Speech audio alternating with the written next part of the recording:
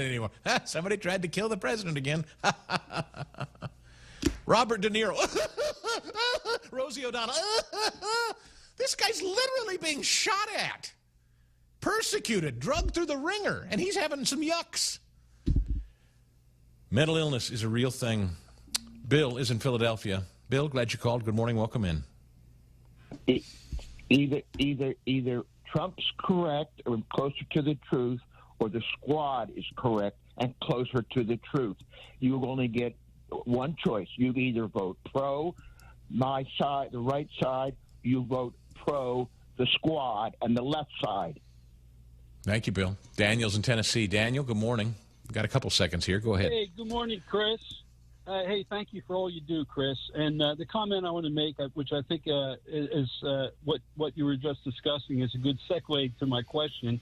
And I hope I'm not naive, but just hopeful. What I would like to hear President Trump say this evening is to actually describe the war at which he is engaged in, with the opposition, and why his verbiage at times is so harsh. Got it. Okay. All right. Describe the war. Got it. We'll see you tomorrow.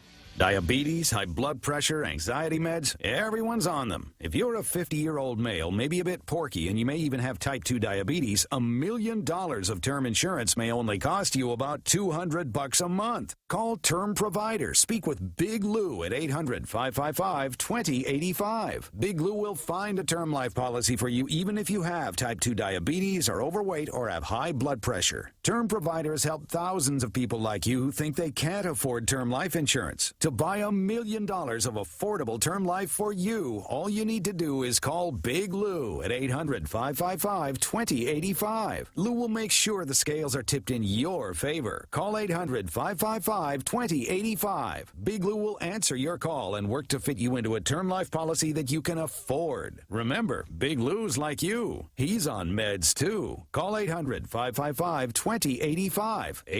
800-555-2085. Wesley Financial Group is not a law firm. Ask yourself this question. Is it really worth holding on to that timeshare that you know you need to get rid of? Here's the truth. The average maintenance fee just went up over 17%. That could have been 117%, and there's nothing you can do about it. When you buy a timeshare, you give them a blank check for annual maintenance and assessment fees. I'm Chuck McDowell, founder of Wesley Financial Group. For 15 years, I've helped over 50,000 families cancel their timeshare. Not sell it, not transfer it, cancel it. Did you buy a timeshare because they... I'm Anna Eliopoulos with your Fox True Crime Minute. It took just 5 hours for a verdict to come down in a case that shocked New Jersey. Paul Canero was found guilty of 4 counts of murder, 2 counts of aggravated arson, and weapons counts in the 2018 killings of his brother Keith, his sister-in-law Jennifer, and their 2 children, 8 and 11 years old, shot and stabbed to death in their mansion, which was then set on fire in an attempt to cover up the crimes. Prosecutors argue it all stemmed from a business relationship between the brothers that went bad after Keith Canero discovered Paul was stealing money from the business and from him personally. The defense argued that Canero didn't murder anyone, that he and his brother were best friends and would never harm his nephew and niece, who he, quote, cherished and adored. Canero now faces life in prison when he is sentenced in May. There's more on this story at foxnews.com or subscribe to the Fox True Crime Podcast. I'm Anna Eliopoulos with your Fox True Crime Minute. The Point is KUSG, Hagåtña, Guam, 93.3 FM and 104.3 HD3. The president has a message for Americans. On Lisa Brady, Fox News. He's expected to focus on the economy during tonight's State of the Union address, making the case that Republicans can best address cost of living concerns. You're going to hear the president tout his signature tax cuts that every single Democrat in Congress voted against. No tax on tips, overtime, no tax on Social Security. Spokeswoman Caroline Levitt also pointing to lower mortgage rates. The economy is what Americans want him to focus on, according to the latest Fox News polling, which also has him sitting at about 44% approval rating. That is also about where other second-term presidents like Obama and Bush were at in their midterm points, too. Trump also expected to highlight border security, one of his strongest polling issues. Fox's Aisha Hasni at the White House. Democrats still protesting immigration enforcement crackdowns they say got out of control, pushing for ICE reforms as a partial shutdown of Homeland Security funding continues. Around 50 Democrats formally announced they are bowing out of tonight's speech. Dozens are attending alternative events. One of the Democrats' protests is called the People's State of the Union. Another is titled State of the Swamp. Fox's Chad Pergram on Capitol Hill. A key ruling today in the case against Charlie Kirk's suspected killer. Accused killer Tyler Robinson's defense team wanted the prosecution dumped from the Charlie Kirk murder case. The case was tainted by a lead prosecutor's child being at Utah Valley University September 10th when Charlie Kirk was shot. That the child texted the parent about what was happening, with the judge, Tony Groff, ruling because defendant has not established a factual basis for a finding of conflict of interest or an objective appearance of impropriety rising to a constitutional concern, his motion is respectfully denied. Prosecutors are seeking the death penalty for Tyler Robinson, with other motions in the case still outstanding. Fox's Jeff Manasso. America is listening to Fox News. Welcome back to Nissan Kuam Deal of the Year. Okay, we have 2 contestants left. Phil, Jasmine, are you ready? Let's go. Phil, you get to decide which you want Nissan Guam to make. 3 months or 6 months of your car payments on your next new Nissan vehicle. Both offers sound so good. Let's see. I'm going for the 6 months. Great choice. And you too can get your own Deal of the Year. See Nissan Guam first today. Family Finance has been serving the people of Guam since 1959, and they will continue to be there for you in the years to come. Whether you're looking to get a personal loan for that family vacation or paying off those long overdue bills, Family Finance has got you covered. Apply for a personal loan from $1,000 up to $4,000 by calling Family Finance in Hagåtña 475-4545 or Dededo 633-4473. Family Finance.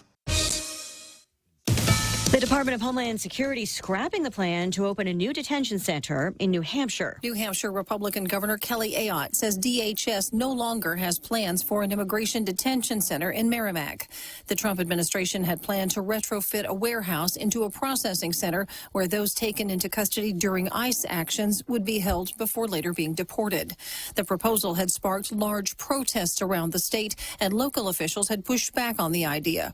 It has created a political challenge for Ayotte, who is seeking re-election in November and denied having knowledge of the facility in January. Fox's Tanya J. Powers. You can't sue the U.S. Postal Service. That bottom line from the U.S. Supreme Court in a divided ruling against a black Texas landlord who says her mail was intentionally withheld for 2 years, also claiming that racial prejudice played a role. In a 5-4 decision, Justice Clarence Thomas writes for a conservative majority that the federal law shielding the Postal Service from missing or lost mail also includes the intentional non-delivery of mail. Justice Sonia Sotomayor writing in dissent that lawsuit protection does not extend to not delivering mail for malicious reasons. Actor Robert Carradine has died, part of an acting family and best known for Revenge of the Nerds movies and the Lizzie McGuire series and movie. His family says he died after a valiant struggle with bipolar disorder. Several media outlets reporting that he took his own life. In a statement to Deadline, his family wrote in part, referencing his battle with the disorder, "We hope his journey can shine a light and encourage addressing the stigma that attaches to mental illness." Fox's Michelle Polino. Robert Carradine was 71. An hour to the close on Wall Street, a rally continues, getting back some of yesterday's losses that were blamed in part on AI-related fears. Right now, the Dow is up 369 points, the NASDAQ up 225. And Lisa Brady, this is Fox News.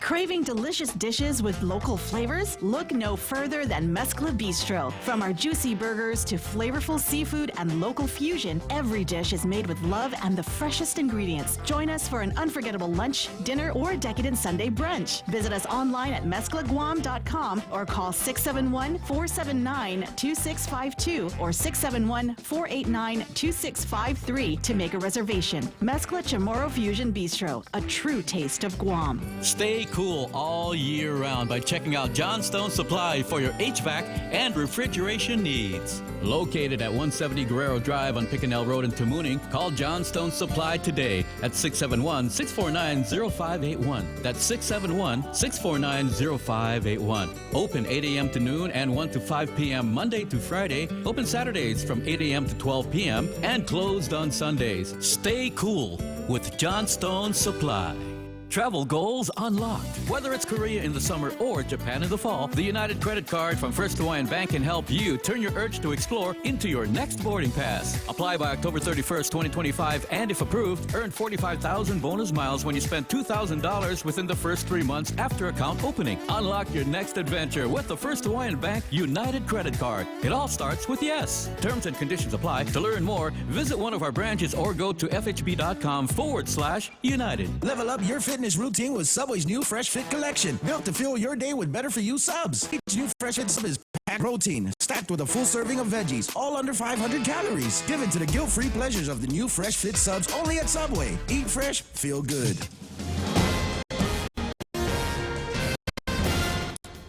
Have a day and good morning, Mom. It's on a Wednesday, February 25th. I'm Charlie Hermosa. We'll look at local news on the point.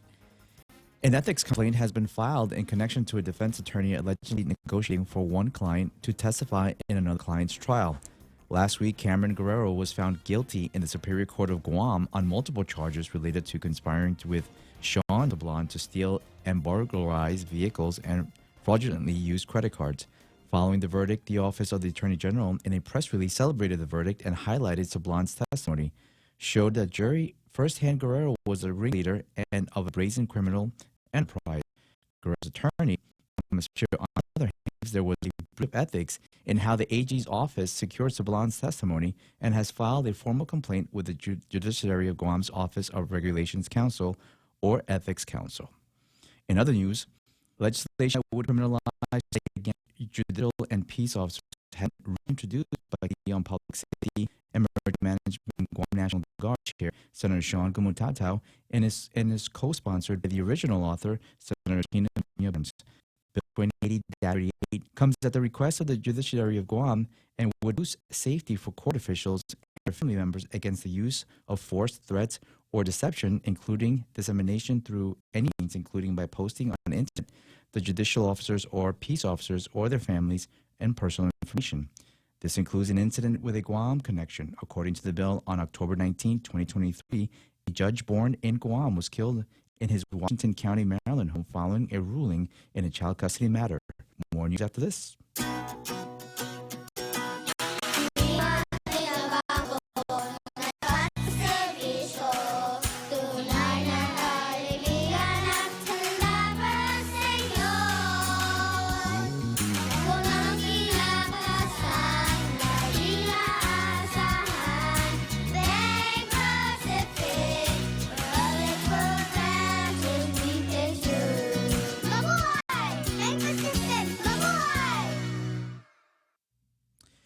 An application for reinstatement by a nurse who has been out of practice since 2017 highlighted a gap in the Guam Board of Nurse Examiners rules and regulations as it relates to standards for how lapsed nurses regain licensure.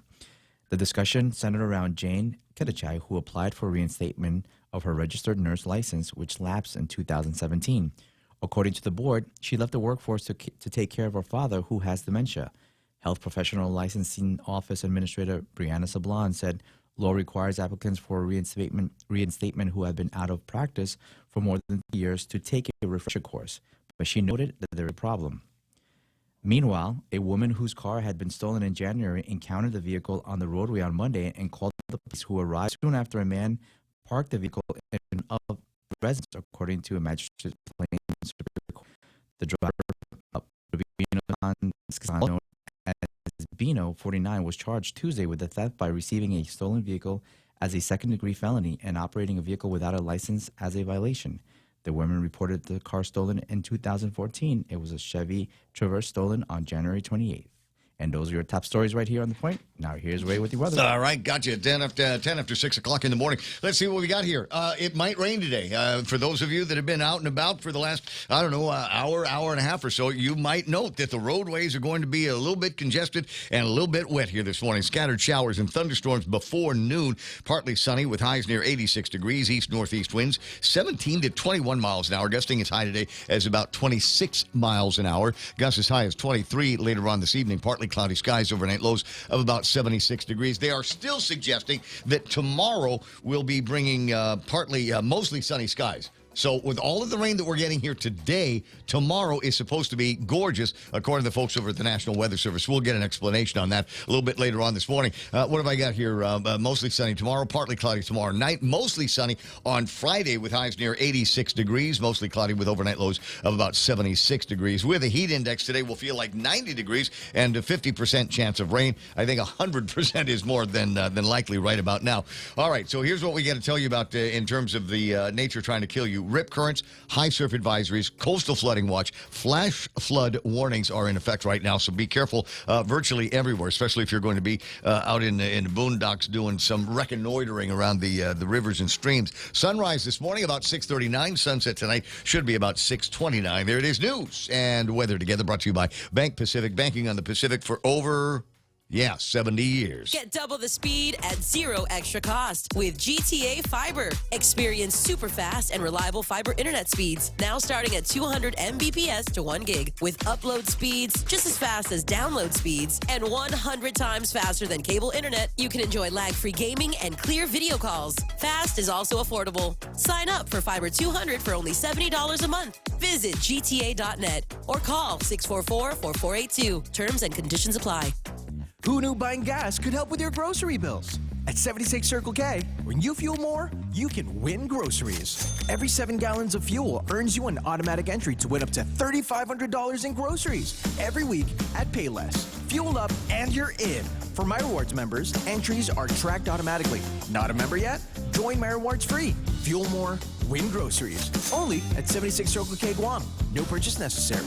Ends April 12th. See rules for details. And that's it. 612 portions of the Ray Gibson Show being brought to you by APL American President Lines, a global presence with a local home, and take care.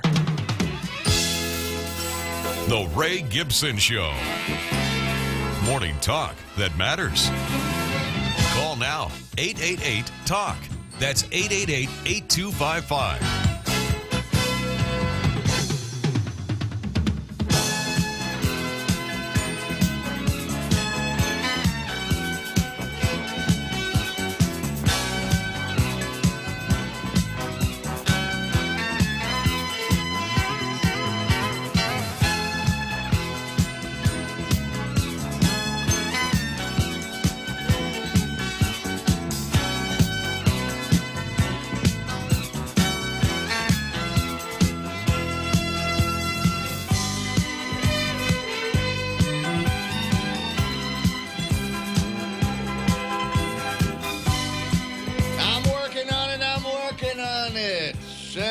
Welcome to the program. Excuse the mess. It is the Ray Gibson Show on 93.3 The Point. My name is Ray. Thrilled as usual to be here with you. What day is it? Is it Wednesday? It's Friday. No, yeah, yeah. You know, every day feels like Friday. You know what? I realized I didn't have to worry about taking the trash out to the curb yesterday because I didn't bring it actually back into the yard last week. So it's, I got most of that. That drill is taken care of. As I said, welcome to the Wednesday version of the Ray Gibson Show on 93.3 The Point. My name is Ray. Thrilled as usual to be here with you this morning. Might be a little bit distracted. They're still being reported buffering issues on the stream, and it's something I don't know. It's one of those things like I reset everything yesterday and it worked fine until I got in this morning, and as soon as I turned us on, then it started doing the hey, I don't feel like coming to work today thing. So there might need to be, and Smug Wimp is online. He'll understand. He'll understand the nature of this. Technology. Well, it's one of those. There's the restart. Restart the software, and that I tried that. That didn't work. And then there's the restart the computer thing, and that might have, I don't know, cleared things up. It might be a little bit dicey this morning, but trust me, as soon as I know it's off, then I'll go back and restart everything. And then there's what I like to refer to as the plug pull reset, where you actually go to the offending computer and turn it off, and then pull the plug on it, disconnect it from electricity and reality and everything. Do you count? And then plug it in. Do you count? Because I count. What's that? I count to like 10. You got blow. You have to blow in the thing. You got to blow in the cord.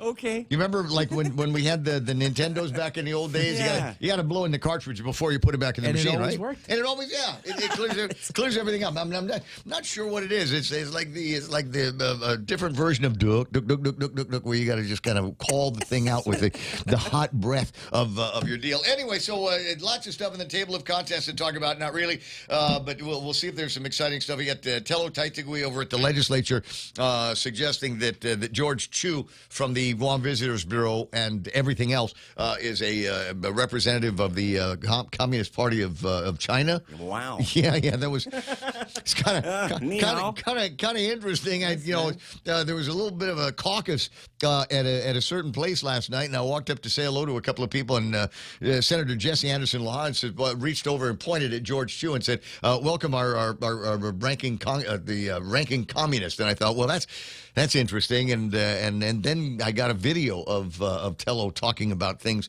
over at the Visitors Bureau and George Chu's reluctance to stand up for Taiwan, if you will, because communists don't want that. I don't know. It's some strange stuff floating around here. And then Tello with an interesting editorial in this morning's Guam Daily Post about potholes. So this is going to be kind of an interesting morning. We'll see where the conversation takes us. I'm encouraged, although a little bit, I don't know. It feels like whenever the legislature does something, it feels like it's like a half effort. When we wanted to go from 5% back to 4%, we can do 4.5%. And I'm going, well, why didn't we take it all the way down to 4? Because we with losing the 0.5%, the government still manages to function. There's still things going on. The governor's still going on airplane rides to Washington D.C. So clearly, we probably could have dealt with a full percentage withdrawal. There's a new measure. Former Speaker Therese Terlai has introduced a measure that would allow for more of a streamlined process for folks about 21 and over to get their driver's license. Charlie will have this story for you in a little bit. Yes. And I'm going, it's a great idea. It'll help some people that currently drive, however, don't have a driver's license, to get that driver's license and maybe even be able to go vote now that they've got the paperwork, right? What does the data say, right? I mean, and then going back to the 4.5%, right? Data saying the opposite of what they said we're going to. Oh my God, the sky's going to fall. We're going to be out of money. Better. Yeah. The numbers seem to be coming in, and we've got we talked about this yesterday. There's increases in unexpected revenue based on a whole lot of withholding taxes that are going in there. Some of the businesses paying these days, maybe seeing a little bit more money, and that's going into the tax rolls. But like I said, Therese, I love you. It's a half measure. Take it down to 16. We don't have to. Never mind 21, never mind 18. We need to go back to the old common sense days of you get the kid, and you've heard me lament about this over and over and over. The easy thing to do is you get the kid, teach the kid how to drive in the backyard, take them over by Home Depot before they open, and you got that big parking lot there, you get the big parking area over at the old Guam Greyhound, and you put a couple of things together and teach them how to parallel park, study the test, go take the test, pass the written test, and then go pass the driver's test, the actual driving test, and be done with it. This whole graduated driver's license deal is nonsense. It's always been nonsense. It's always been unnecessary. And why do we need to take a half step towards making things easier for people? And the raceway will be open. Take them up there once they open up, and they'll be learn how to drive fast. And they'll be training on these roads with potholes. So once they pave the roads, they'll be like, "What is this? This is magical." Which is the point of Tello Taitui's deal here: is the potholes on the road, and everybody's figured it out. To the degree that I'm not a red Chinese guy, I got to say she's absolutely right on this. I mean, I know that she's going for, trying to find the additional dollars for this for the village street master plan thing that we were talking about last week, and that's great. But citing the truth of it here, and people that know exactly where the ripples are, where the potholes are, where the thing that you've got to avoid out there on the roadway, the manhole cover that's 3 inches below the surface that you've got to swerve almost outside the lane to avoid. All of that stuff is absolutely right, and we've got people that need to. I don't know. I think they quiet quit, but they need to start taking a look, get the inventory of that, and start doing something about it. The number of steel plates that we still have on the roadways these days is absolutely absurd, considering the amount of money that I think we've got floating around. Anyway, there are lots to talk about, obviously, in the table of contents, and we'll get around to all of that stuff. You're welcome to chime in as well. You got the telephone number? Do you know it? It's easy. 888-8255. It's all of the lucky numbers there. 888 and then 8255 TALK is the telephone number. You're more than welcome to call in with whatever your most recent observances is, the things that you want to complain about or you want me to complain about. Go ahead and chime that in anytime. The light will blink in Real Joe's studio, and he'll leap to the telephone, pick you up, say a couple of things, so you put you on hold, and then we'll talk about whatever it is that's in your head on the radio. There's other ways to get a hold of us. 797-8255. That's the Meme Machine. The Meme Machine is online and working here this morning. Earlier showed you pictures of Jeff's Pirates Cove backyard there, and we're beginning to see a little bit of sunlight out there, and you can see the coconut tree bending to the wind. It is rather breezy out here this morning. I'm not sure what all of that is coming from. I've been watching this shear line that was threatening to get low and start floating around the Mariana Islands. It probably has done that. Landon will give us more details on that and give us an idea of what we can expect for most of the rest of the day. In the meantime, the radar is working, the satellite is working, so you can check out all of those features as we move forward on the Ray Gibson Show. 797-8255. You got something in your phone that somebody sent you yesterday? Rumors? Are there rumors about one telecom company eating another telecom company? I've gotten it from two sources now, both of them fairly reliable, and we'll see what we can find out about that as the program commences and moves through this particular Wednesday morning. Like I said, 797-8255. Might be a little bit tricky given the unstable nature of the internet for our streams, but leave me messages on Facebook Live and on YouTube Live. I'll try to check all of that stuff out, and if that's not where you're watching these days, because it's any stream, anytime. Xstream is on. We are 2D Extreme on Twitter or X or whatever you call it, so you can find us there. Rumble.com is working, and KUAM TV a little bit later on in the day. So, as I said, we got lots of different ways that you may be able to interact with Real Joe and Charlie Hermosa and people saying, yeah, it's kind of interesting, with the three chaps that are in the studio in the morning these days, and we'll keep that. We'll keep that up for a little bit. Now, I gotta say, my adventures yesterday included a pleasant drive, mind you, most pleasant drive of all, more pleasant than anybody else, any other country. But I had a chance yesterday to drive out to Leo Palace and check out my buddy Shaq, my running buddy Shaq's latest creation there. There was a little bit of a food sampling yesterday at a place called Okibi. And even down-home Japanese are saying, that's an interesting word. You don't hear it very often. And it basically means embers, and it comes from the concept, and you'll recognize it immediately, of a little bit of a Japanese barbecue, and they get special Japanese charcoal that goes in there, and you light it up on fire, and you cook food over it. And yesterday, had a chance to try out some of the food over at this Okibi place, which is at Leo Palace. And I got to tell you, I was sufficiently happy with the meal. Maybe underplays it. So the food, let's put it this way, was incredible. The concept is Asian street food. Oh, yeah. Already, right? Asian street food. Would So you like, say sugoi? Sugoi.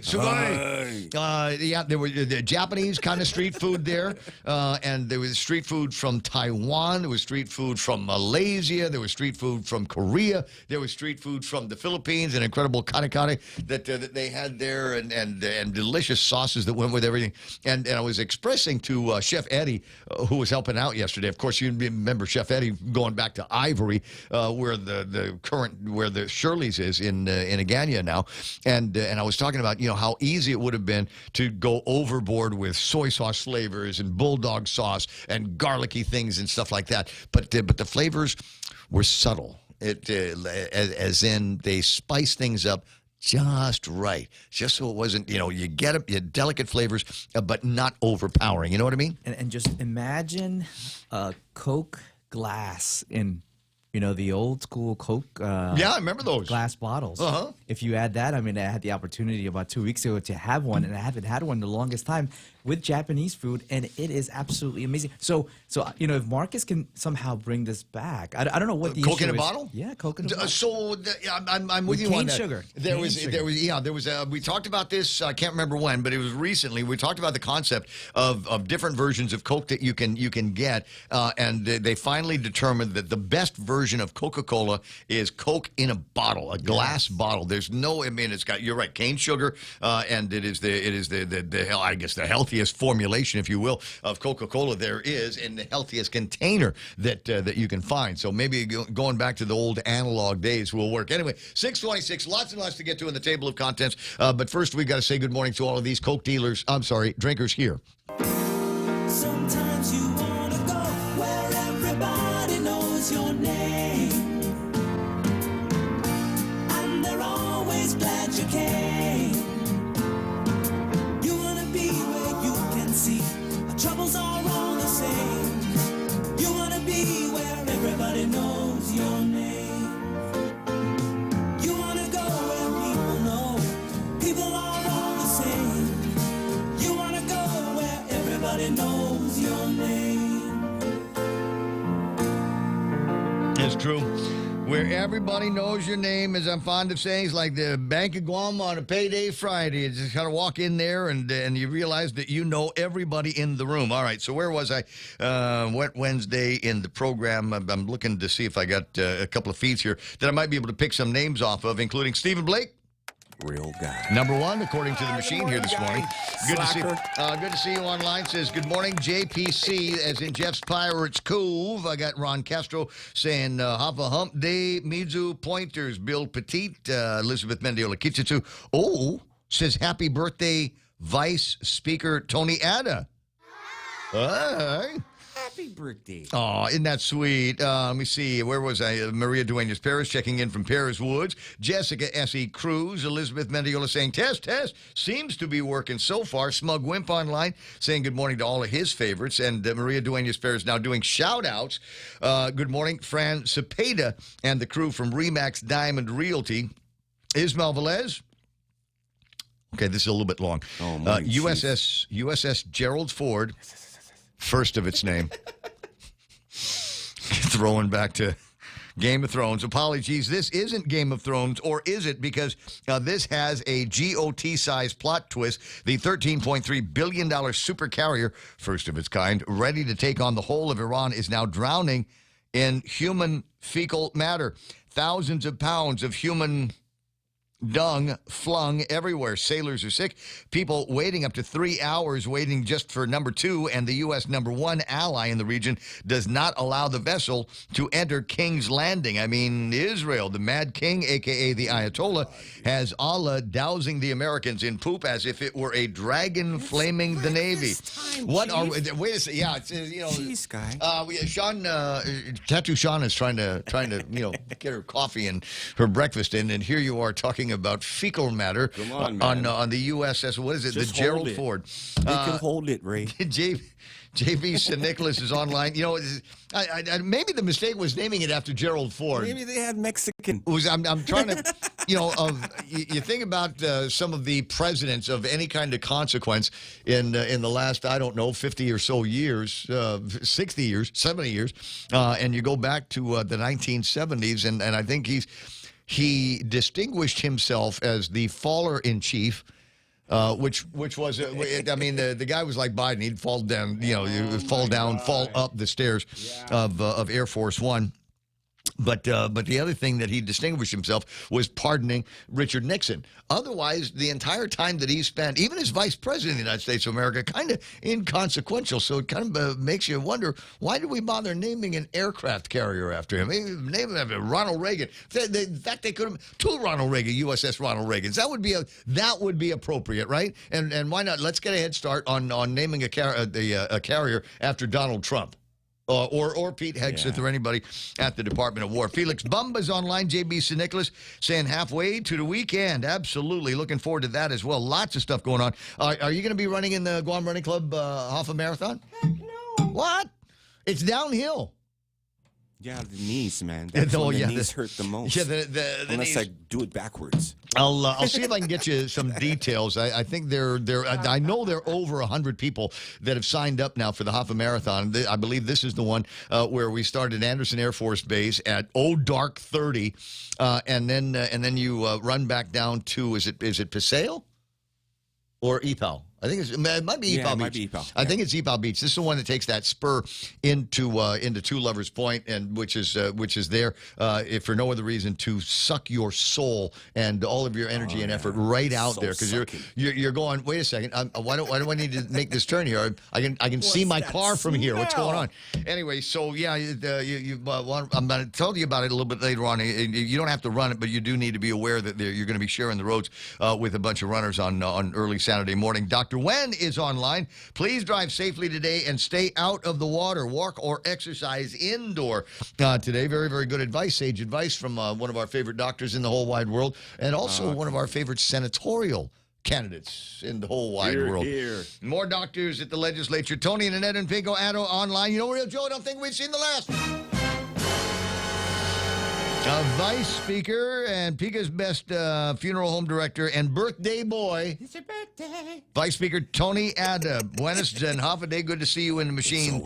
Let me see. Jane Nauta, Henry Manglonia. We're all strong because of Eric Chong. There's Ryan Trent hanging out in the machine. And Joe Cruz lamenting the passage. Which Carradine is it? Robert? Oh, man, I forget, man. Not the Kung Fu one, right? From Lambda Kai, I think Nerds. that's Revenge of the Nerds. Smug wimp. He's apparently passed away. The Fox News talking about mental issues that the guy might have had here. Interesting. There'll be more of that a little bit later on. My brother Johnny Atulai Taitano is online saying good morning, Ray and the Point Familia. My buddy Nate Horn saying good morning, Guam. More from Ismail. Russia offers the U.S. a $13 trillion deal. U.S. can build a tunnel from Alaska to Russia using the Boeing company, can build massive facilities across Russia. All it has to do is allow Russia to take Ukraine. Deal or no deal? That sounds good. Today Russia. Today is the actual anniversary nice. of the invasion. It was on this date in 2022 that Russia invaded Ukraine. And I've always been of the opinion that had Trump been the president of the United States, if Joe Biden had not stolen the election, along with the rest of the Democrat culprits that we're going to sort out here. If that had not have happened, then I don't think Putin would have been as aggressive as he was against the Ukraine. I'm sure that among the people that listen to this broadcast probably find some agreement in there. Richard Leon hanging out, Ken Augustin, there's Sarita Garin, Magandan Umaga Point Familia, Will Magandan Umaga to our one of our favorite balloon smugglers, Lulu 99, Jeff Pleadwell, Francis Duffy, Army Lynn. We got both of them. Here we go. Both balloon smugglers are in the stream here this morning. Baby, double down. Absolutely on the YouTube side at 6:33. Let me see. I had to break this up into pieces because of the buffering here. Rudy Rodolfo, the original Burger King, on this side. Thinking about fish sandwiches over at the place and Wednesday. Impossible. Yes, it is. Good morning, Your Highness. Yes, it is. So no meat. Okay, who's still doing that? Because I don't know. I know that there old are. ladies are listening. Yeah, I know with the veils and the rosaries and everything, but I know that there's some people that they say this is the year I'm going to do all 40 days, all 40. I'm not going to eat rice. I'm not going to drink beer, and I'm not going to eat meat on Wednesdays and Fridays. And I'm wondering, how are you doing with this Catholic resolution that you've got? Are you still sticking to it? If you are, good, absolutely good for you. Who else is there? Adult supervision from Malupang, Guam. I got Vern Bates, JW, Brian Areola saying good morning to Guam, and Bad Boy 671 Barbecue online with his half-a-day messages. Guam, USA is there, and MP Ogo, the other adult supervision, are on the YouTube side here this morning. You can climb in. Don't be afraid. I say any speaker, anytime, any screen, anytime. There are clearly some stability issues here this morning. As I said, it might come down to a plug pull reboot, but I can't do that until 10 o'clock this morning. So just as I said, when I see one or all of the streams go down, then I immediately leap into action and try to put things back on one by one. And I'll do that as long as it's convenient and as long as it's as visible as I endeavor to sort out what exactly is going on here. Anyway, 6:35. There's plenty of items on my table of contents. If you don't have anything yet, all you got to do is listen to the news with Charlie Hermosa, and maybe that will trigger some kind of response. Now, Simon Sanchez, by the way, is not on the list this morning. However, I do want to point out that we do have a jingle for Simon Sanchez. I'm absolutely in love with artificial intelligence, as you know.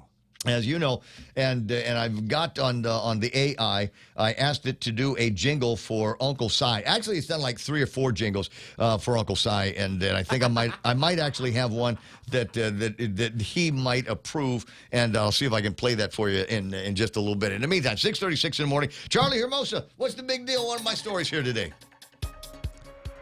Democrat Senator Joe St. Augustine and former Senator Dwayne St. Nicholas on Tuesday became the first gubernatorial team to file their candidacy for the 2026 primary elections.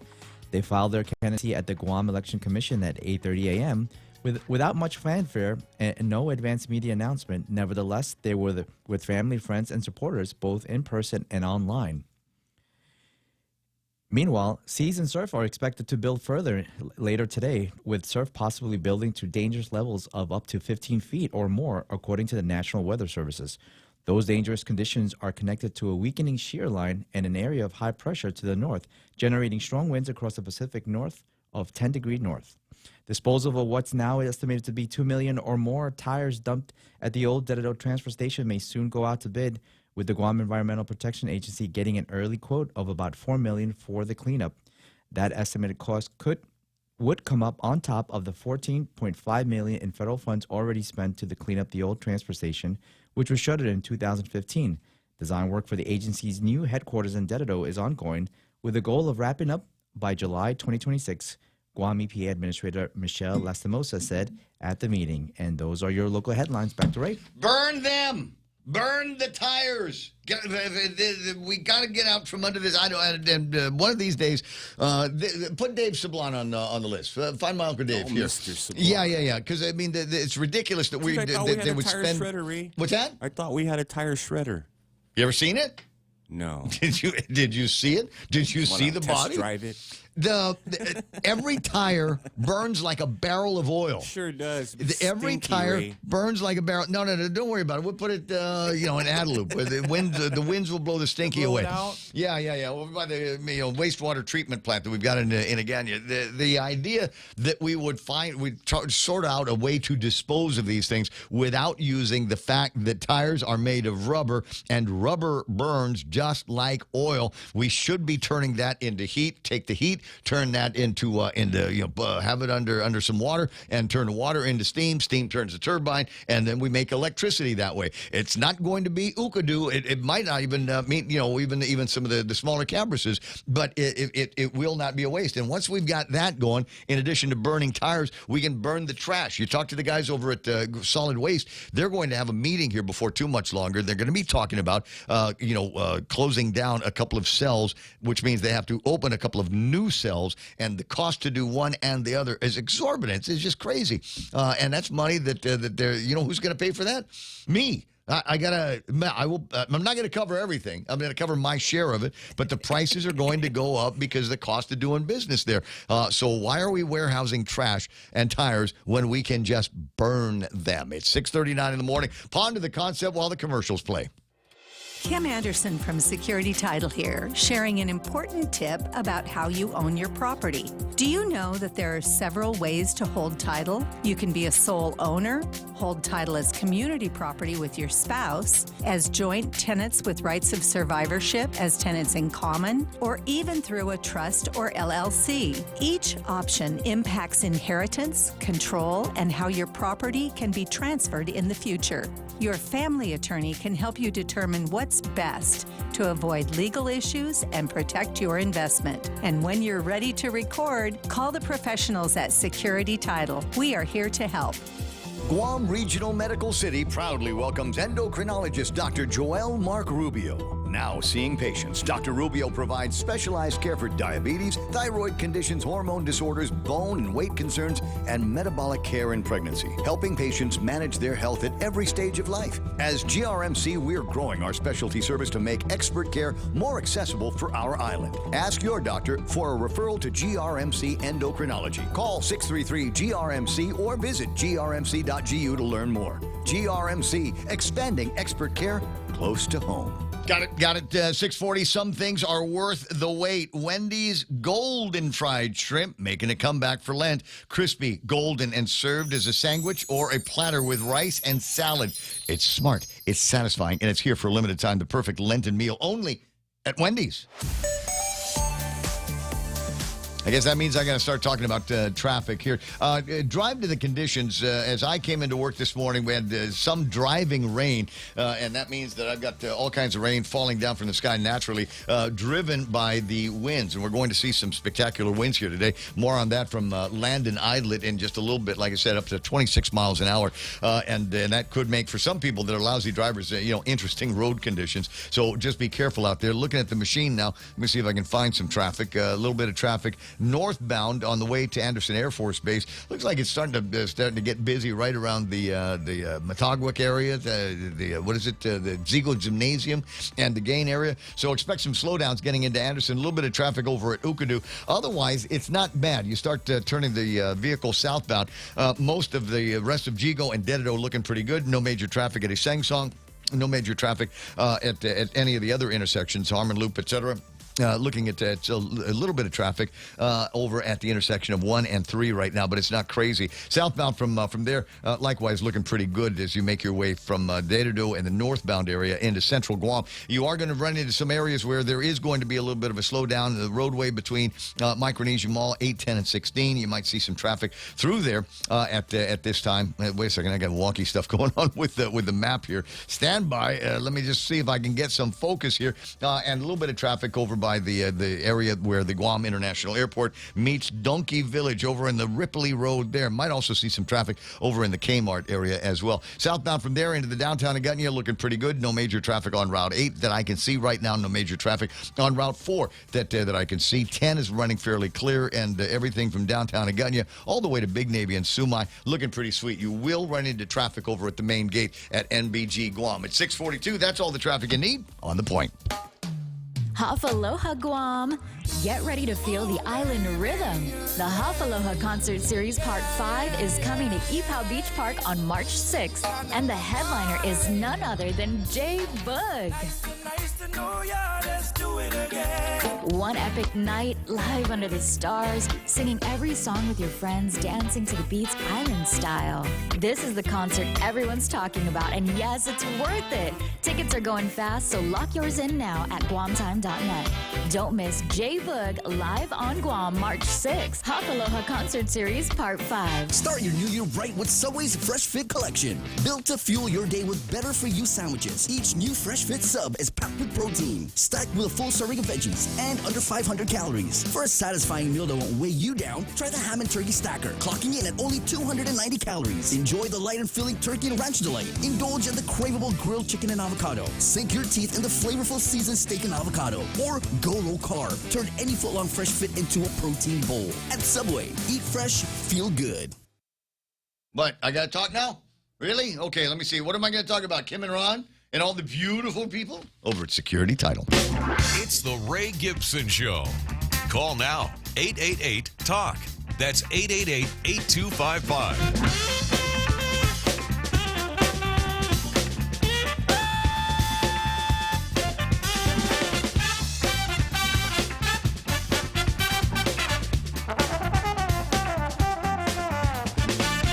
6:44. It's Wednesday morning, and happy birthday to Vice Speaker Tony Ad. I heard he's running. I heard he's running for governor. The rumor's true? The boy, he's supposed to. They're supposed to go and file today. Did he pick up a packet? He got the pick a pack of pickled peppers. But they're supposed to be going today. That's according to the story in the Pacific Daily News. Otherwise, touting the San Augustine San Nicolas folks, the first ones to file their 2026 gubernatorial candidacy, and the headline goes on to read that Ada Calvo will be filing today. Nice. All right, so there it is. It's beginning to sort itself out. Once you got all the paperwork together with all the signatures and everything, and there should be a little bit of a pomp and ceremony.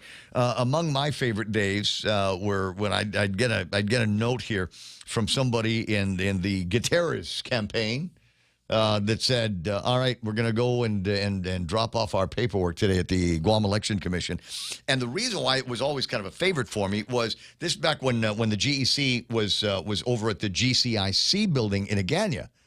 And so they would show up with loads of people, literally hundreds of people that would show up, everybody parking on the beach side, and they'd go walk across the street, go up to the election commission when the elevators were working, and then give them the paperwork. And there was pomp and ceremony, the cameras everywhere, all kinds of people surrounded, family and friends and all of that stuff. And then they'd come back down, and we would have this almost a fiesta in the pavilions across the street over at the place. I don't know. We don't have that here now, right? They moved the Guam Election Commission. It's been hard. So what the closest thing is we go have a little fiesta over at the Shell, the little miniature Shell gas station they got down there. That would be the place to do it. So everybody party. Loudspeakers, yes. Trucks with signs on them, Biba. Trailers with signs. And AI-inspired jingles. I'm not going to tell you who, but there's at least one campaign that was listening to this broadcast, and I played one of my AI songs last week, and the guy says, hey, that's actually pretty good. So he found the same software that I'm using, and had it write and sing a campaign jingle. And first time using your AI brain. That's right. Use the AI brain. So when Simon Sanchez calls the radio station, what do? Uncle Si! Right. Now I don't know how long you're going to be able to pull off the falsetto. Yeah. Because you're a growing boy. I am, man. So they're going to drop any day. I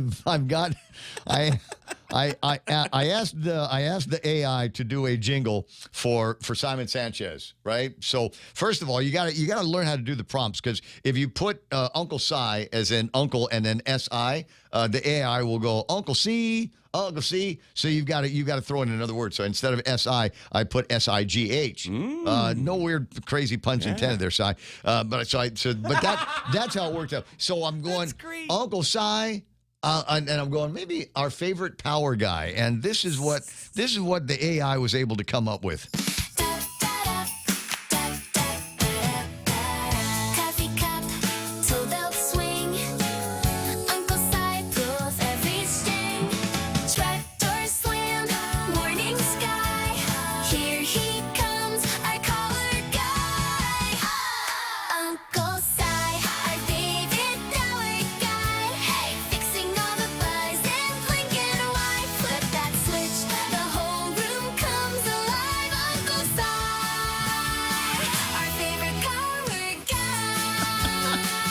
So that's one of them. And the way the thing works is it always gives you an alternative. There's a remix of it here.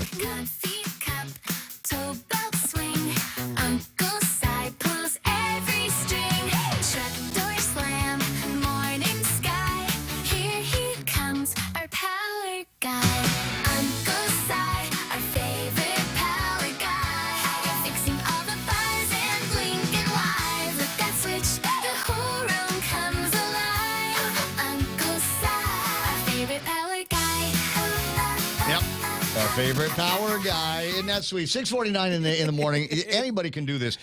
so good. So the software, as I said, is. I want to make sure I get the thing right because I'm sure there's people in a variety of campaigns. Amazing, man. Yeah, it's Suno. SUNO is the name of it. Every room he walks out of lights up.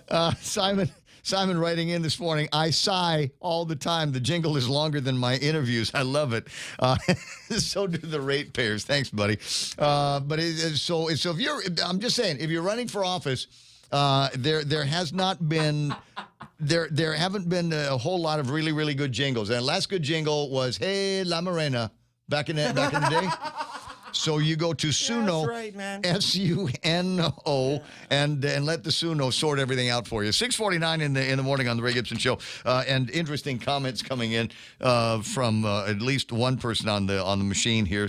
Says it's political suicide for Joe St. August in choosing Dwayne St. Nicholas as a running mate.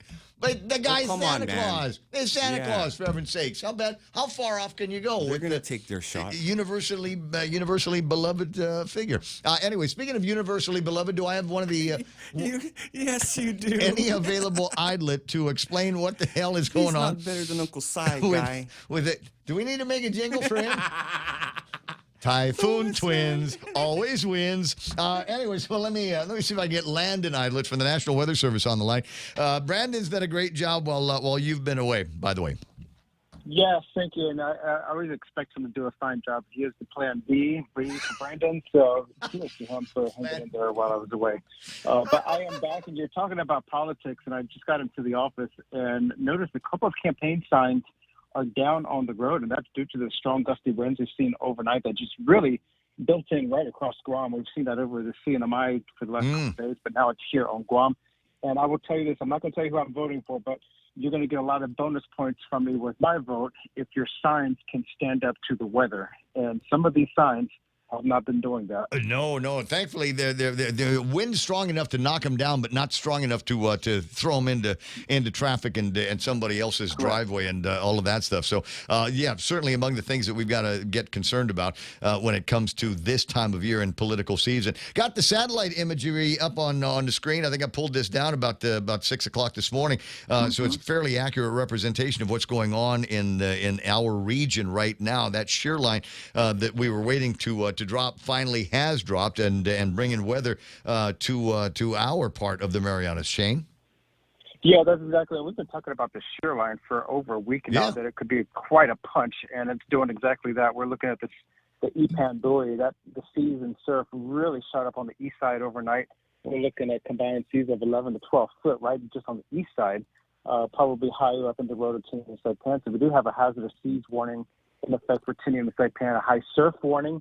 Those are rare and infrequent for us outside of typhoon scenarios, but we do have that high surf warning in effect for East Face Reefs. That's surf of 15 feet or more. And so we're going to see those seas and surf cranking through today and to tomorrow and likely lingering into Friday and early into the weekend. So it is just not a good time to be out on the waters. It's going to be sloppy out there today. The Guam and Anderson airports have been showing wind gusts upwards of 30 to 35 miles per hour. Wow. Saipan, we saw some wind gusts up to 45 miles per hour this morning. So it's some areas, especially in the higher elevations, will see those stronger winds. And that's all with that shear line. This has been really pummeling our region with that bout of high pressure to the north and just a very large a large region of strong winds over the open oceans, generating those high seas and surf. How long is this going to last? That's going to linger. The worst conditions will be today and tonight into early tomorrow, but then things will start to wind down just a little bit. But we're going to see the breezy conditions, the gusty winds persist into the weekend. We might get another weak shear line pulse coming through this weekend, sustaining conditions, but not quite as significant as what we're seeing today. Very, very interesting. The change, because I mean Sunday was looking pretty good, and I was kind of expecting things to get a little choppy late Sunday evening, but that didn't happen. Yep. Yesterday was looking fine. So we've got this for a couple of days. The forecast that Joe printed out for me, calling for mostly sunny skies tomorrow. Really? Yeah, we're going to have to look at that very closely. It looks like things are going to wind down just a little bit as far as the weather is concerned, but the rainfall potential is most significant today, early this morning today, and through this evening.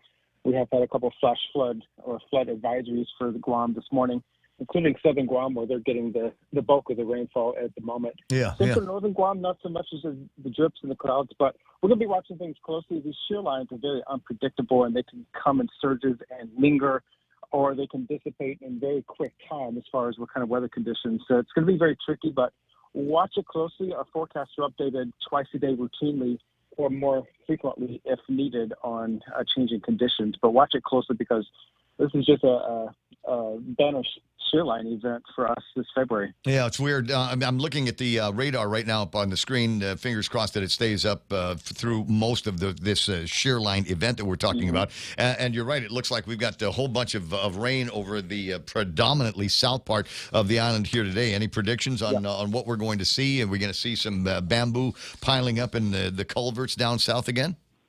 You know, I was talking to the Melissa mayor the last several hours. I've been up since about 2:30 this morning when the rain started hitting the window in my room. But I've been talking with the mayor down there and just giving a heads up and a blow-by-blow update on heavy showers as they're inbound. And I think we're going to probably see a good flush of water coming down through the Barson's housing area very soon, if not already, with some of those heavy showers pushing through. It just does not look like it's going to be a Christmas Eve flood event down there in Melissa, which is the good news. The heavy showers are moving by pretty quickly, but we're going to have to watch things closely as things evolve and keep pushing over southern Guam or all of Guam, for that matter, as we go throughout today. 6:55 in the morning. Now, we're not the only ones with weird weather conditions. You know, the other day, Brandon and I were talking about the crazy weather that hit in New York, the nor'easter, and my understanding is it is ravaged certain cities on the East Coast and now moving up towards New England. What can you tell me? Traveling any time in February is always a lousy idea, but especially now with the crazy weather that they are experiencing in the mainland. Yeah, you definitely want to check your flight schedules, your flight routes for any kind of weather impacts and delays or cancellations. They're still picking up the pieces and cleaning up. I think things are going to be moving pretty swiftly at the airports, especially the major hubs across New England. But that was a benchmark storm that's going to be going down to the history books. Providence, Rhode Island, I think the snowiest storm in the recorded history. So that's pretty significant on a lot of scales, especially for the whole of New England and the Atlantic coast area. The significant bomb cyclone, some people have called it the snow-a-cane. Lots of snow and hurricane-type conditions. Yes, I heard that. Like high winds that are hitting these places, 70, 75 miles an hour? Yeah, exactly. We're seeing some of those wind gusts along the Atlantic coast up in New England, up into the 70-mile-per-hour range, into the 80-mile-per-hour range. So significant coastal storm, that nor'easter, and that's what we have always called on the East Coast a winter's hurricane. Absolutely crazy. As you say, stay close to your airline apps and make sure that you've got an alternative to sleeping in the airport. It is planes, trains, and automobile season in the United States. 6:57 in the morning. Landon, it's always a pleasure talking with you. Welcome back. Where did you go this time? Likewise, I was up in Japan. I wanted to get my little taste of winter and some snow, and I got that up in the mountains over Tokyo and Nikko. Beautiful conditions up there, some snow. Canceled one of my flights, so I rebooked real quick, but made it there in time. So it was a good visit, good taste of winter. Now back in the fun and games with the weather out here. Joe, if you step outside in those winds, your hairline's going to recede. What hair you do have? Watch out. Don't talk about even receding hairlines with me. It's a bad topic. 6:57 and change. Just FYI, I'm not sure if you were in Japan at the right time, though, because in about 3 weeks from now, certain parts of central Japan will be seeing peak sakura, peak cherry blossom viewing time. You know, I always miss that. And one of these days, one of these years, I'm going to catch it up there for that. But for us locally, we're going to have some peak viewing time for the lunar eclipse. It's going to be a total lunar eclipse for us on March 3rd. So next week, mark the calendar, March 3rd, total lunar eclipse across the Mariana Islands. Really? Yes. Lunar eclipse, March 3rd. Okay, remind me about that a little bit later on, and we'll talk. So, will I need to wear those special glasses? You will not need special glasses for the lunar eclipse. The solar one, yes, but the lunar eclipse, it is safe for visible eye viewing. Oh, that's right. Okay. Landon, I'll talk to you pretty soon. You have a great day. 888-8255, 888-TALK is the telephone number. What do we got? Comments on the machine here. Saritha Guren says, yucky weather, drive carefully. Andy Terlies there. Arnis Adano Gomez says, good morning, Sir Ray Gibson, spelled R-E-Y. Thank you very much, Kababayan. Shout out to Run for Coffee crew from the Philippines. Nice. Sandra Regis is in the machine, checking in from, where's she? Australia or Alaska? It's one of those A places. Alaskan. Okay, gotcha. Yeah. Havaday Guam from Arnis. Good to see her online. Smug Wim talking about the AI songs. That's scary funny. And cool. Tattoo Shauna says, I now have it stuck in my head. Oh, really? Should I play it again? Will that unstick it in your head? Let me see if the machine will still play. Yep. Well, that'll bring us into the news.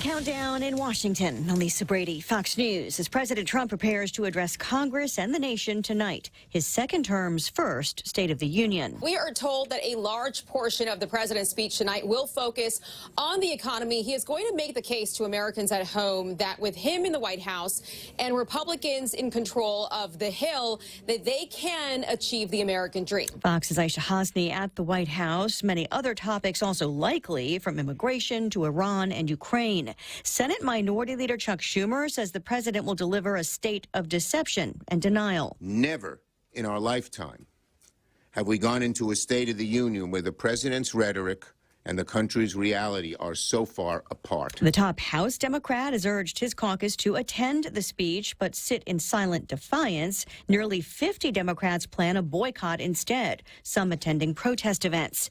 A White House visit for Team USA, the men's gold medal-winning hockey players, in the Oval Office with the president hours before attending the State of the Union. The women's team, which also won gold, also invited to D.C. but not attending. An emotional plea from Savannah Guthrie on day 24 of the search for her 84-year-old mother, Nancy, as the family offers a new reward of up to $1 million. Someone out there knows something that can bring her home. Somebody knows. And we are begging you to please come forward now. Meantime, a source tells Fox News Digital the possible suspect in doorbell cam footage from the day of the disappearance may also have been seen in images from a different day, also wearing a mask and gloves but without a backpack. The Pima County Sheriff's Office is disputing this, saying there's no date or time stamp associated with the images. A partial rebound on Wall Street. The Dow up 370 points at the bell. America is listening to Fox News.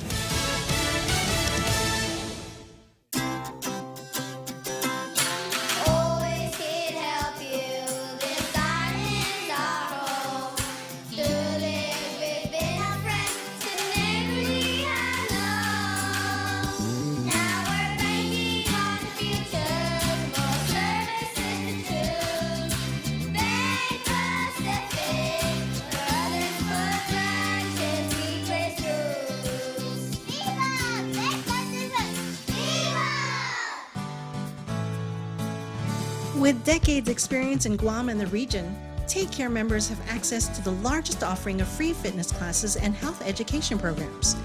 Membership also includes the high-quality credentialed network of on- and off-island healthcare providers and the one-stop FHB Health Center and Urgent Care. Ask for Take Care. Call 671-647-3526. Go to takecareasia.com for more information. Take Care. Our island, your health plan. The prosecution team remains in place in the murder case against accused Charlie Kirk assassin Tyler Robinson after a defense effort to disqualify them. The defense is alleging a conflict of interest after learning that a prosecutor's daughter was in the crowd at Utah Valley University when Charlie Kirk was assassinated. That adult child did not see the shooting unfold, but was about 85 feet away from Kirk when it happened. Fox's Ty Pyro, the Utah judge on the case, ruling today the defense failed to prove any conflict of interest. Robinson has not entered a plea, and there's no trial date yet. Kirk's widow, Erica, will be one of the president's guests for the State of the Union. Just getting word of a mass stabbing attack in Washington state. 5 people dead, including a 32-year-old suspect. The Pierce County Sheriff's Office says deputies were on their way to serve a no-contact order to that suspect when multiple witnesses reported he was stabbing people outside the home. Shots were fired after deputies arrived. No word yet on the identities or relationship between any of the people involved. Homeland Security just confirming 56 Coast Guard members kicked out of the service over COVID vaccine mandates have now been reinstated with back pay. A low-cost airline that hit financial turbulence is hoping to be part of summer travel plans. Spirit Airlines says it's crunched the numbers and it's ready to exit Chapter 11 bankruptcy by late spring or early summer. The carrier's making changes, though, and it's expected to emerge as a smaller and more focused airline. It's reached a deal to sell a number of its planes, which will significantly shrink the footprint and will focus on higher demand routes. Spirit will also offer a new first-class style seating option. All said, the airline's cut its debt from nearly $7.5 billion to just over $2 billion. It's also keeping the door open for potential future mergers. Daria Albinger, Fox News. Again, the Dow up 370, back over 49K. The S&P and the NASDAQ also in the green. I'm Lisa Brady, Fox News. Some things are worth the wait. Wendy's Golden Fried Shrimp is back, and it's the perfect Lenten meal. Crispy golden shrimp made with quality ingredients. Served up as a warm sandwich or a healthy platter with rice and a fresh salad. It's a lighter, better option that still feels indulgent, but don't get too comfortable. It's only here for a limited time. Good decisions never tasted this good. Only at Wendy's. Are you or someone you love struggling with mental health or substance use and facing legal trouble? The Mental Health Court offers a second chance. Through treatment, support, and accountability, you can turn your life around. If you're ready to take that step, we are here to help you succeed. To learn more, visit guamcourts.gov. Mental Health Court. Hope, healing, a fresh start. This project was supported by grant number 15PBJA22GG03040MENT, awarded by the Bureau of Justice Assistance, a component of the Department of Justice's Office of Justice Programs. Points of view or opinions in the project are those of the authors and do not necessarily represent the official position or policies of the U.S. Department of Justice. Level up your fitness routine with Subway's new Fresh Fit collection, built to fuel your day with better-for-you subs. Each new Fresh Fit sub is packed with protein, stacked with a full serving of veggies, all under 500 calories. Give in to the guilt-free pleasures of the new Fresh Fit subs only at Subway. Eat fresh, feel good. Boss 104, The Point, Star 101, and Lotte Hotel Guam present the 2026 Island Wedding Expo. Mark the date, Sunday, June 14th. Join us as we showcase an abundance of elegant choices for your special day. Table spaces are now available, but hurry, they're filling up. If you're a business that caters to all things weddings, from coordinators, florists, cakes, photographers, and more, call 888-7346 and connect with Doris, Shanzi, Daryl, or Michelle. For more information about the 2026 Island Wedding Expo, call 888-RDIO. News this hour is brought to you by AB Risk Solutions.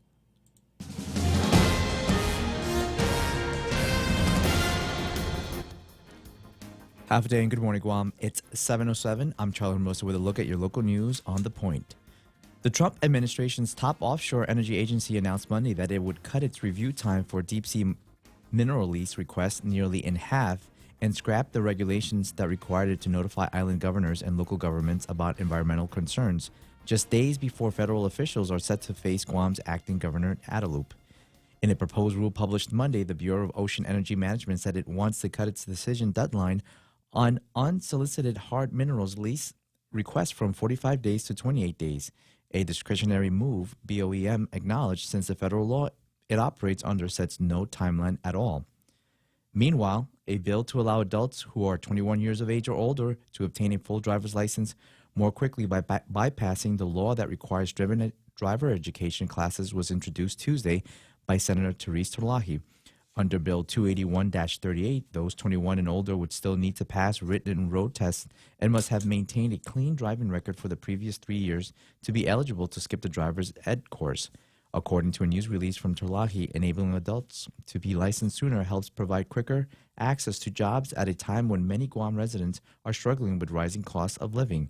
More news after this. Boss, I got run over by a forklift. Boss, I crashed a company truck. What do we do? Our warehouse and inventory are gone. Hi, this is Dave Silva from AB Risk Solutions, and it's time for Risk 101. Everything you just heard are examples of risk your businesses can face. Our job is to ask the hard what-if questions and teach you how to reduce your exposures and help you recover if things go sideways. We've got decades of experience in Micronesia working with businesses big and small. Call AB Risk Solutions today at 777-2668 for a free inspection and quote. AB Risk Solutions, formerly known as Aon. The Guam Election Commission has moved to dismiss the primary election lawsuit filed by Dr. Ron McNitch at the District Court of Guam. The commission is seeking to have claims against it dismissed with prejudice. GEC notes that the lawsuit challenges the constitutionality of the Guam's election laws and seeks relief that would require restructuring the election system, but argues that the commission did not enact those laws, has no authority to amend or repeal them, and is alleged to have taken no enforcement action against McNitch. Meanwhile, Cake the Fat, a signature event of Guam Payless Markets Community Foundation, marks its 30th year, and the March 14th event is shaping up to be one of the biggest yet. Registration for Cake the Fat 2026 is now open through March 13th up to 5 p.m. To register now, visit www.paylessfoundation.com. There will be no race day registrations, road closures. While there will be temporary road closures in Hagatnya surrounding areas on Saturday, March 14th, in support of the 30th annual Payless Kick the Fat 5K, 10K walk and wellness fair at Paseo Stadium. Road closures will be from 3 a.m. to 9 p.m. are also as follows. And those are your headline news. Back to Ray. Yay! How much fun is that going to be? Real Joe, what did you decide you're going to be running? Are you going to run the 5 or the 10? The 1.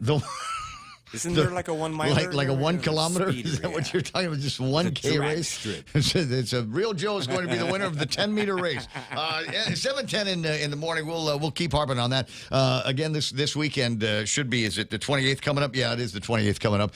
Is another running of one of the longest running half marathons on Guam, is the Guam Running Club's Half a Marathon. And while I won't be towing up for it over the weekend, actually there's a couple of the things coming up. One of them is the Half a Marathon, and the other one running about the same time is going to be, what's the name of that coffee place? Stand Your Grounds? Yeah. Yeah, did I get it right? Yeah, I think so. Stand ground something. Something, yeah. So the one over by Tom Solid Shea's old Ground. office, right? Solid Grounds there. Yeah. Over where Micropack Audio on There one you side, go, Solid yeah. Grounds on the other.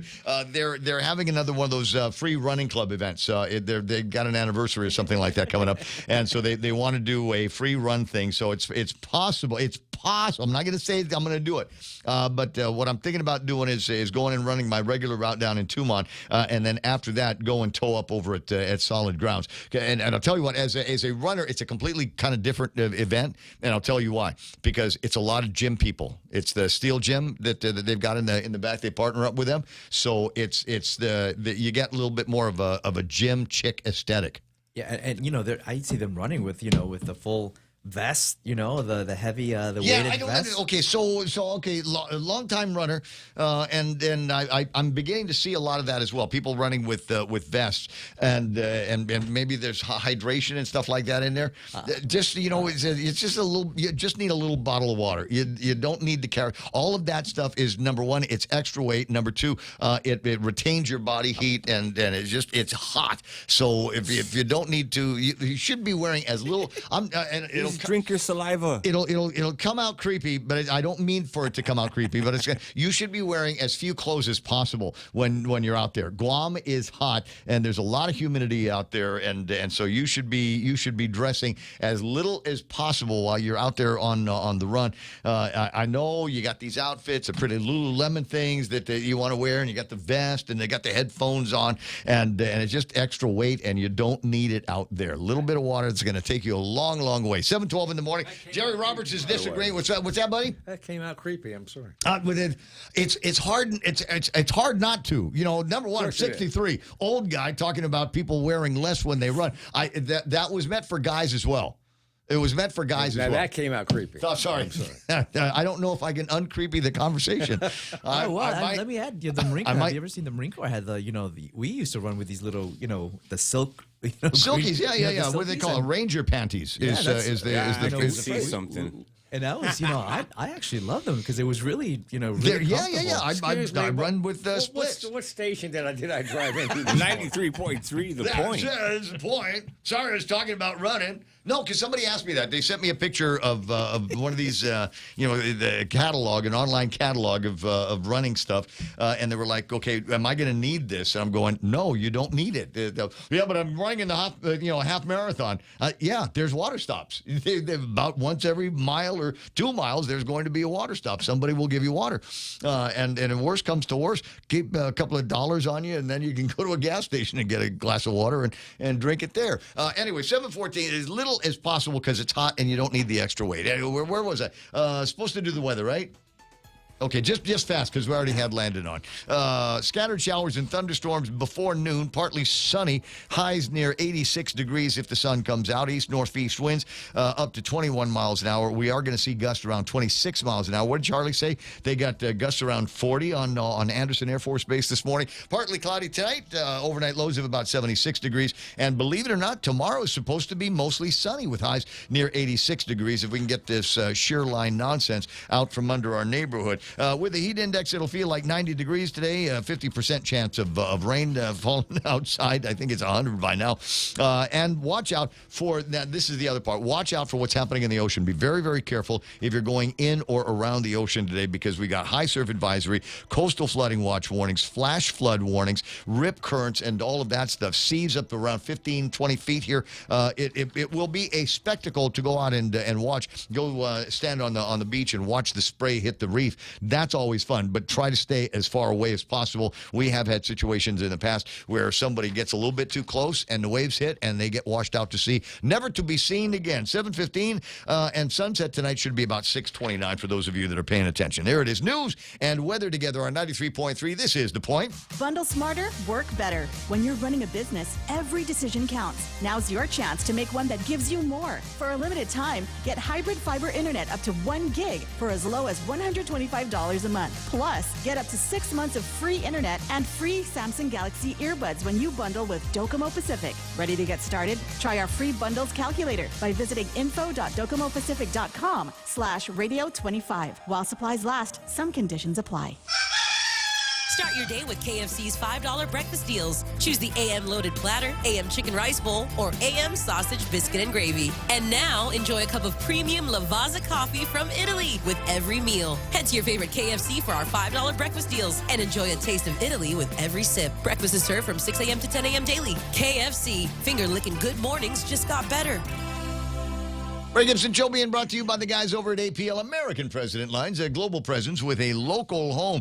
And we've done it again. We've sold too many cars over at NissanGuam.com on the World Wide Web. Start there. Get yourself pre-qualified. There was a deal we were talking about, the 6 payments that Nissan will make for you. And it was a long list of vehicles that qualified for that. And I think it's a result of us talking about it all the time. I think they sold out on those vehicles. So while supplies last, I'll put it this way. While supplies last at NissanGuam.com, you can get them to take care of the first 6 payments on Frontiers and Pathfinders and Sentras. Likewise, they've got the same deal, a similar deal going on some other vehicles, but in these cases, it's the first 3 payments will be made on Kicks and the Rogues and the Armadas. And as I said, supplies are going fast, so while supplies last, go to NissanGuam.com, get yourself pre-qualified, and then go test driving today at Nissan.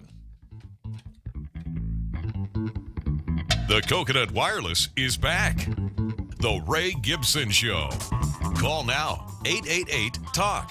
That's 888-8255. 7:17. Hope the buffering's not getting to you. I'm trying to keep an eye on the internets and all of that to make sure that our any screen, anytime, any speaker, anytime promise continues. But if you get some buffering on one stream, you're welcome to try out another one. We've got them all over the place. Rumble.com, Facebook Live, YouTube Live, thepoint.gu, X stream. We are now broadcasting on X. the Twitter. It used to be Twitter, now it's X. So if you are a member of the X family and you want to be able to hear what's going on, see what's going on, all you got to do is go and linger on that. There's a little banner over the top of your app that will show you what's live. So we're up there with the Rogans and everybody else that is. Well, I don't know. Rogans. Ooh, the Rogans. Feeds. I don't know. There's a bunch of. Let me just look at that real quick and see who else is sending live feeds up on the tweeters right now besides us. What's his name? The InfoWars guy is up. Fox News live. There's somebody talking about the Iranian Revolution live. And then, oh my God, Ray Gibson is hosting a live stream on the thing. Let me click on that and see how many viewers we have. It's a slow start. Okay, it's just me right now. I'm There we go. Momentum. But it's the potential, right, Jerry Roberts? That's how Rogan started. One guy, right? One guy. Checking out the machine. So, I don't know. I was talking about this the other day. It's kind of interesting. You know, I can also set it up so that I can send a feed to Twitch and I can send a feed to Kick. And I don't know how I feel about that. Number one, I don't know how many people there are that invest time in Twitch or Kick, other visual medias that we've got out there. And I thought, well, that would accomplish it for people here. They'd be able to see me on that, number one, but it would also expose the program to other people from the outside. And I'm kind of curious on whether I want to go in that direction or not, Chair, because do we, because right now it's kind of indigenous, kind of native inhabitants, Guamanians, Saipanese, Chamorros from around here, maybe in the States. But what happens if we start appealing to a wider audience of people that maybe are not necessarily like into the Guam thing? Is that going to be good or bad? It's always good. It's always good. More eyeballs is always good. To more eyeballs. See, so I got permission from Jerry Roberts to continue to expose myself. It's 7:20 in the morning on the Ray Gibson Show. What? You need to monetize that. Oh, monetize? Yeah. There's like OnlyFans. So Excuse me. We were not talking about OnlyFans. Oh, sorry. The up down on that is and your mother really needs to have a conversation with you. There's the possibility of monetization, but you know how we got that the theme song in the beginning of the program, but we have that one there, and where everybody knows your name, and so those are copywritten tunes. And as a result of them being a part of the international copyright routine, they say they cannot monetize the program. Because you did it once? No, because I do it every day. Yeah, Oh, I play those themes every day, and every day I get a message from YouTube that says they can't monetize the video. I've got enough viewers. I know. I'm stuck on, but I love the songs. I'm sorry, I can't. Anyway, Jerry Roberts is in the studio, and we got to take advantage. We got to milk his availability right now because he's eventually going back to states after he's done with the Live to Lead thing, and sold out show. Folks over at the Deuce that were able to find officially sold out. They ain't no more room. No stinking badges are going to be done tonight. No. The last of the badges will be done tonight. The last of the badges will be done. I'm sorry. If you send your registration in today, I will have to turn it back to you. And I cannot take any more people. That's it. We are bound by the walls. They've moved them once for us. Yep. And that's it. They said no more construction, Jerry. Can they do like smaller chairs or something? We thought about it. Did you think about this? It's just a stool. No. It's like the airline industry. Can you less leg room? Now stand up. Yeah, well, we thought about that. We thought about the United model there, but we got a little pushback on that. Anyway, 7:21. We'll talk more about that in a second. In the meantime, Jerry Roberts with this morning's Extra Point being brought to you by First Hawaiian Bank. Chair? Thank you, Ray. In today's topsy-turvy, insanely politicized world, the events of the day that dominate the news and social media can lead to stress, including workplace stress, and concern can turn to worry to fear, and fear to overwhelm. We feel we have no control and things are getting out of hand. Finding enjoyment and relief at work is crucial for maintaining mental well-being and productivity. We're going to dig into this next on the Extra Point. Travel goals unlocked. Whether it's Korea in the summer or Japan in the fall, the United credit card from First Hawaiian Bank can help you turn your urge to explore into your next boarding pass. Apply by October 31st, 2025, and if approved, earn 45,000 bonus miles when you spend $2,000 within the first 3 months after account opening. Unlock your next adventure with the First Hawaiian Bank United credit card. It all starts with yes. Terms and conditions apply. To learn more, visit one of our branches or go to fhb.com/United.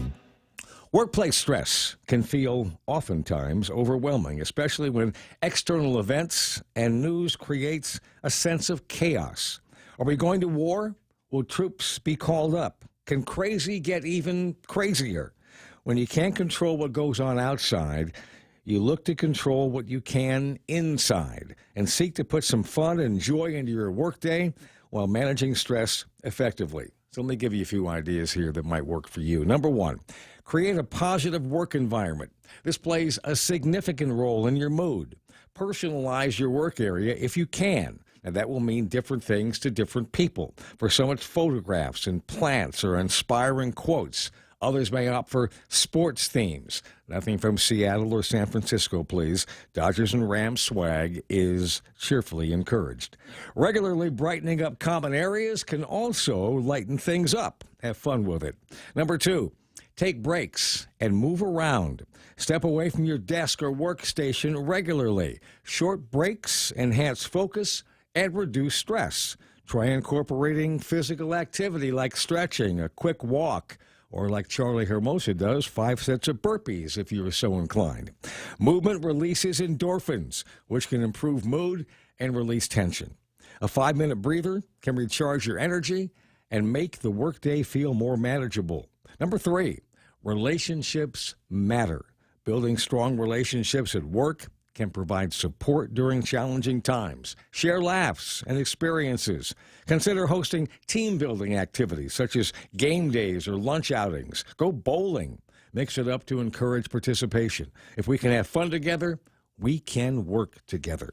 Number 4, when stress mounts, you got to deal with it. Take a short break. Calm yourself. Use whatever methods work for you. Go online and find examples of how others relieve their stress. Don't wait for it to build until it's a problem. When you feel it coming on, you have to take action. Number 5, maintain perspective. It's easy to be weighed down by negative events that are sometimes beyond our understanding and certainly beyond our control. Engaging in meaningful work and contributing positivity to others' lives can serve as a powerful reminder of the good that does exist. So remember, a little laughter and lightness can go a long way in transforming the workday into a more enjoyable and stress-free experience. That's the extra point. Get out there and make something good happen today for 93.3 FM, The Ray Gibson Show, and for First Hawaiian Bank. I'm Jerry Roberts. I got you on all of those points, and you got to find something to smile about. And hopefully, in the midst of all of the crazy news that we dish out here on a regular basis, in between all of that, we might get a couple of laughs in, and and that's why we invented the concept of No Frowny Face Fridays. No matter what the news is, we're going to have a good time because it's a ramp into the weekend, and you get to spend time with your family and your friends and your best buddies out there in the world. And we're not going to slow down for any bad news on Fridays. I wholeheartly endorse. That's how we do that. 7:26 in the morning. What's the rest of your day look like? Printing badges. Yes. Just prep. So the last day I try to do, I have a little training this morning with a client. And after that, it's just all prep for tomorrow. Got it. Looking forward to it. And unfortunately, there's no more room in the inn for anybody to go and hang out with us. But there's room for you. Coming. Yeah. I'll be there. We've threatened to do this in the past, but yes, I've got people that have been asking me here at the radio station, when are we going to be able to go and check the thing out? And I said, okay, I'm going to get you in there, and you have to show up, and you have to stay the entire day. And they said, only if you come, boss. And that's why you're coming tomorrow. Yeah, I'm trying Your name is on a badge. I will be there wearing my badge proudly. 727 repping the Choice Broadcasting. In the meantime, we got a couple other things to take care of before we get into the news and the headlines with Charlie Hermosa. Want to see what's going on at the market. Have we managed to recover from where it was yesterday? Most of the market significantly down yesterday, and a lot of that has to do with the uncertainty, tariffs, and all of those kinds of things that kind of blew up over the last couple of days. But is there recovery? Yes, there's recovery. S&P 500 up by 52 points. That's a big day for them. NASDAQ picked up 236. Dow Jones recovered, but not they didn't pick up all the 800, 900 points that it lost yesterday.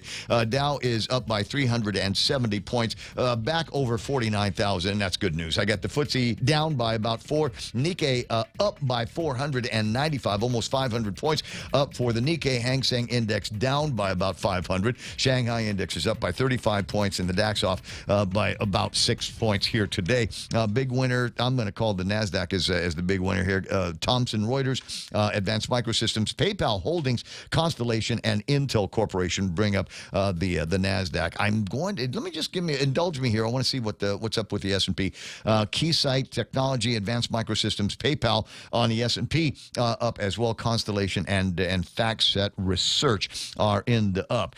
Breaking news, Dow closing more than 350 points higher as what? Software something? I'll go and look at that a little bit later on. In the meantime, all right, so what do we got for the commodities? Oil up down by about 4 cents, 66.27 for a barrel of West Texas crude. Gold at 51.78, losing about $50 worth of value from where it was yesterday. But silver continues to climb. Not heavy, it's up by about 70 cents, but $87.28 for an ounce of silver if you're looking at some precious metals these days. All right, doing some traveling like Brandon, going to Japan, 155 yen to the dollar.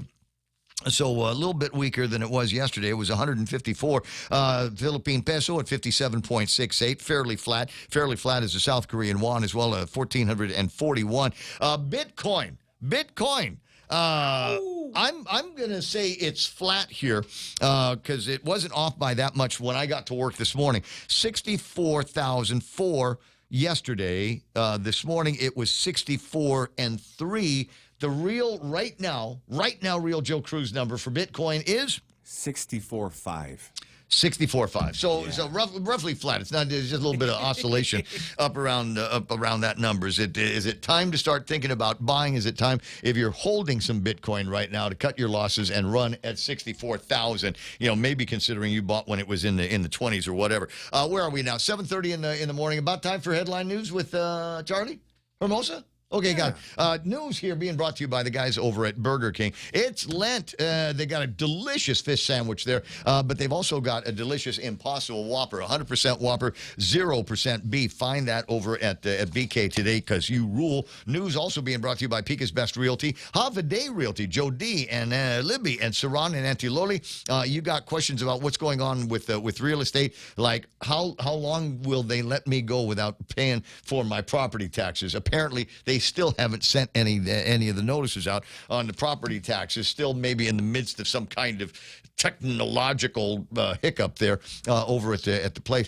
And wait a minute, a point that I want to make: the sky is still not falling. People aren't paying their real property taxes because they haven't gotten the invoices yet. They haven't gotten told to pay, and so everybody's sitting on that dough right now. But the sky is not falling. The government of Guam continues to go. Give the people back their money. Rebate time, baby. It's 7:31 in the morning now with news and headlines. Charlie Hermosa, what's on your thing there? Corta Captive Insurance Corporation is requesting an adjustment to its tax break application under the Guam Economic Development's Qualifying Certificate QC program. GITA Assistant Business and Economic Development Manager Matt Baza said during Thursday's board meeting. Baza said they're going to have to consult with legal counsel because the request was not part of the Cortex initial application that GITA board already approved in January.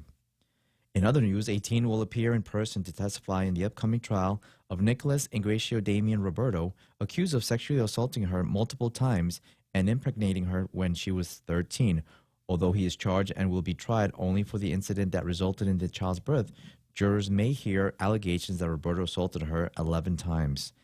Meanwhile, the governor concluded meetings in D.C. Governor Leon Guerrero emphasized the need for policy that reflects island realities as she concluded her meetings with federal officials in Washington, D.C. The governor met with Interior Secretary Doug Burgum, director of the White House Office of Intergovernmental Affairs, Alex Meyer, and other White House officials at the 2026 Interagency Group of Insular Areas plenary session. And those are your local headlines. Back to Ray. Oh, so that's what's going to happen. So now she's gone to D.C. and says, you got to play nice with us here on Guam, tip of the spear, all of that kind of thing. And so build me a hospital, fix my infrastructure, and take care of all the stuff I should have been doing for the last 7 years. Okay, got it. 7:32 in the morning. Real Joe's sending me stuff, and I'm sending stuff out there as well. Even though it's raining, there is still campaigning. Is that right, Joe? Yeah. So I've got a picture of this. John Savar is out there, looks like up around Dededo someplace, braving the weather. That will get you elected. That will get you elected here on Guam. Now, he's got ideas. He's got a platform that he's going to be running on. But there is still, even though, I mean, if you're new here, you probably don't get it. You just came in from the States and you're going, why are all these people standing around holding signs and waving? Is this some kind of a protest? No, it's election season, and people are out there waving in the heat in the afternoon and the rainy mornings like this because they want a job. And there is something about the humility of somebody that's asking you for a vote and out there raining. They belittle themselves, they humble themselves by standing on a street corner and waving at you and trying desperately to make eye contact with you so that you have that moment of a connection, and hopefully it's a connection that will last all the way until you get into the voting booth. And now you might be wondering, well, when is that opportunity coming up? When do I get to vote? You know, it occurred to me this morning that I always keep a running tally on things. I got a couple of count ups and count downs, and it occurs to me that I haven't had the opportunity to how do I want to say this? Drop a little shade on the powers that be around here. I was tempted yesterday, as I was driving through the downtown Agutnia area, making my way to Leo Palace for the tasting over at Okibi. It's going to be good. I'll give you more details on the street food deal that they've got over at Okibi in Leo Palace. But I passed by the Agutnia swimming pool. Closed now, and no, I didn't mispronounce it. I did mispronounce it, but I mispronounced it on purpose. In the last days of the Agutnia swimming pool, they had a couple of episodes where they had to shut it down, drain the water, clean the place out because somebody defecated in the swimming pool. This didn't happen once; it actually happened a couple of times, and then the second time, it took them a while to get back. In fact, they never did. 4,009 days. 4,009 days since the Agutnia swimming pool was temporarily closed back in the day. And since then, I've been able to use this count up as an example of how we haven't been able to manage our way back into the pool. Now, obviously, it had been like that for a long time. It's like anything else in the government of Guam. We didn't do a good job of maintaining the thing, and it had fallen into disrepair, older equipment, no access to the chemicals and things like that. And as a result of that, when it finally closed down, it closed down hard. And now when you pass by, and I was threatening to do it yesterday. I didn't have time, but I was going to pull into the decrepit parking lot that they've got there. And I'm not talking about the swimming pool parking lot. I'm talking about the parking area and the waiting area for the mass transit system. Oh, yeah. Yeah. One guy, bush cutter, half hour. And the thing would look a whole lot better, but that ain't going to happen. So, but I wanted to pull into the swimming pool because the gate was open a little bit, and the windscreen was open a little bit on the gate, and you could almost see inside to the heavy equipment that's working. So it's 4,009 days since the closure of the pool. I might do a countdown. To July 4th, which is the anticipated reopening of the Agutnia swimming pool. It would be cool if I had somebody that knew a thing or two about construction to be able to look inside beyond the curtain and see, and give me an estimate on whether they're going to make the July 4th deadline. And God bless America, our 250th. Yes. July 4th. 200, the semi-sesquicentennial or quincentennial of the United States of America will reopen the Agutnia swimming pool with firm instructions to mom and dads to make sure the kids go poop before they jump in the pool. Thank you very much. The other numbers that I'm looking at here, 161 days between now and the primary election. where we will sort out who is going to be repping the Democratic Party on the way to Adelup, or who is going to be repping the Republican Party on the way to Adelup as well. So it's 161 days until then, 252 days between now and the general election, where we'll pick who's going. All of us will decide who's going to be the jefe when it comes to running the government of Guam. And 312 days away, from the inauguration of a new governor of the territory of Guam, as well as the members of the 39th Guam legislature and mayors and CCU guys and Ed board members and all of that stuff. So that's the countdown there. And so what is the legacy? What legacy? For the governor. No hospital. I mean, so she has 10, less than 10 months. If you don't die, you'll live. They could do it now. We could right now. The governor could, call the guys over in the drama department over at the legislature and say, get us ready for another dirt-turning ceremony. We're going to break ground, ladies and gentlemen, on a new hospital in Tamuning. On the site of the old hospital. It's ready. You could do it right now. You could do that today and then cement the legacy in. Why that hasn't happened yet, or why they're waiting out all this nonsense with the Attorney General's office, I don't know. I mean, just say, okay, we're going to do it in Adelup. Doug will, not Adelup, we'll do it in Tamuning. Doug will drop the charges, and then we can move forward and start the construction of the hospital with the $104 million worth of seed money that we've got, so we can start clearing things out and killing fire ants and rhinoceros beetles. 7:38, more of the Ray Gibson Show on the way. Craving delicious dishes with local flavors? Look no further than Mescla Bistro. From our juicy burgers to flavorful seafood and local fusion, every dish is made with love and the freshest ingredients. Join us for an unforgettable lunch, dinner, or decadent Sunday brunch. Visit us online at mesclaguam.com or call 671-479-2652 or 671-489-2653 to make a reservation. Mescla Chamorro Fusion Bistro, a true taste of Guam. Welcome back to Nissan Kuam Deal of the Year. Okay, we have 2 contestants left. Phil, Jasmine, are you ready? Let's go. Phil, you get to decide which you want Nissan Guam to make. 3 months or 6 months of your car payments on your next new Nissan vehicle. Both offers sound so good. Let's see. I'm going for the 6 months. Great choice. And you too can get your own Deal of the Year. See Nissan Guam first today. Lent is about making better choices, so why not make a delicious one? Wendy's Crispy Fish is back for the season. Made with a quality pollock fish fillet, fried golden and full of flavor. Served as a warm toasted sandwich, or have a satisfying platter with fluffy rice and a fresh garden salad. It's a perfect Lenten meal that delivers, but it won't last forever. Available for a limited time, only at Wendy's. Okay, got it. 20 away from the top. Yes, that commercial makes me hungry.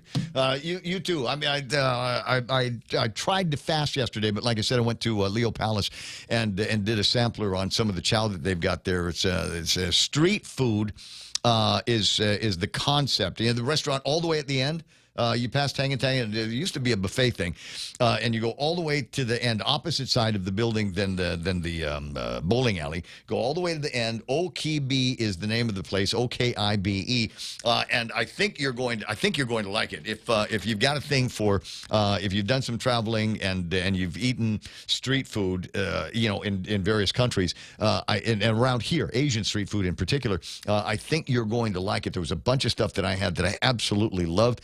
And place very, very subtle flavors. They didn't overdo it on anything, but still super, super tasty. And nice people working there. Elton will take you to your table and get you a drink. But I think the star is going to be the food. They're doing tastings. And there might be 1 or 2 more soft deals that are going to be coming. I'll let you know when they're going to be open so that you can go in and check out the fairs. I want to say that it will be something like...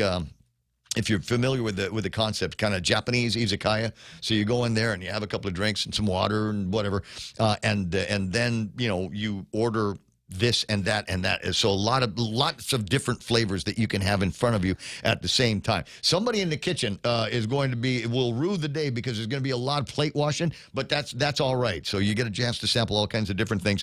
I wish I was better with the names. I've got the menu. I wish I was better with the names because then I'd be able to say some of the food they have and some of the places that they have. I was eating yesterday with somebody that goes to Korea all the time, and they were raving about something that they were serving there. I'm not going to remember the name, and they said it tastes just like Korea. You know, you go to some of the places around here, and it's just, it's like what we get in Korea, but it's not the same.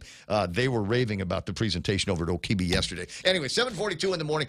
Portions of the broadcast made possible by Take Care and my friends over at Beyond the Box. You're looking for a new iPhone? They've got have been restocked. Number one. Number two, put your name on the list for the M5 Mac Minis. Those are going to be in very, very soon, and it's all the latest and the greatest. There's a sale going on right now. You get a discount on the Air Tags. I think it's a $10 off or something like that on the Air Tags because they want to make room for the new Air Tags that they have just released out of Cooperstown or wherever it is they're from. Anyway, 7:43 in the morning. That's Beyond the Box time. On the screen, I got the kind of soggy weather look from over at Pirates Cove, kind of a gray seas and a gray sky outlook. Hopefully, we'll get some sun in the mix before too much longer. In the meantime, we're going to find out what's going on your roadways at 7:43. Is there traffic where you are? You know, you can always call in and let us know about accidents and speed traps and the like. All right, so ugly traffic this morning because it rained, and you know how we are after it rains. Traffic up around Anderson Air Force Base, as usual. You turn the car in the other direction. Traffic over at Ipao, as usual. Sangsong is running fairly clear. Just a little bit of intersection traffic on Lecce Macheche, and for some reason, more traffic than usual on Route 3 trying to get to Marine Corps Drive. And if there's so much traffic that's backed up at Ipao and on Route 3, that generally means that the traffic in and around the Micronesia Mall area looks smooth, and it does right now. So you're going to get intersection traffic in all of the usual spots from the Micronesia Mall all the way into the corridor that takes you over to places like Donkey Village and Kmart.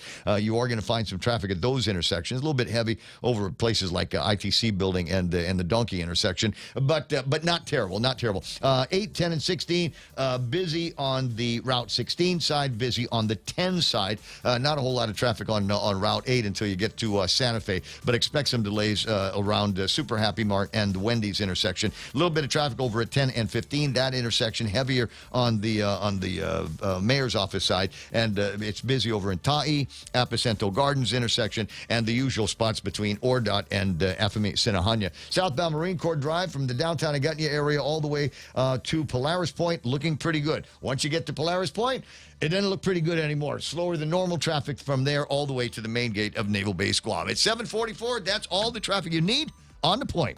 Get your hands on our long-standing favorite at Burger King, the classic original chicken sandwich. The original chicken sandwich features a lightly breaded chicken patty topped with fresh, crisp lettuce, creamy mayonnaise served on soft, elongated sesame seed bun. Have it your way by adding cheese, crispy bacon, and barbecue sauce. Make it a meal with jalapeno bites and a refreshing Coca-Cola. BK's classic original chicken sandwich, available all day at BK. You rule. Chuman Bay, Micronesia Mall, Agutnia, and the airport. For all your real estate needs, call the professionals at Hoffaday Realty. Jody, Saran, Libby, and Lolita, and they'll take care of you on every step of the real estate process. No worries. Just contact Hoffaday Realty at 588-4232 or 588-HOFFA, or email them at hoffadayrealty@gmail.com. They're at 426 Challenge San Antonio, Suite 204 in Tamuning. Open Monday through Friday, 10 to 4. Hoffaday Realty for all your real estate needs. Yay, 7:45, Ray Gibson Show being brought to you by the guys over at Subway. There's one near you now, and if your resolution,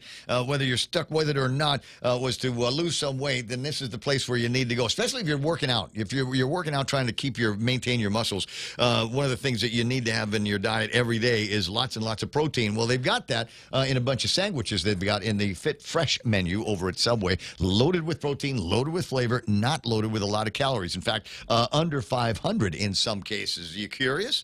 Are you hungry? Think about Subway. Rediscover Talk Radio here. Your FM News Talk Superstation. This is The Point.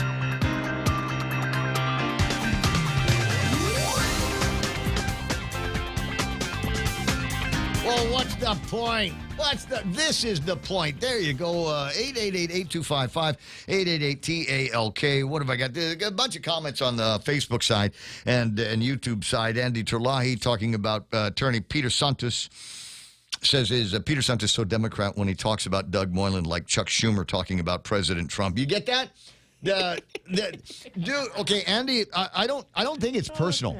I might be wrong, but it certainly is lawyerly.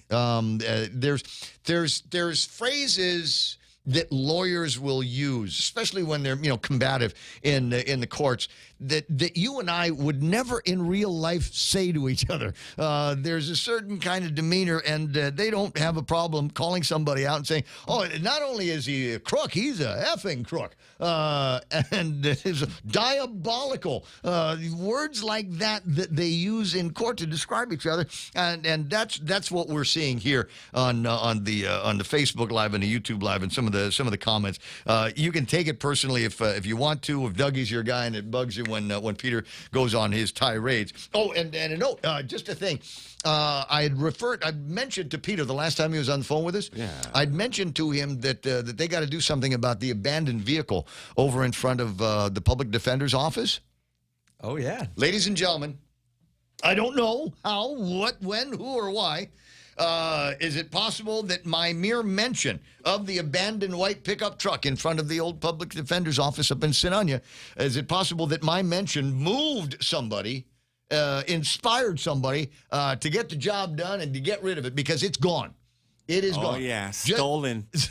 It's been stolen, Ray. Was it stolen? I'm pretty sure, man. Was it attended to by the proper authorities? I hope so. Recognizing that it was a blight in the community and should be removed post-haste. I don't know. As the same way that, my mere mention of an abandoned vehicle in EPAL moved Regine Bisco-Lee over at the Guam Visitors Bureau to have DPW work with the Guam Police Department to identify the vehicle and remove it from its current location, making room for another abandoned vehicle, no doubt. Nice, yeah. Where was I? 7:49. Who's on the phone now? It's the Peter Speeder. Oh, Santos. Waive the reading of the indictment. Yes, we'll waive that for the jury now at this time. Buenas and Avide, Pedro. Buenas. It's like Bloody Mary, Bloody Mary, Bloody Mary. When you mention my name, I'll appear. It's okay. No, I just Andy was talking about it, and just suggesting that you sound like Chuck Schumer going after President Trump when you go after Doug Moylan. Well, to be clear, the Attorney General is supposed to be nonpartisan, even though on Doug's profile he puts that he's Republican, that's an election violation. But that's neither here nor there. But going back to the abandoned vehicle. Ray, that was our mobile command post.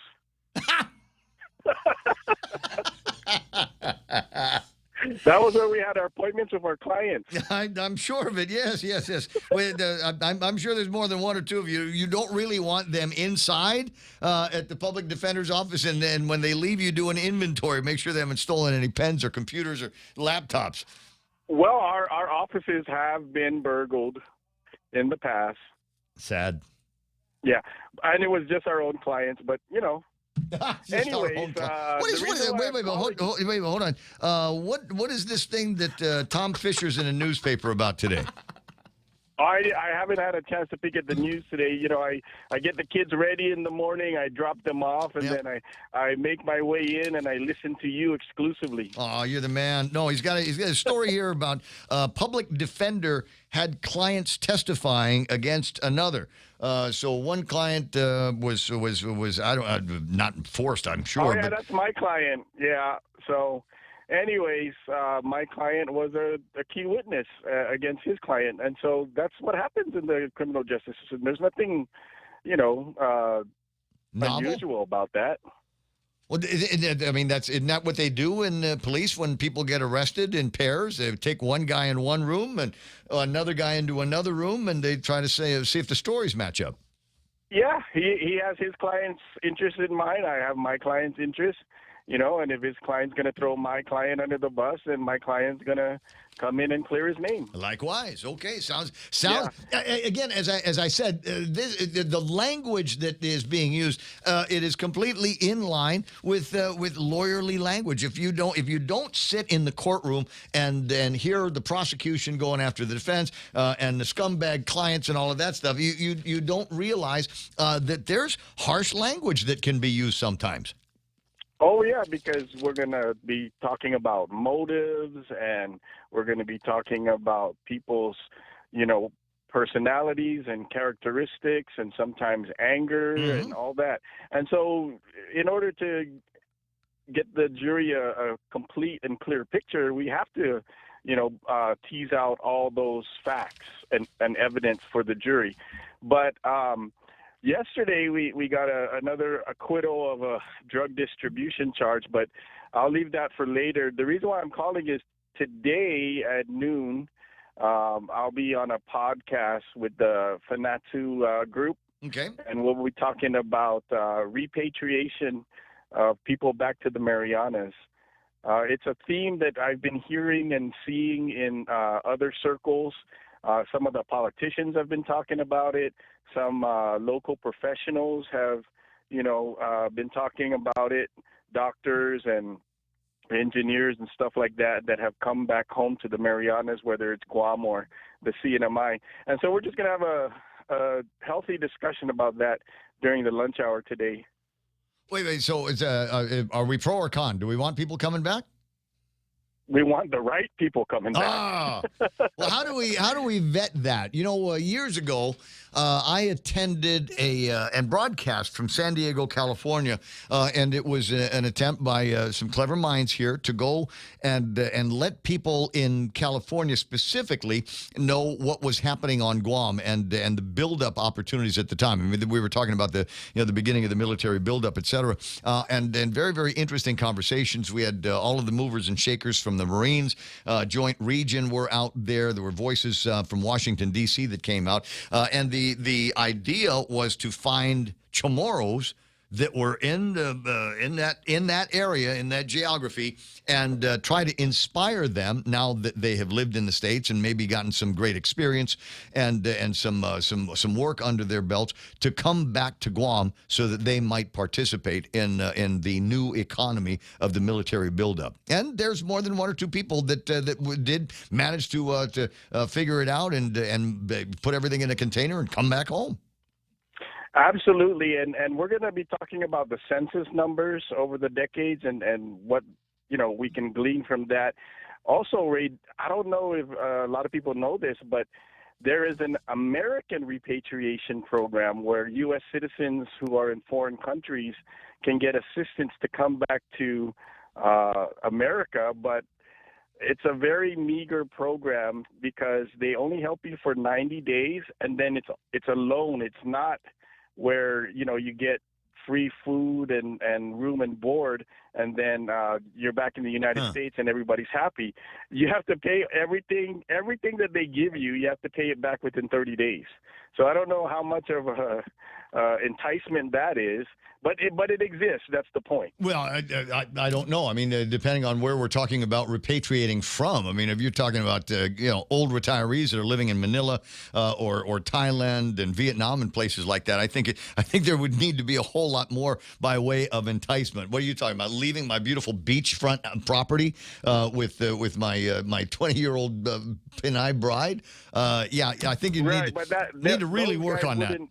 Yeah, it wouldn't apply to those guys anyways. It would have to be someone who's in danger, or sort of like an asylum type situation. Yeah. Where they're endangered over in Peru or Venezuela or Mexico, places like that. If you've been paying attention to Mexico and the Civil War that erupted over the unaliving of La Mencha, something like that. Anyway, 7:56. Some interesting stuff. So is that a live podcast, or where will that be available at? It's just on Facebook. It's Fanatu, which is the Chamorro word meaning rise up. And they've already had about 400 episodes. It's been around for a few years. I've been a guest on the podcast probably a dozen times. Okay. But today we're going to talk about repatriation to the Marianas. I think something along those lines that would be welcome. You start talking about the census, and I was going to tell you this when you brought that up. When you talk about live births, have them see if there's a way that you can get the information where it strips out Micronesian residents of Guam and birth tourism Koreans. See if you can get that number. But then there's also the sad fact that the highest demographic on Guam that I guess terminates pregnancy is Chamorros. So that more to my point, because I asked AI to do a little bit of that with the available information, and they were talking about how the census numbers should be improving because of the birth rate that we have on Guam. But as I said, if we remove our immigrant community and the birth tourism, it's pointing to the fact that Chamorros aren't making as many babies as we used to. You and I grew up in a time where a family with 2 or 3 kids was a small family. You got families 10, 11, 12 kids back in those days. My mom is one of 12 and my dad is one of 18. That's and currently how many do you have? How many have you managed to spit out that you know of? That I know of, 7. Well, you're not doing so bad. You're not doing so bad. So but the trend has been. My part, Ray. Thank you very much. The trend has been moving down. We gotta come up with some kind of a program. Like clean up the island, number 1, and make more Chamorro babies, number 2. Amigo. Closing in on 8 o'clock in the morning, 888-255-888-TALK. On the screen, if you're watching, it's he's, in addition to being a lawyer, he's a pretty handy guy and has provided, and we talked about this the other day, he's got these little paper plate, napkin, knife and fork and spoon holders. What is he, a carpenter, Ray? Like Jesus. And he uses repurposed wood. He uses repurposed wood. Yeah. So I'm just. So you can see his work whether you're a Blas Okada fan or a Tony and EJ fan, because he's done both of them. Both of the campaigns have got some of the tools that he has created. I don't know. I don't throw parties big enough to need one of those things that takes up the entire table. But it would be nice to have something along those lines. Maybe when we get together, a little choice broadcasting parties or whatever. Did I get a new? Somebody sent in another jingle for Cy, right? Yeah. Yeah. Is it good? It's all right. It's all right? Uncle Si, then clap, clap, clap. Can I play it? You can. Hold on a second. Let me find it in the machine here, because I think I might have sent it to, this as well. What have I got here? 40 seconds to go? Okay, let me see if we can squeeze as much of the Uncle Si tribute in this morning. Uncle Si, Uncle Si, Uncle Si. Oh, very short, yeah. Uncle Si, Uncle Si, Uncle Si. Excellent. Nice. 7:59. And this word here, they adjusted the light backup traffic at Laddie Heights. Wait a second. Does that mean that there's more traffic on Laddie Heights than there ever was before? I'll take a look at that on the other side of news from the Fox Radio Network. Charlie Hermosa coming up with his newscast after that. Stick around, Brown.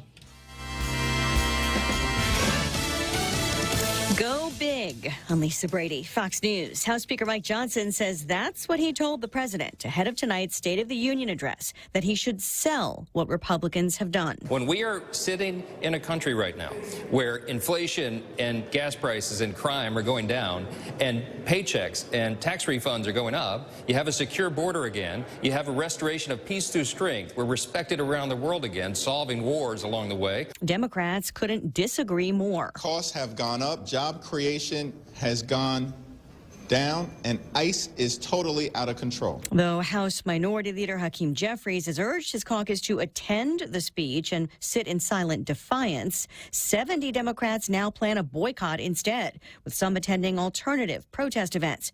New Virginia Governor Abigail Spanberger will give the formal Democrat response tonight. You can listen to live coverage of the State of the Union beginning at 8 Eastern tonight at foxnewsradio.com.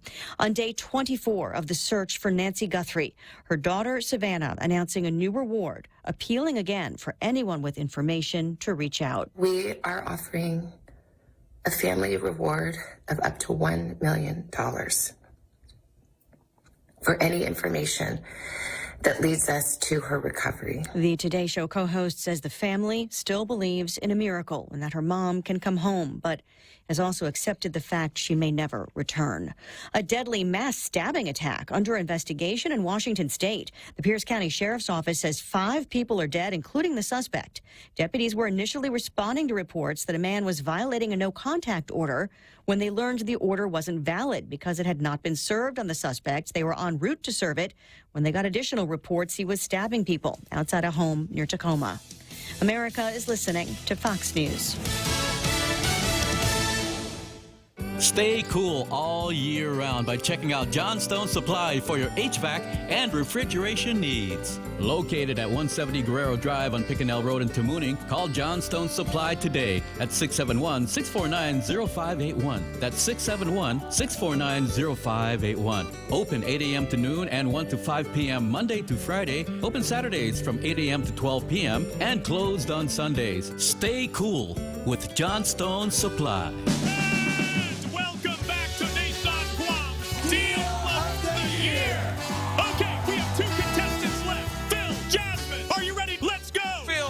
To decide which you want Nissan Guam to make 3 months or 6 months of your car payments on your next new Nissan vehicle. Both offers sound so good. Let's see. I'm going for the 6 months. Great choice. And you too can get your own deal of the year. See Nissan Guam first today. .com.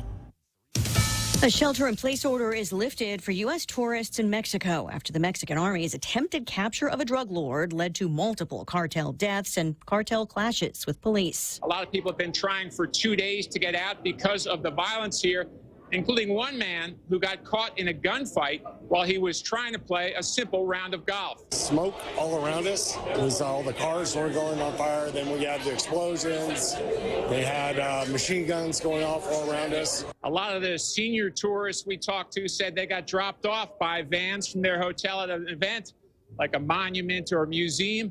And then the cartel members seized the vans, lit them on fire. So you had a lot of elderly tourists really stuck until the middle of the night, hoping for a police escort back to their hotels. A lot of people here been through a lot, eager to get home. Fox's Steve Harrigan in Puerto Vallarta. A bill aimed at requiring locator systems for aircraft to help prevent mid-air collisions fails to pass the U.S. House. It was proposed after last year's deadly crash near D.C. involving a regional jet and an Army helicopter, a competing, more comprehensive bill than a different version which had passed the Senate. President Trump settling a lawsuit with the estate of singer Isaac Hayes over use of the hit song Hold On, I'm Coming without permission during his campaigns. The estate filed the copyright infringement lawsuit in August of 2024, alleging the Trump campaign used the song in videos and at campaign events during his 2020 and 2024 presidential bids. The announcement was made by Hayes' son, Isaac Hayes III, on X, saying in part, the lawsuit has been mutually resolved and we are satisfied with the outcome, without disclosing any monetary details. Hayes, who died in 2008, co-wrote the song that became a 1966 hit for soul duo Sam and Dave. Sam Moore, one half of the duo, who died last year, was against the lawsuit. Shel Polino, Fox News. Wall Street rallies, the Dow up 370. I'm Lisa Brady, Fox News.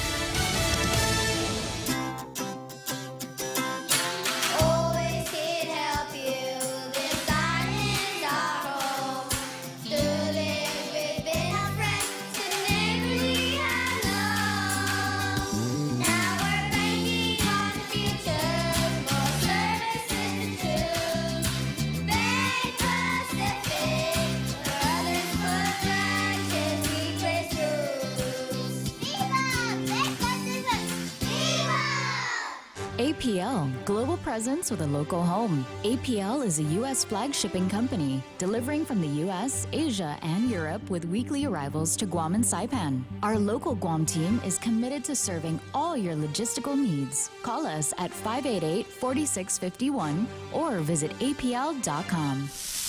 Can you hear that sizzle? That's the sound of Okibi. Now at Leo Palace, we're bringing you the boldest street food flavors from all over Asia. Spicy skewers, crispy bites, total deliciousness. Follow the smoke to Okibi at Leo Palace. Your taste buds will thank you. Okibi is coming March 1st.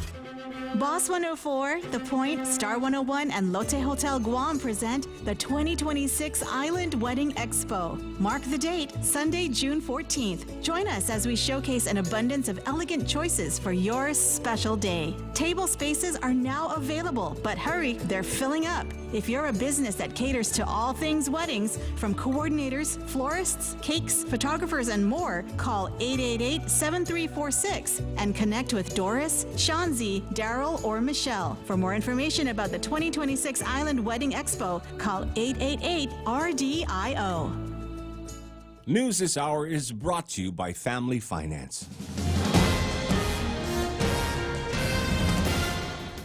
Have a day and good morning, Guam. It's 8:07. I'm Charlie Moss with a look at your local news on the point. Vice Speaker Tony Atta and Senator Jesse Lujan on Tuesday grilled Guam Visitors Bureau officials about what they deemed slow rollout of the airline incentives program to help save tourism now that GVB has already received $7.5 million of the $10 million that lawmakers appropriated months ago.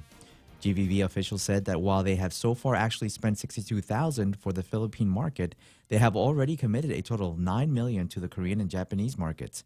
Some 297,000 visitors have touched it down on Guam from the start of the fiscal 2026 in October to the end of January, according to data shared by GVB Director of Tourism Research, Christian Valencia.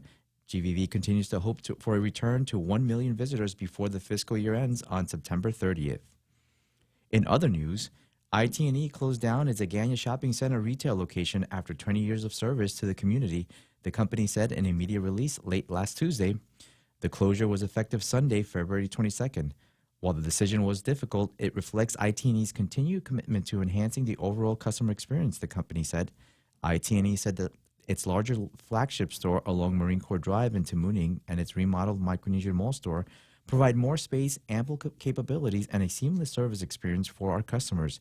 It said the decision to close the Agana Shopping Center location is part of its broader strategy to modernize how it serves the community.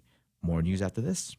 Family Finance has been serving the people of Guam since 1959, and they will continue to be there for you in the years to come. Whether you're looking to get a personal loan for that family vacation or paying off those long overdue bills, Family Finance has got you covered. Apply for a personal loan from $1,000 up to $4,000 by calling Family Finance in Hagåtña 475-4545 or Dedido 633-4473. Family Finance.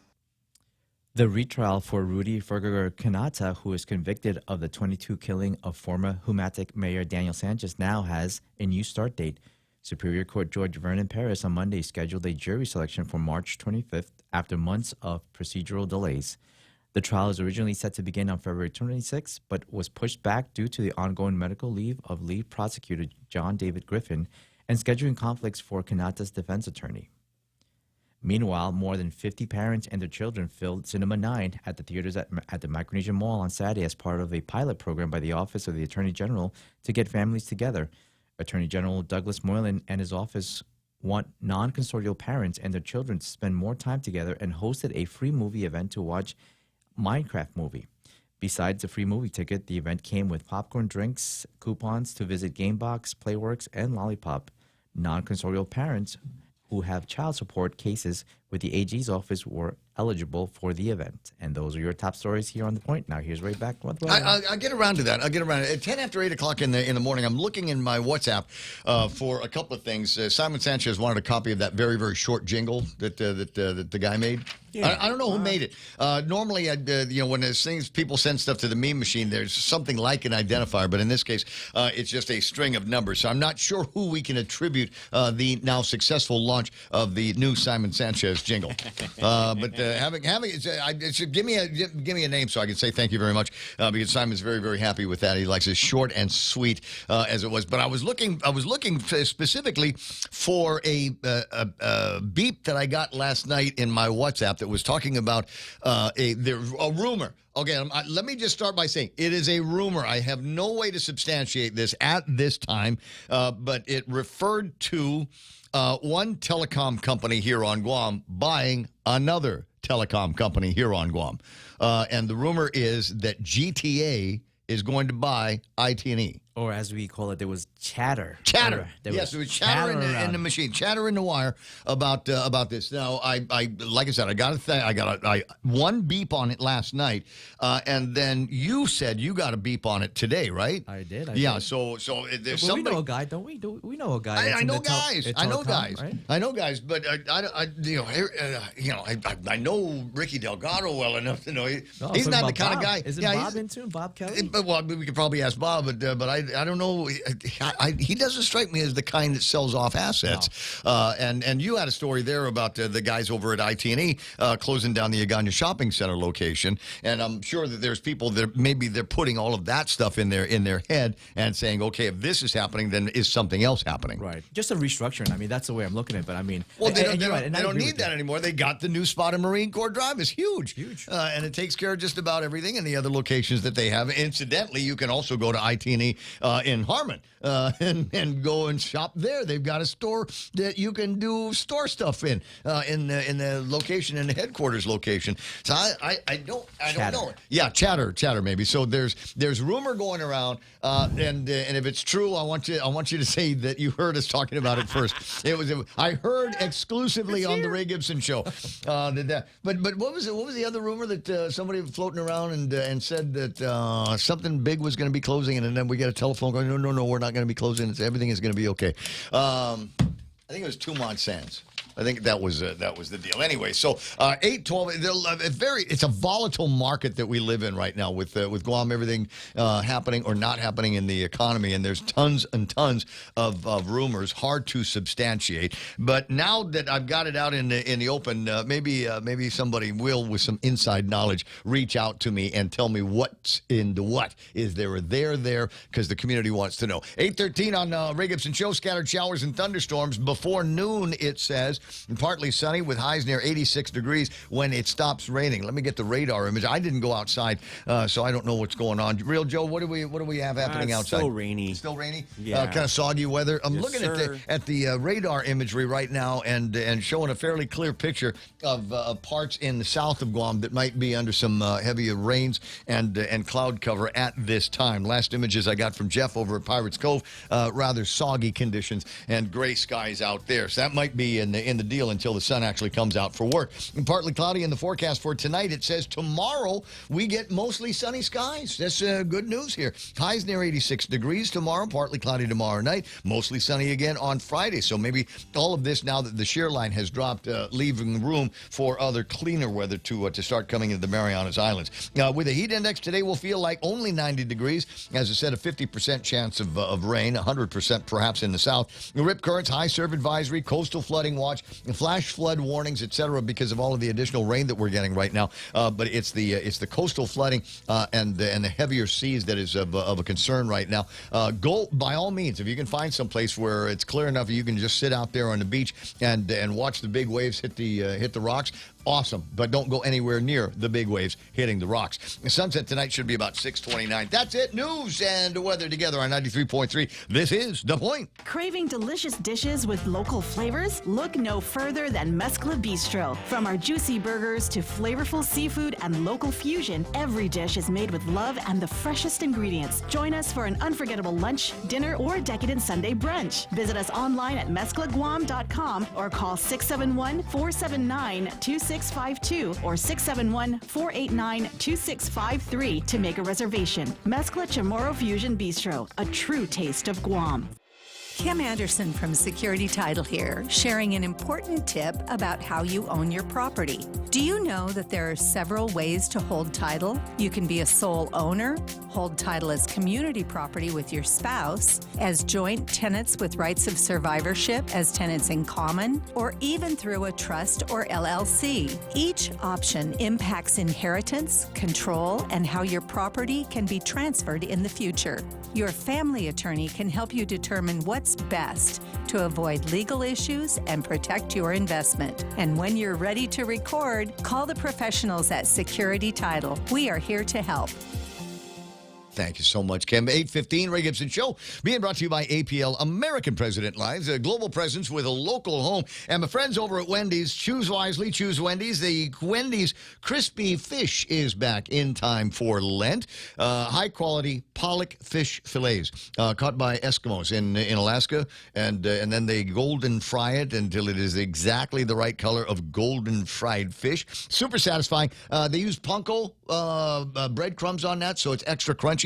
Go platter or go sandwich. The platter comes with rice and a fresh salad. The perfect Lenten meal is here and for a limited time at Wendy's. News to fill your mind. Talk to get it out. The Ray Gibson Show.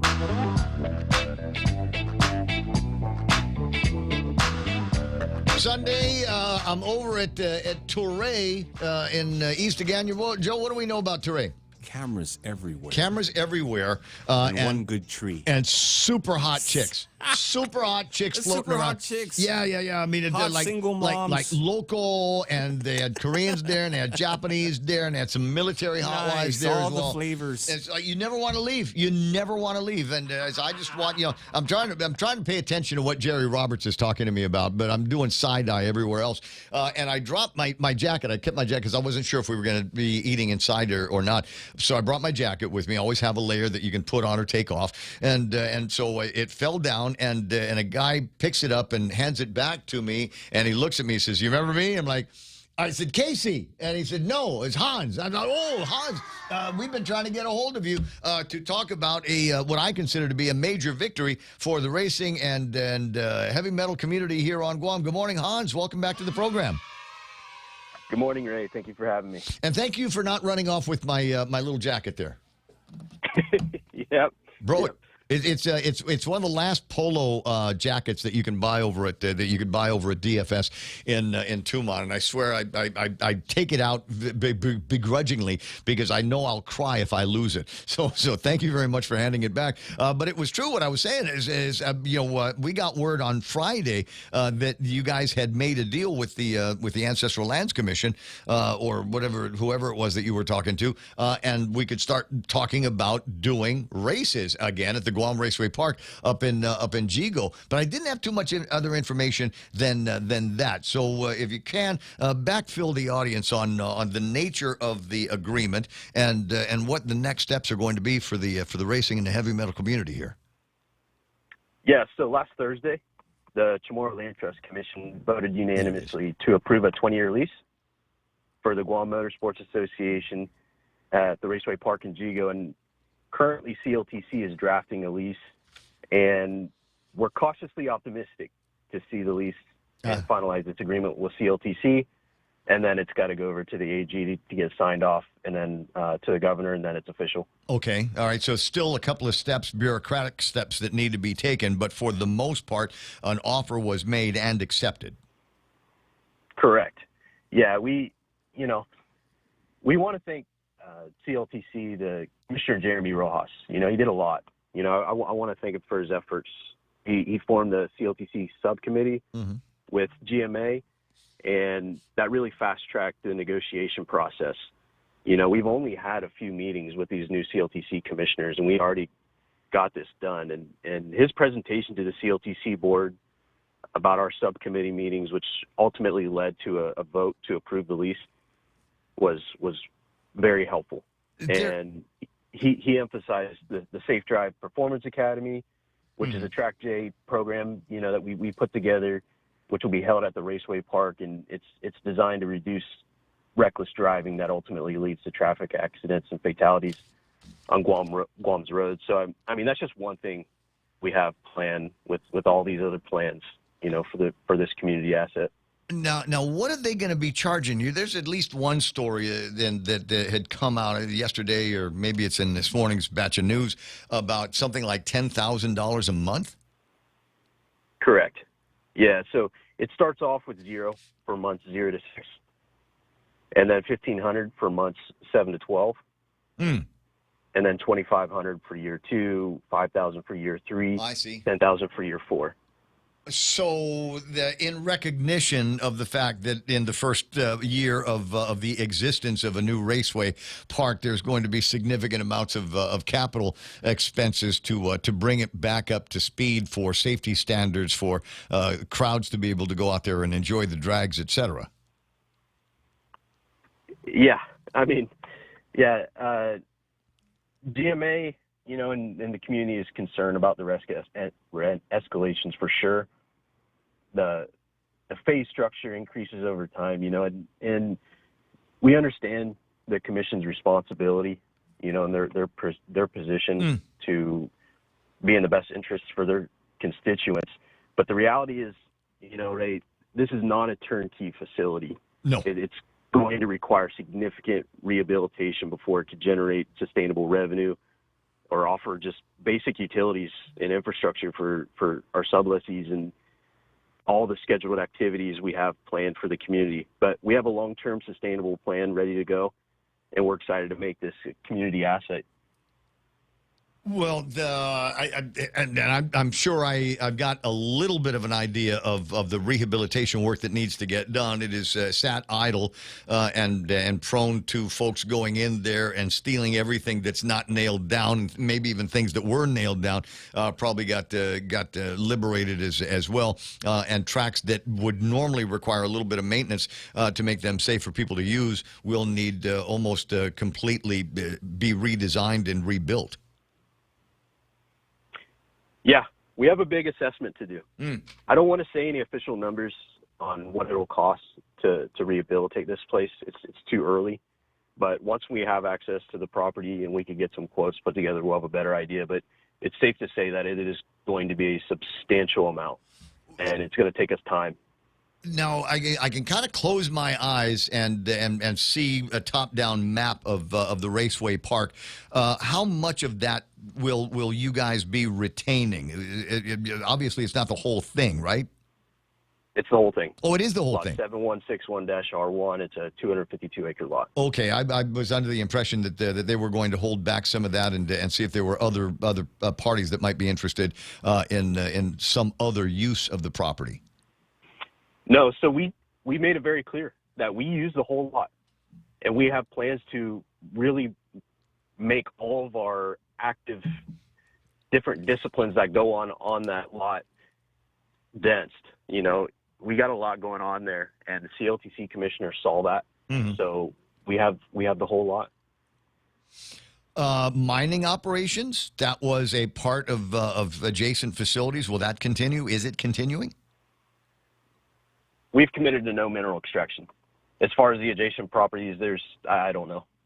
Up to them. That's not on our lot. Yeah, not going to be happening with you guys. So I guess the other questions then are, okay, we're going to go in and do an assessment. We'll figure out what it's going to take. A couple of thoughts in my head. How can the community help you in past, while this was all being negotiated and while there were concerns that it was going to be gone permanently? In fact, I've got, I think from my cousin Sarge, a picture of him DJing an event out there somewhere with a Save the Track T-shirt on. So there was a lot of attention from the racing community here on Guam. And so what else do you need from them now that it looks like you're going to get the keys to the gate again? Yeah, we're very thankful for everyone that wants to help. So we just need a couple more things to get this official, and we'll have press releases. We'll inform the community on how we plan to rehabilitate this place. Obviously, you know, just the very beginning, the first phase, when we have access to this place, it's just basic cleanup, you know, and we'll have all that information out there, and we'll have planned cleanup days. That's to come. But right now, we just have to make this thing official. But thank you to all the volunteers listening. We appreciate that. We appreciate everything you've done before the raceway was evicted. You know, that's what we operate on, is in-kind contributions and volunteer. So when any target dates that you guys are reaching for? I mean, before too much longer, if any other year, you know, the calendar would already have on its smoking wheels. Is there a date that you got in mind for the return of smoking wheels and Friday night drags? Yeah, smoking wheels is one of them. It would be the 41st smoking wheels next year. Wow. So that's something we really want to make happen. And, we'll have other events, like a soft opening event. But right now we just have to get through this lease process and make sure that it's something that, is sustainable, and it's what we agreed upon in our last public board meeting. Nice. Can we get a demolition derby? They used to have that when I was a kid. We used to have demolition derby here on Guam when I was young. We could do that, but right now the bowl's flooded. Oh, so we got to get that fixed first, so that we can hold the demolition derby in there. No, this is Charlie. I'm with Charlie on that. Charlie says no, it's better if it's muddy.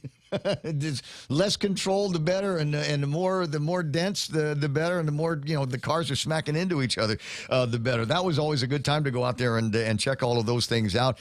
No doubt, guys in the motorcycle motocross community are going to be excited to be able to hit some of those hills again, and the drag guys. I'm excited about it for a couple of reasons, and one of them being selfish is near where I live. There's a number of guys, shade tree mechanics and dudes with some heavy metal in the garage, and every once in a while, usually about 2 o'clock in the morning, they'll start turning over engines and pressing the gas and making loud noises. I can fix that, by the way, guys. I can make that quieter if you want to. But they start running around and going up and down Roy T. Damien in the middle of the night and maybe doing some dangerous drags out there. So I'm excited to hear that we're inching closer to a day where we'll be able to go out there and watch these guys and listen to them do it safely and not necessarily in the village streets. I'm excited too, Ray. I'm very excited. Well, you done a man's job. I didn't know who you were a couple of years ago, and you stepped into this, and it seems to me that you've managed to take this all the way through. Does that include now? Are you going to be like the general manager or the high-talking chief of the Raceway Park? It's a community effort. It's me along with 10 other members. And it's Guam Motorsports Association. And we're all volunteers, and we're excited to help. I've dedicated a majority of my life to motorsports. And, yeah, it's over in the States, but I've always called Guam my home, and I'm excited to do that for Guam. People might be asking that aren't close to the conversations. Henry Simpson, obviously a major factor in the development of the sport and the Guam Raceway Park. Does he have any involvement moving forward with the Raceway Park? No, so Henry's retired. Henry has gracefully passed on the baton to us, and he's very excited to see this new group, take us over. But he's officially retired, and it's Guam Motorsports Association now. But yeah, I mean, big thanks to Henry, for everything that he's done to get all the infrastructure to where it is today. But it's up to us now and the community to continue this thing. You can name something after him. I mean, it's the Calvo Raceway Park? I don't know if they're going to retain that name, but maybe the snack stand or something like that. We can name after Henry. We'll see. But naming rights. It's yeah. I mean, it's interesting. All the history and how it was held. In Santa Rita, and how it's changed its names and its dedications to everyone that has contributed. And offered their land or contributed a lot for motorsports on Guam. And like you said, ultimately it's about safety to get this stuff off the streets. It got at it. A lot of people. The older generations remember the street racing, particularly in Harmon. That was an issue. That was the genesis of it all. And I remember Larry Kasperbauer among the first proponents and backers of the conversation about this Raceway Park for exactly that reason, because kids were getting into accidents on the roadways. It was and people were getting hurt, people were getting killed, and none of us want to see that again. And a point that was made by one of your constituents out there is we're talking about stuff that was going on in the early 80s with these street drags and things like that. And the thing is now the cars are so much faster now. The technology has grown so much in those intervening years, but we're all still human beings, and reaction times haven't necessarily caught up with the speeds with which these vehicles can go in. And in the blink of an eye, things can go sideways really, really fast with the kind of automotive technology and racing technology that we've got these days. So it's that much more dangerous today than it ever was before. You going to be doing a car show? Because that was the other thing over in the back in the days was we'd do the drags and there'd be motocross and smoking wheels, but occasionally there'd be a knockdown, drag out, 300 cars on display car shows over at the Raceway Park. Yeah, so car shows is one of the things that we have planned for the soft opening. Cool. You know, that's something that we could definitely do. Car shows, you know, it doesn't require water and power and all those things. You know, we can use porta-johns and all that stuff. Yes. You know, so I mean, that's first of the priorities in regards to activities. Happy to help you spread the word about whatever it is that you guys are going to be up to in the very near future. Joe, who's on too that wants the conference? Senator Chris Duenas would like to jump on. Hey, Lynette, hey, this my old driver from back in the day. Senator Chris Duenas wants to chime in on the developments with the Guam Raceway Park. Hans Ada on line 1. Go ahead, Chris. You're on line 2. Hey, Ray, thank you for this opportunity. I know you give me a lot of opportunity on this platform, but I wanted to help you congratulate Hans and the team. You know, he has really been an amazing advocate and really has weathered, him and the team have weathered so much criticism and so much pushback on what they've been trying to do. And I really, Hans, I hope you consider doing other things in public service because you're really, really a sharp guy and you got that stick-to-itiveness. And one of the things I wanted to mention, Ray, is, you know, many of us who helped do confirmation hearings for this new board, you know, we're kind of had to deal with a lot of pushback and backlash from some of our colleagues. And I knew Jeremy and the others were going to do a good job because of the background that they have and you know, the land use, institutional knowledge they have. And I'm glad that he recognized Jeremy Rojas. He's a great guy and has done a lot of good work in government. And Hans, keep going forward. I know that it's true that it looks like, you know, some of the obligations could be daunting, but I think what you and your team are going to do up there, I think you're going to get good response and be able to get things rolling and get a lot more activities up there that can help you generate that revenue. But I want to congratulate him and also congratulate the board for moving forward and seeing. I like the way Hans keeps framing this. This is a public asset. And sometimes, yes, I understand the Chamorro land trust use, and I understand, you know, the fact that we, you know, need to move forward and do what the original intention and the intention is for that property. But, you know, the overall use to our public and our children and the future and sports and activities and things really is this community benefit. And I think that land for the next 20 years will be well used with this organization. Concur. Hans? Thank you. Thank you, Senator. And one other thing, Ray, you know, Hans, in meeting with him and meeting the group, I mean, they have always expressed on this property outside of that, they want to work with other groups. And we're talking about building out tourism and how we're going to revive tourism. That, you know, the trails that can be made there for walking trails and biking trails and everything. There's so much to do there that we keep talking about building tourism and new stuff, but we're not doing it. And that piece of property and Hans and their team, what they have in the future and other groups that have approached them with that acreage could really become a top-notch tour attraction for Guam and on such a beautiful island, a piece of land on the east side as well. Trust me, the hikers know. The hikers know about that area. There's a bunch of places on Route 15 that you can disappear into the boondocks and end up at the Guam Raceway Park. Ask me, I've done it a dozen times. There's some good hiking up there, and there's some beautiful vistas that you can overlook on the eastern side, the northeastern side of the island, and to end up over at the Raceway Park and taking advantage of the facilities over there, watching some of the races that go on.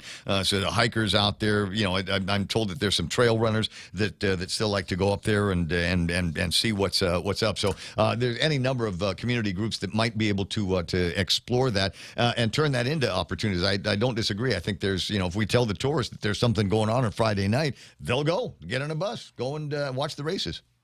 Everybody keeps talking about the community interacting right now on the night market every Sunday down there, and I know how it's happening on Pleasure Island. the same exact thing with so much diversity can happen with what Hans and his group are going to do, and I think that's really when we talk about the community benefit.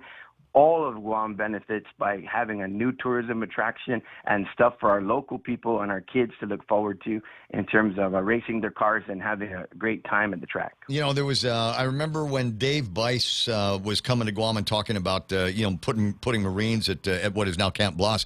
The comments that he made was he thought that there would be a whole lot of young Marines that would have a good time going out and checking out the drag races and all of the other events that would take place on a weekly basis. I mean, he singled that out as an activity for young Marines, and it's not that far away from Anderson Air Force Base as the crow flies. So it's possible that while we've got local racers and local motor enthusiasts here, we've probably also got them in the military as well that would like to come out for a little bit of friendly competition. What do you think, Hans?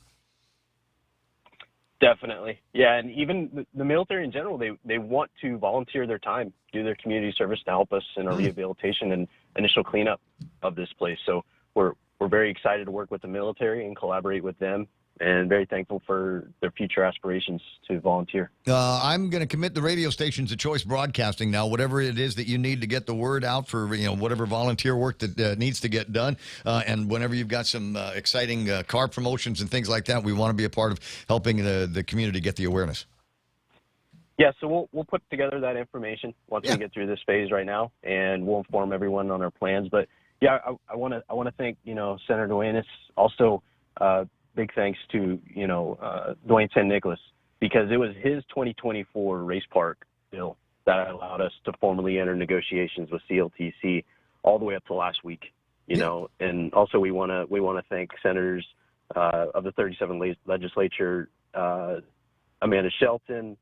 We had Senator Will Parkinson, Tina Munya Barnes, Roy Canapta, Tom Fisher, Jesse Lujan, and all the other legislatures, that supported us.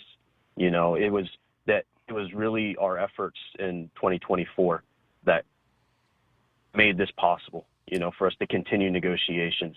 And even the other CLTC commissioners, I understand that they have to put their constituents first, but man, just the few amount of times that we've had public board meetings with this new commission, we've gotten this done. So hopefully that continues with all their other efforts in their mandate with CLTC, and they could continue this really expediting, a big task they got ahead of themselves.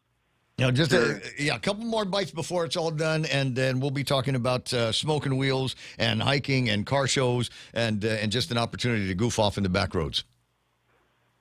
Sounds great. Vice Speaker Atta and I also met with Hans when he first started, when we came in the 38th Guam legislature. So he voted for that bill too. So a lot of good support behind it, Hans, and congratulations once again to you. And also I've heard from some of the shops, the mechanic shops, that are so excited.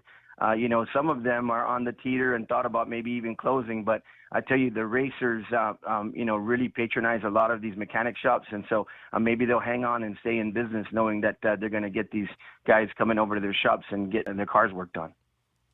Yeah, guys, get your cars ready. Yeah, get your cars ready. Almost time. All right, Hans, I'll talk to you pretty soon. And Chris Duenas, if you don't mind, could you stick around for just a little bit more? It's 8:38 in the morning. Last look at news and headlines with Charlie Hermosa in just a second. So were you in the legislature when there was a conversation between Tello and folks from GVB and language that seemed to stand up George Chu as a representative of the Chinese Communist Party? Yeah, I was there. No, I wasn't really sure where that was going, but I think George answered the call.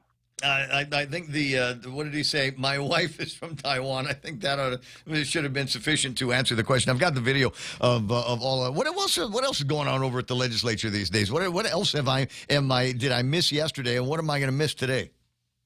Well, I thought that was a really good hearing overall. I think that there's obviously, nobody likes an oversight. The president, Senator Lee, talked about how being on both sides of the table. Many of us up there in the dais have been on both sides as well, representing the executive branch and representing the legislature. But I think the bigger thing was the discussion really centered around, making sure that the investment that many of us really had to battle a lot of pushback from the community. Several folks were like, well, this $10 million can go into other investments and destination management, upkeep, and the like. So, it's not picking on them. It's making sure that message continues to go out. And you can see the back and forth where they're still on top of what they already set aside in GVB for the marketing for Korea and Japan. There's still quite a bit more to spend and being put on top of that. So we just want to make sure that what we asked for, what they asked for, and we fought for to make sure was in the budget, that we see the results, because, the people that are asking us questions about, fixing things on Guam, fixing up our products, I'm one of them, yes.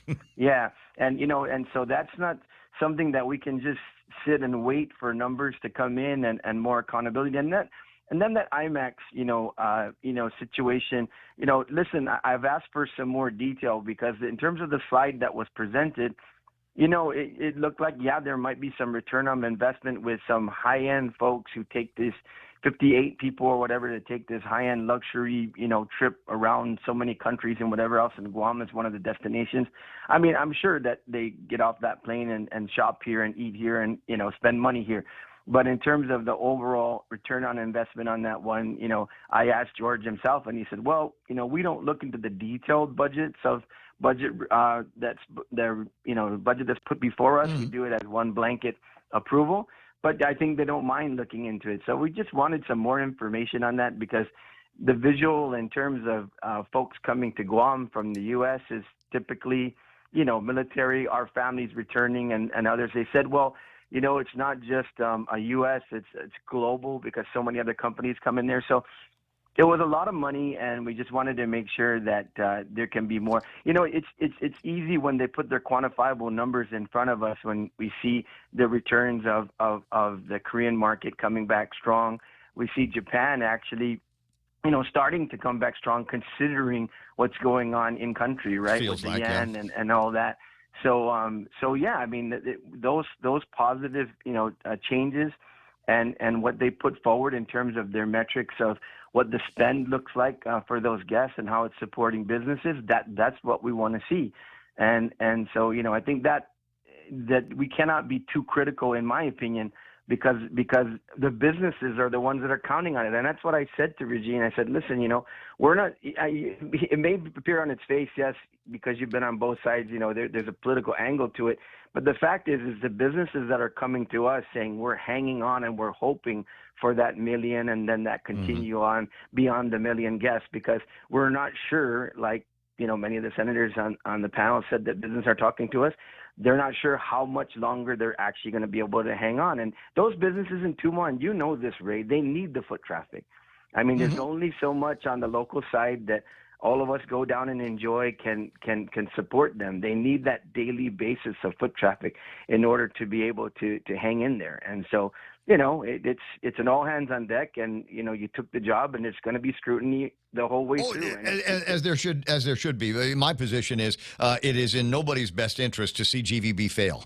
So I mean, you can be critical all you want to, but at the end of the day, somebody has to do that job. You might not like the person that's there now, and maybe you like the one that was sitting in Regine's desk before a whole lot more, but it doesn't make any difference. Somebody needs to be there, and we need to be at these events in order to promote the island. And if we're not there, then we're not there, and somebody else is going to get an opportunity to start fishing for customers. So having said that, then I'm also on the same side of the table, and I think it was your colleague Jesse Anderson Lahan and others down there that are proposing some kind of a tax incentive for businesses to get a fresh coat of paint, do some water blasting, maybe a little bit of sprucing up of the yard work and adjacent to the building, that kind of thing. I agree with that as well. There's some people that are saying we shouldn't be involved in that kind of welfare, if you will, for the hospitality industry. But again, it's in nobody's best interest to watch all of these businesses shut their doors, release their employees, and then there's less things for people to do when they come to Guam. No, Ray, you're absolutely right. And the thing is that, we have to continue to spread that investment dollar in different areas. And those guys are actually looking for, the ability to front that cost, but able to write it off taxes, which our tax revenue right now is very strong. To me, it just only makes sense, and it's not, and it's not welfare to companies that basically that's their breadbasket. They're right there. I mean, there are businesses outside that ancillary to tourism that love it. GPO, all the other places, the small restaurants that you see tourists going into. Man, I was over at Pyology the other day. I couldn't believe it. I mean, half or three-quarters of the crew, which I was happy, the visitors there, were our visitors, and they love that place. So my thing is that, yes, I see that outside and everything else too, but when you talk about the first impression that those people have and how much those businesses had to endure being shut down for so long. Yes, thank you very much. They followed the governor's instructions and closed their doors and still have not recovered from that poor decision that was made. I see criticism all the time. We have the Pac Star, the new owners of the Pac Star are looking for some kind of a qualifying certificate that I believe that they're eligible for. And I'm hearing complaints from people that say, well, they're just going to hire people for minimum wage. Well, there's nobody working there now making anything.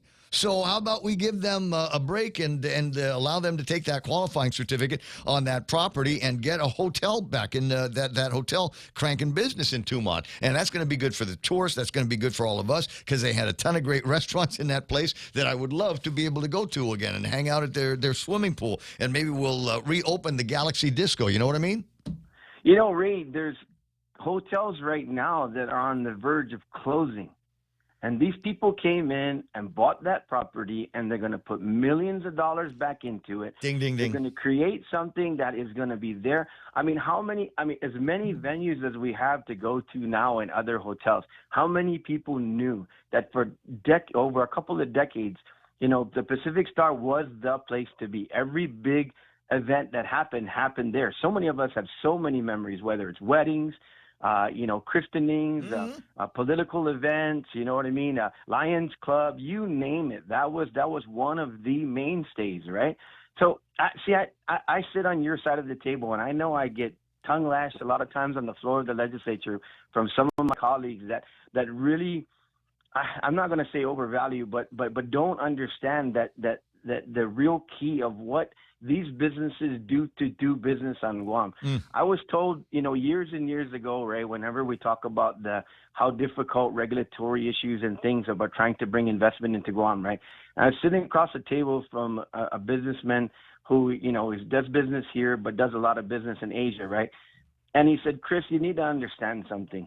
When you're talking about multi-million-dollar investments, people, particularly coming from Asia and even U.S. and other places, when they go to places and they see all of how their money's going to get jammed up, they just move on down the line. They can take $100, $200, $300 million and go somewhere in Asia, in Indonesia, whatever else, and turn it over and start making a profit in 3, 4, 5, 6, sometimes a year. If they're going to sit here and put $300 or $400 million and it's going to sit here for 3, 4, 5 years before they get out of the red and into the black, they're just not going to do it. So if you really want to talk about making Guam and moving Guam forward, you have to, yes, have your regulations and yes, have your checks and balances. But if you're just going to turn people away every single time because it's too difficult for them to try to get a return on their investment where they can easily just jump, 1,000 miles away and turn it over, that's what's going to happen. And if you don't think about that carefully, that's what's going to happen. 840. So, go ahead. We got to take care of the businesses that employ our people and that are willing to come here and try to make a profit and help be a part of Guam. I think one of the problems is that some of your colleagues have never worked in the private sector before and have no clue as to how small businesses operate, how big businesses operate, and they need the education. I'm going to let you run, Chris. Appreciate the time. You have a great day. Take care, Ray. I will. Go get him, Hans. There it is. And we'll go get him with news. My bro Ken Gumatau San Augustin, DJ, says, I have won DJ battles at the Galaxy Disco. Remember back in the day, weren't they fun? There was once upon a time, people don't believe me when I say things like that, but there was once upon a time, you could go out every single night, different nightclub. You could go, lights on, was it Tuesday or Wednesday, Jimmy D's, Chamarita Lounge and Discotheque. And there was a Wednesday night, there was a Thursday night. The only quiet night on Guam back in the old days was Sundays. And even on Sundays, you could go to the Etengan Wren at the Pacific Star Hotel and listen to Patrick Palomo and a little guy named Kenny Washington playing jazz tunes there. If you were one of those diehard, I need to be out all the time, that was the place that you did your sunset on a Sunday night. These days, got one or two places that might have a decent cranking night, but it ain't like the old days, and we've got to find a way to bring all those things back. It's 8:50 in the morning, and do I need to take a break, or can I just go over? Because he's been waiting. Poor Charlie has been like, is it my turn now? Do I talk now? So what do you say? You could. All right. Well, we'll forego the break, and then we'll just jump right into Charlie Hermosa's last big look at news and headlines, birthdays, and special events next. With authorization to use $5 million, the Guam Economic Development Authority has been in search of a property for a new industrial park because the existing parks are expected to remain at capacity for the next 40 years. GITA Marketing and Communications Officer Mary Camacho said. A new industrial park will offer ready options to investors looking to stand up, establish in new operations and industries, she said. GITA's existing industrial park, totaling 47 acres across the Mooning, Harmon, and the Port Authority, are projected to remain at capacity for the next 4 decades. In other news, GTA said it has received its Great Place to Work Certification Award for 2026, a prestigious award based entirely what current employees say about their experience working at GTA. This year, 81% of GTA employees said it's a great place to work, 24% points higher than the average U.S. company, GTA said in a media release. Great place to work in the Global Authority of Workplace Culture, Employee Experience, and the leadership behaviors proven to deliver market-leading revenue, employee retention, and increased innovation. Meanwhile, the University of Guam Triton Athletes has named the next Hall of Fame class. The 5 new members of the UOG Athletic Hall of Fame are Jessica Sanchez, women's basketball, Kin Fegarin, football and men's basketball, Rachel Santos Camacho, women's soccer and women's basketball, Lee Bamba, men's volleyball, and June Camino, fieldhouse staff. They will be entered in the UOG Athletic Hall of Fame on March 14th at the Hall of Fame basketball game at the UOG Calvo Fieldhouse, the UOG Triton Athletics said in a media release. And that was your last look at headline news. Now back to Ray. You going to live? Are you out of your coffee? Are you out of the foodie's coffee here this morning? Something went in my throat. Usually that happens to me, and it's beetle nut. All right, so celebrity birthdays for today. There's a couple of names that you might know. One of them is the co-founder of The Swoosh, Phil Knight.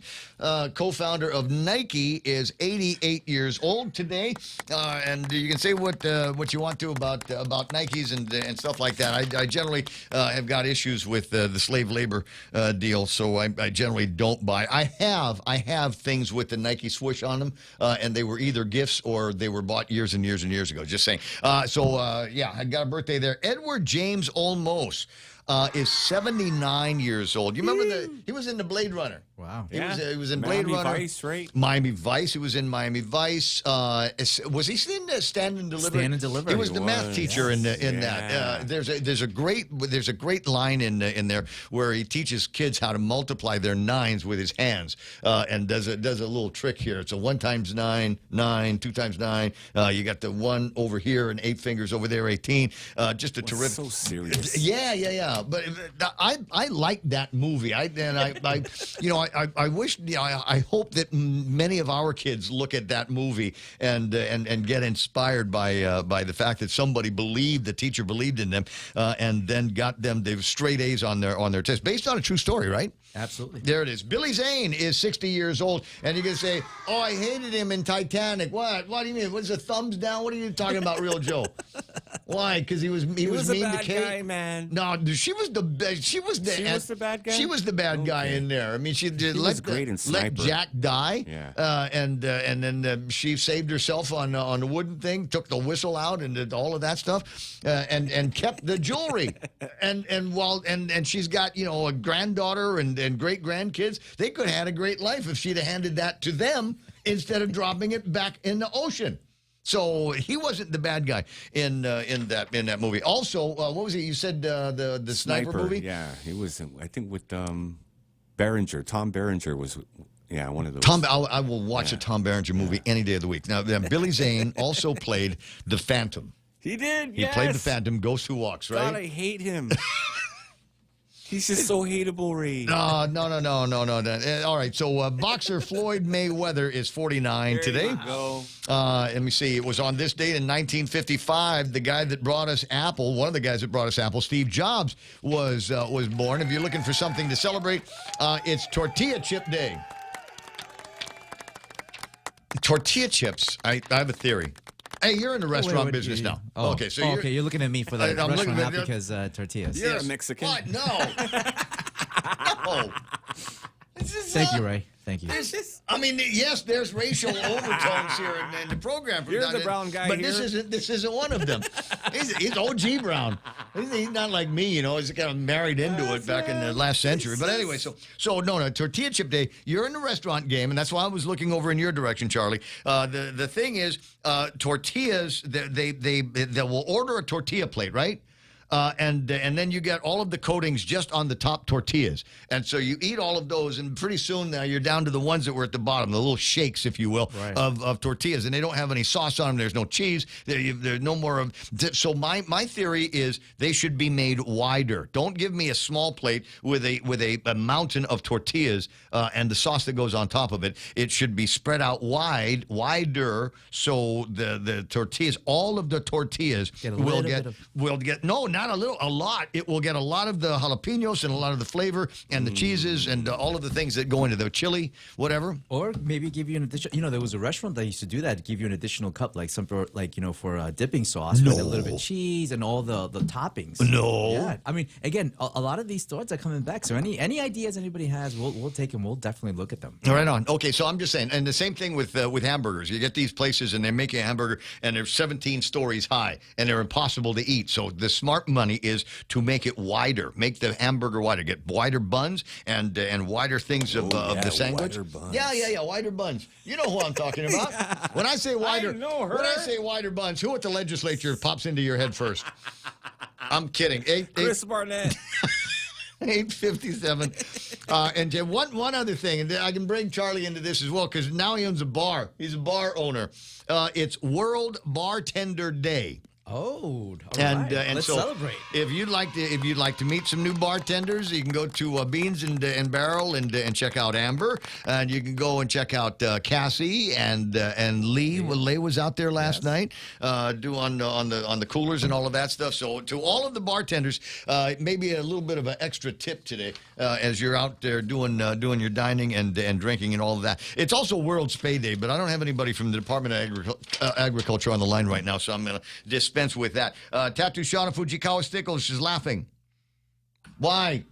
Was it the racial thing about Charlie? Yeah. Hispanic? Could be anything, man. Real person of color? She laughs for no reason. I don't know, but it's okay. Whatever it is that makes you smile, it's cool. A couple of minutes away from 9 o'clock in the morning, and I don't have anything else to talk about, so I will shine my friend's shoes. Kenneth Gumatauta San Augustine from the old school, working with DJ Lazy back in the day, DJ Peekaboo and those guys, contest players and winners, now works at Crutchfield in the States. You know what Crutchfield is, right? Yeah, the audio video. And so I posted up a thing on the Facebook about my vinyl thing. It was I forget what album. It was a Prince album, right? The Purple Rain album. And so I was playing it, and he commented, wanted to know what kind of speakers I was using, and I just got Bose bookshelf speakers. And I said he suggested that I check out some of the speakers that they've got over at Crutchfield. And the beauty behind this is they've got some high end, heavy speakers, very tall speakers, and they will ship them to Guam for nothing. Oh, great. For nothing. So he turned me on to a couple of Klipsch reference speakers. They came in the other day. I unboxed them yesterday. You got them already? I got them. Yeah, I mean, I just ordered them just a few days back and plugged them in last night. Tears. Tears to my eyes because the sound was so incredible. It was, frankly, I got to tell you, it was like listening with headphones on. They were so clear. But the speakers, they were out there in the open. Crutchfield, and when you go to Crutchfield, don't buy anything unless you hook up with Ken San Augustine first. He's all over Facebook. You're going to want to check him out. You've danced to his DJ spinning before, and now that's where he's doing all of his work. Absolutely, yeah. Pretty nice speaker, says Smug Wimp. Anyway, 9. Right now, yes, 9 o'clock on the point. Here's Fox News. It will be a celebration of accomplishments. I'm Lisa Lacera, Fox News. That's what House Speaker Mike Johnson says about tonight's State of the Union address. He says he told President Trump to go big during his address tonight. When we are sitting in a country right now where inflation and gas prices and crime are going down and paychecks and tax refunds are going up, you have a secure border again, you have a restoration of peace through strength. We're respected around the world again, solving wars along the way. On Fox Business's Cut Low, at least 70 Democrats, including Congresswoman Catherine Clark, the number 2 House Democrat, will not attend. But Minnesota Congresswoman Angie Craig says she will be there. I would rather stick forks in my eyes than be here tonight to listen to Donald Trump talk about the State of the Union. But this is the people's house, and I will not abandon the people's house. Virginia Governor Abigail Spanberger will deliver the Democratic response. Listen to our live coverage of President Trump's State of the Union tonight, beginning at 8 p.m. Eastern on FoxNewsRadio.com. The Trump administration is sued by Democratic state attorneys general over government changes to the childhood vaccine schedule. California's Rob Bonta and Arizona's Chris Mays announced the legal action. Mays outlined the argument that the new schedule, removing hepatitis and COVID vaccines, among others, wasn't based on science, but an ideological agenda. One that Secretary Kennedy has been pushing for years. Bonta said Secretary Robert Kennedy Jr. has a right to his opinions. He isn't entitled to use his opinions as the basis for breaking the law and endangering our children. The Justice Department is involved in a separate case in Massachusetts against the American Academy of Pediatrics, arguing Health and Human Services is not acting on an anti-vaccine agenda. Fox's Gernal Scott. America is listening to Fox News.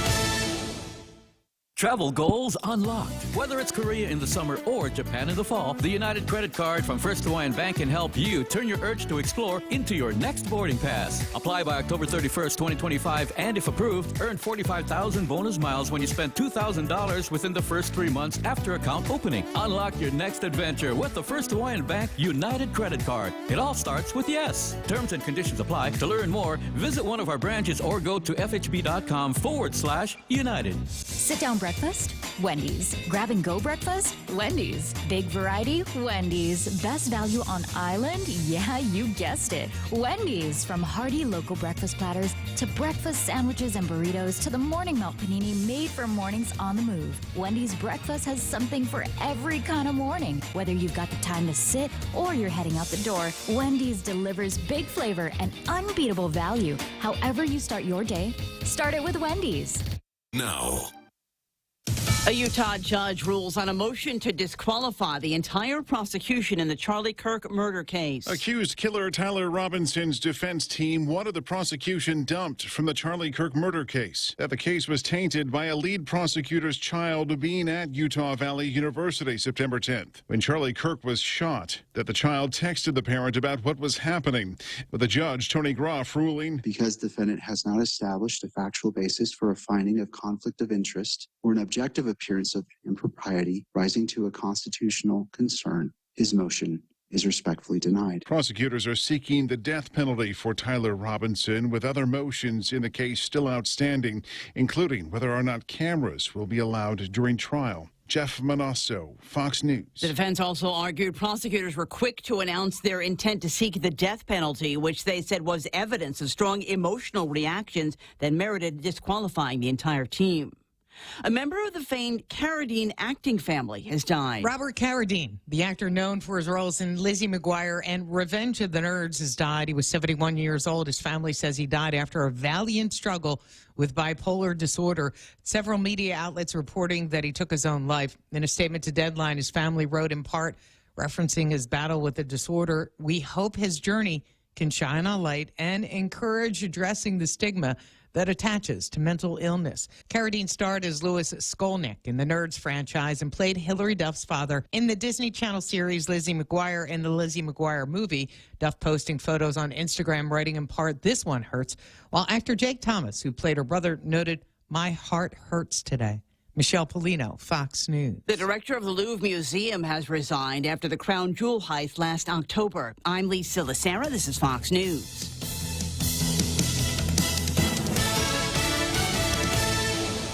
Got friends who still haven't switched to GTA? Now's the time to give them a nudge because you can get up to $150 just for sending them our way. Refer a friend who signs up for a single service like wireless or internet and you'll score $100. And if they go for a choice bundle, that's a cool $150 in your pocket. It's simple, it's sweet, and it pays to share. Visit GTA.net to start referring today. GTA, we start with you. Terms and conditions apply. Visit GTA.net for more information.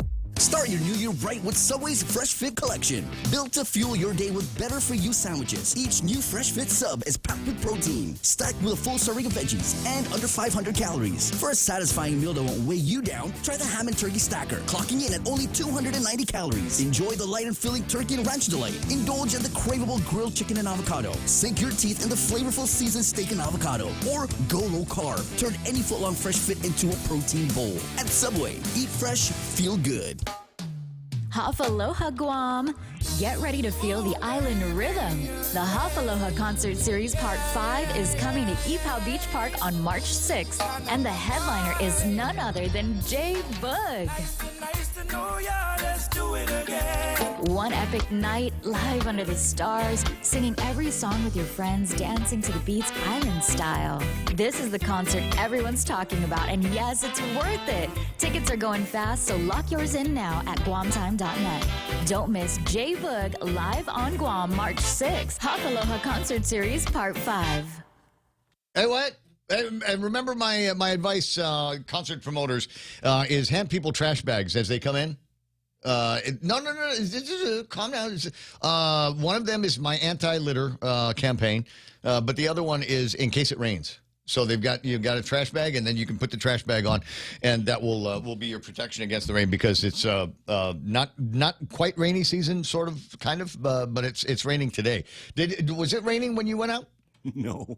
Oh, really? Did it finally stop? It's not raining. It's just wet. It's just, okay, soggy. So let me radar imagery up on the screen right now and see what's going on. So it looks like where we are on Guam, we're getting a pass, but it still looks like there might be a little bit of drenching going on down in the southern latitudes here. 7 after 9 o'clock in the morning, Ray Gibson Show being brought to you by APL American President Lines, a global presence with a local home, plus the team, the team of, what is it, your healthcare partners over at Guam Regional Medical City. Morning talk that matters. It's the Ray Gibson Show. Call now, 888-TALK. That's 888-8255.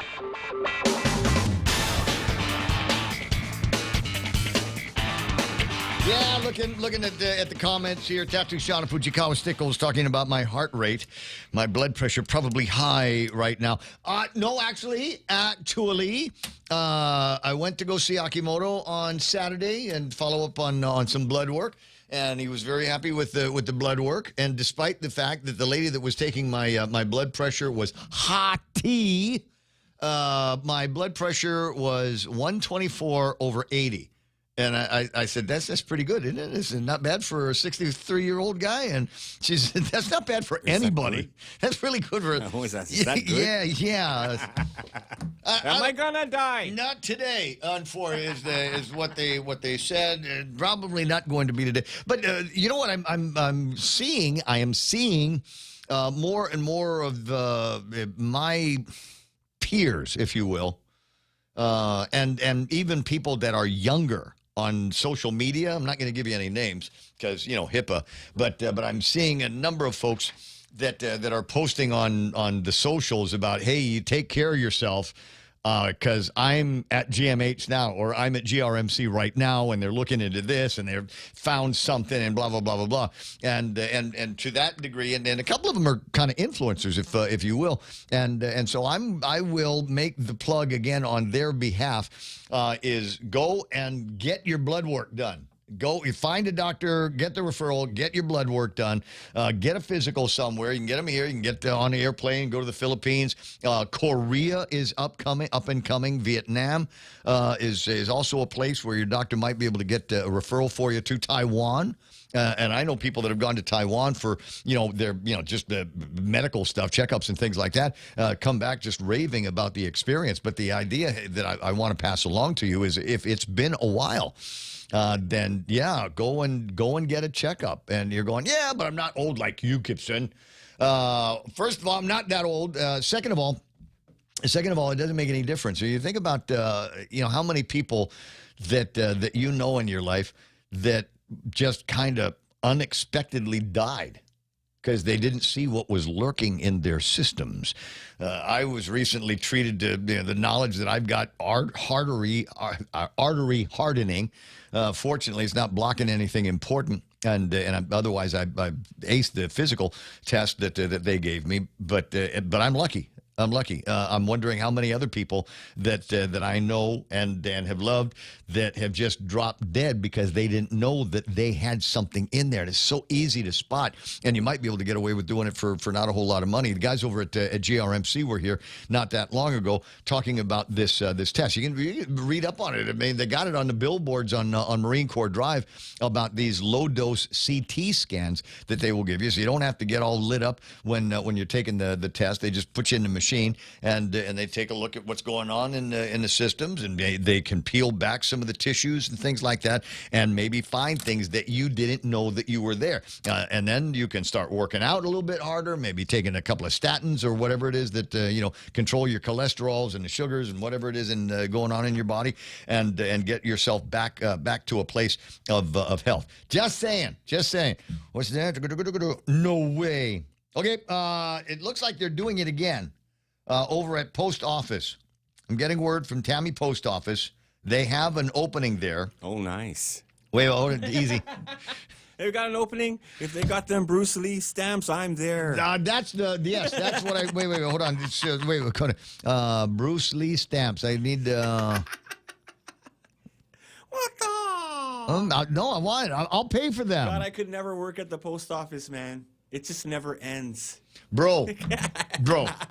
You've got it coming and going. It's attitude, bro. It's all in the positive attitude that you've got to have if you're working at the post office. Yeah, you just got to imagine that you're a clubmate in a USPS uniform. There you go. That's the way you got to look at it. Eager to help everybody. Yeah, you just got to you just look down that line, and instead of looking at them as people that are preventing you from being on your phone or working out in the back or something like that, you got to look at them as opportunities for brand new relationships. Isn't that a thing? That it's a thing, right? Yeah. I used to have a post office box. Small talk. I used to have a post office box in a Ganya, and so obviously yellow card days. I'd go to do that, or I'd need to send something off island, certified mail and stuff like that, and so you get in the line.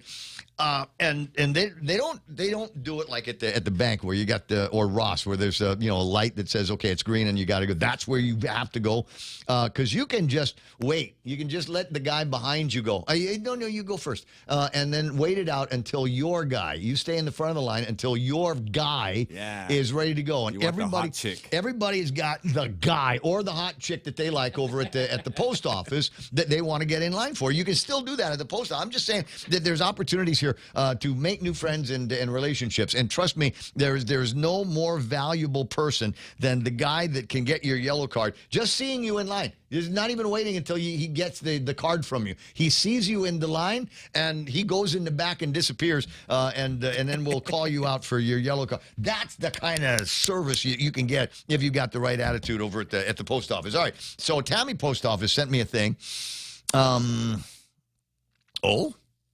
Come by and take a tour? Huh. Okay. I'll get back to the gist of the email that she sent me. The USPS is looking for an electronic technician. In this role, you will apply advanced technical knowledge to perform a full range of diagnostic, preventative maintenance, alignment, and calibration, and overhaul tasks on both hardware and software for a variety of mail processing, customer service, and building equipment and systems. If you are looking to apply your previous technical knowledge to the mail operating system, this job could be right for you. Huh? Bro, what do you know how to do? Control, Alt, Delete. There you go. I can defrag everything. Yes. And plug, pull, reboots. All right, that's the first thing. And as far as actually fixing something, never mind. It's cheaper. Just call Hawaii and have them send out one of theirs. Just go ahead and fly in a tech. Yeah, because it's not. You know what? It's beyond economical repair. Learn that word. Learn that phrase. Beyond economical repair. Prepare what we used to call a death certificate on the piece of equipment and throw it in the or.dump. Job duties: perform complex testing, diagnosis, and maintenance. Locate source of and correct malfunctions to ensure maximum system performance. Perform equipment inspections to assess quality of service or maintenance. Recommend improvements to servicing and maintenance activities, as well as analyze equipment failures to ensure proper degree of equipment maintenance. And then send it up to Nick Tams and have them do the calibration. There used to be a thing. It pays $75,000 an hour. I mean, an hour. Wow. 75 grand a year. Dude. That ain't bad. Hey, Not listen, bad. that's good money for tech. That is serious money for tech. And hopefully none of the technical people that I work with are listening right now. So you don't leave me and go get that high paying federal job. The high paying federal job that is over at the post office. Oh man, you need a police clearance for that. That's a bummer. Oh, never mind. We're out. We're sorry. Sorry, We're I out, asked. Tammy. Yep.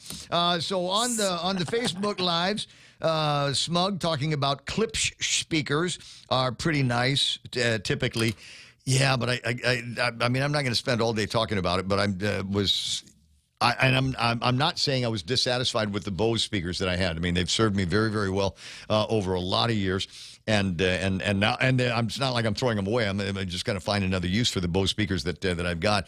But listening to these Klipsch reference speakers, it was as though I was wearing a very expensive pair of headphones. Everything was clear. The stereo image on this thing was just outrageous, and it had good thump too. I've got a subwoofer, but even without the subwoofer on, it still had good thump on these things. So I mean, if you're in the market, go and check out Crutchfield and see what they might have for you. Now, again, I'm not saying that it seems to be trending among people in a certain age group, old farts. But there's a lot of people that are going back to older technology. I got last year a record player, so I've been playing around with a little bit more vinyl, and that got me thinking about, hey, wait a second, I got a pretty good CD player, and so I took the CD player and put that back in a rack and started messing around with my Case Logics and old CDs. I didn't realize how much old disco I've got, old disco and funk. And nice. New wave from like the 70s and 80s, but that was something else. I mean, with a new pair of speakers, it's like you're hearing the songs for the first time. All of a sudden, you could hear things that maybe you've missed before. So maybe you're same, and you're doing a little bit of that warm bath of nostalgia thing with technology. And if you are, get all the way in. Get all the way in and go check it out. Also, Bluetoothy things, right? There's no reason why you should get rid of all of the current technology, so you can get Bluetooth, and the Bluetooth sounded incredible on these things, going through this old Onkyo amplifier that I got. Anyway, 888-8255, 888-TALK. Is there anything else going on around here? Man, I don't know if I can talk about this. I should be able to talk about it. Okay, I'm going to make reference to it. But I can't give you too many details because I don't want them to get slammed.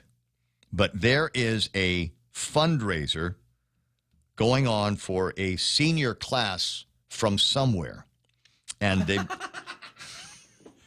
Like I said, I don't want to. This is going to be if you know, you know. They're going to sell out in 2 seconds. I know. That's the thing. Because we've talked in warm bath of nostalgia time. I'm getting asked if I remember Captain's Tables. Of course I remember Captain's Table. Of course I remember the Galaxy Disco. All of those places. Chef Eddie and I yesterday at OKB talking about the old restaurants that we used to lurk around with. And Ivory was the name of the restaurant that he was working at in Agania when he first got out of culinary school and came back. Live show in the kitchen. It was like he was the only one, Mr. Lim running the place, obviously. And my dad and I would go there for his shrimp wrapped in bacon. Yum. You can't go wrong with that. And he would fix up a mean cordon bleu over at the place that was called Ivory. Anyway, so we were sitting in that warm bath of nostalgia and talking about all of that stuff. But one of the restaurants that people always ask about or have memories of is a place called Kinney's.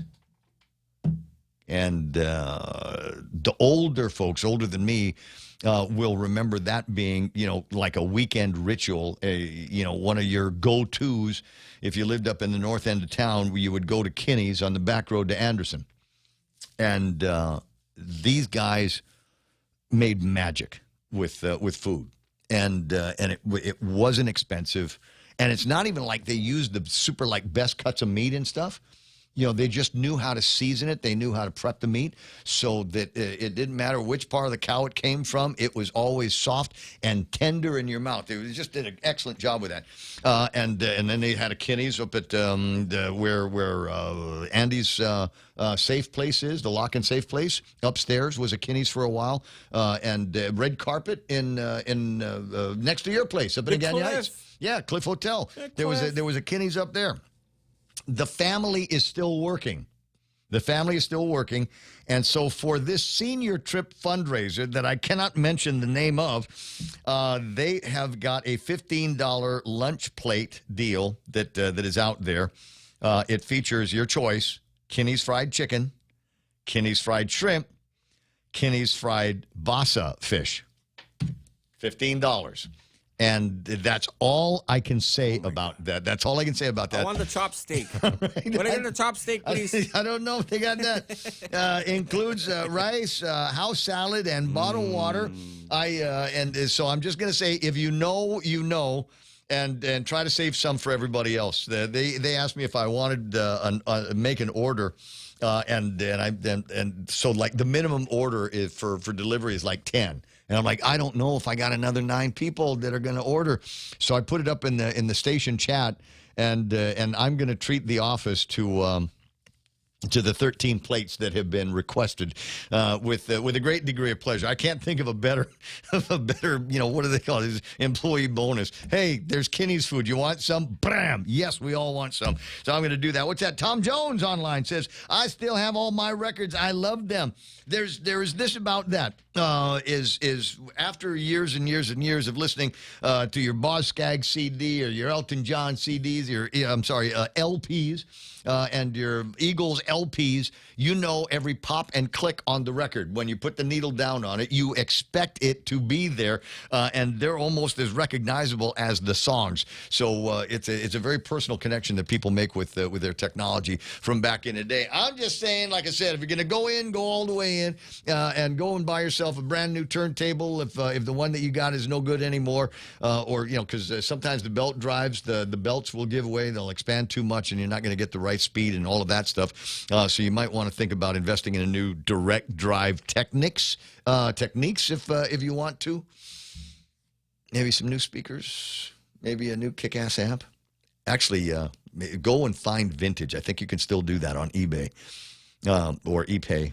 Or Feebay, as some people refer to it, but you might be able to get your hands on like an old amplifier from back in the day, and rehabilitate them. Usually, it's just the capacitors that go bad, and you can buy kits of capacitors and replace all of those, and it will sound brand new all over again. Studio time 9:23. What's that? Smug says, "I'm happy to have reached 65, but a good number of friends haven't made it past 30, so it's worth taking a look now, just in case." Tattoo Shauna Fujikawa Stickles talking about double Bs. Hey. That stemmed from a conversation about baristas and bartenders. Get your head out of the gutter. Sonny Cruz online saying, "Off a day. It's Kuddu Day." And then a reminder about the Nico Ben K all-you-can-eat shabu-shabu buffet. Is that happening now? I don't know, man, but I'm getting hungry. We keep talking about food. Yeah, well, going back, to the Chef Eddie conversation, and I don't know if I mentioned it, but, I had the opportunity over the weekend to spend some time with Izuka-san from over at Ishin, the restaurant that he had in the Nico Hotel. Oh, nice. Yeah, but that was a good one. I probably still is. I think it's under new management and stuff. But yeah, incredible place. But we got to talking about, and I will riff on this for just a little bit, because the experience doesn't exist anymore. And if it does, I don't know where it is. But we got to talking about one of his old stomping grounds over at the Hilton, in a place called the Galleon Grill. And the Galleon Grill was the definition of fine dining. One of two of the best first date restaurants on Guam. The other one being the Flamboyant at what was the old Okura Hotel.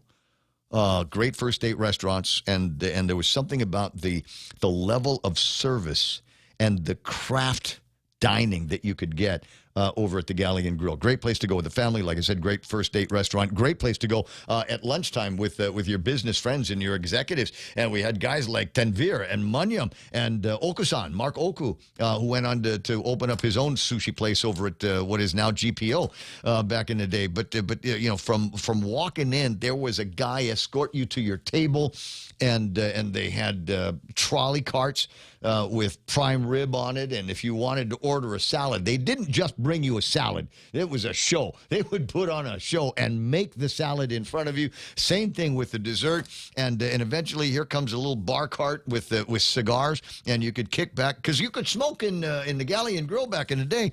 And they had guys that were trained to use one ashtray and take it off the table and give you a new fresh one without the ashes flying around all over the place. They used to have these little tiny brooms. They would clean up the crumbs from the bread, and it wasn't ordinary butter they gave you. It was butter that was the perfect temperature, just hard enough so that it could make it to the table, but soft enough that you could throw it on a roll without it melting into the bread. Absolutely, just attention to detail on everything at that old Galleon Grill. And I said, where do you go for service like that anymore? And he said, it doesn't exist. They just don't do that anymore back in the day.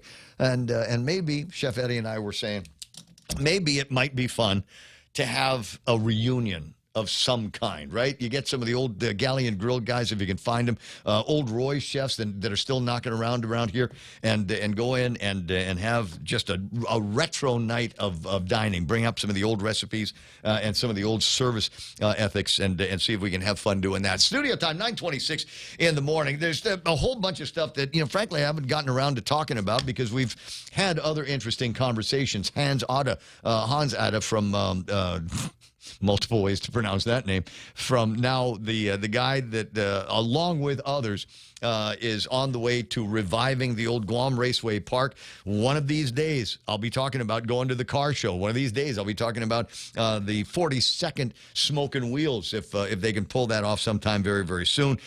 Telling my hiking buddies that the trails are back open up there, so you can go and see all of that side of the island in all of its grandeur and splendor. The only thing is that, like the trailheads, what's the name of the trail, the big trail that goes up there? You go and look out. Poggett? Yeah, Poggett. Yeah. Yeah. So caves. The problem is it's identifiable trail because there's so much trash up there. Somebody got to go and do something about it. But you get past that, and then pretty soon it's a pretty interesting hike to just a beautiful vista. But one day we're gonna be talking about doing all of that very, very soon. 9:28, and looking at some of the editorial contributions that have been made here. Joe Areola writing in a newspaper about how much longer must we beg. It's 312 days until the inauguration of a new governor of Guam. So maybe that's the number here that you need to be looking at. And basically talking about something I've been riffing on lately, Ipao Beach Park.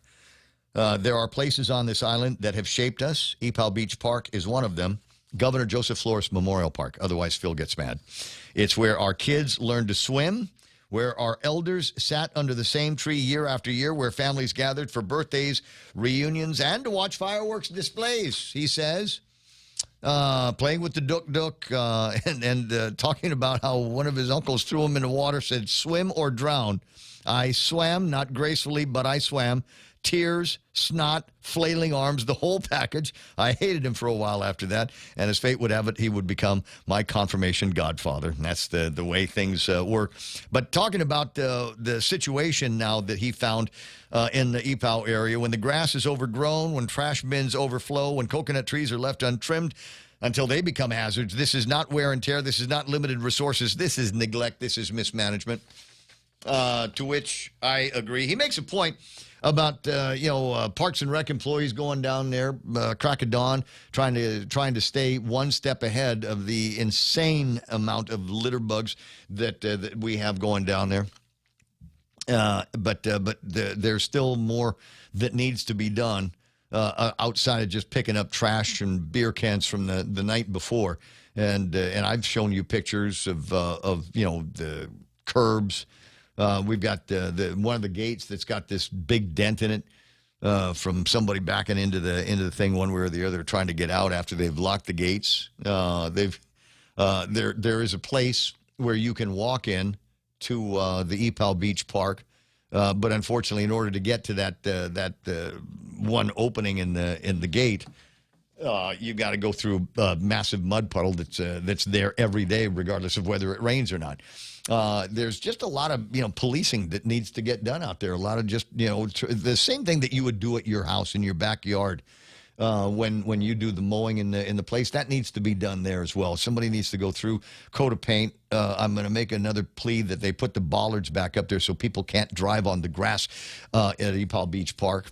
And then there's work that needs to be done with the shelters down there, with the cracked tables and the cracked chairs. It's starting to look like, what's the one in Jotnia that I can never remember the name of? Tagatsing. Yeah. So that used but there's it's like they make these tables and benches out of concrete, and I think the mentality is it made it out of concrete, it will last forever.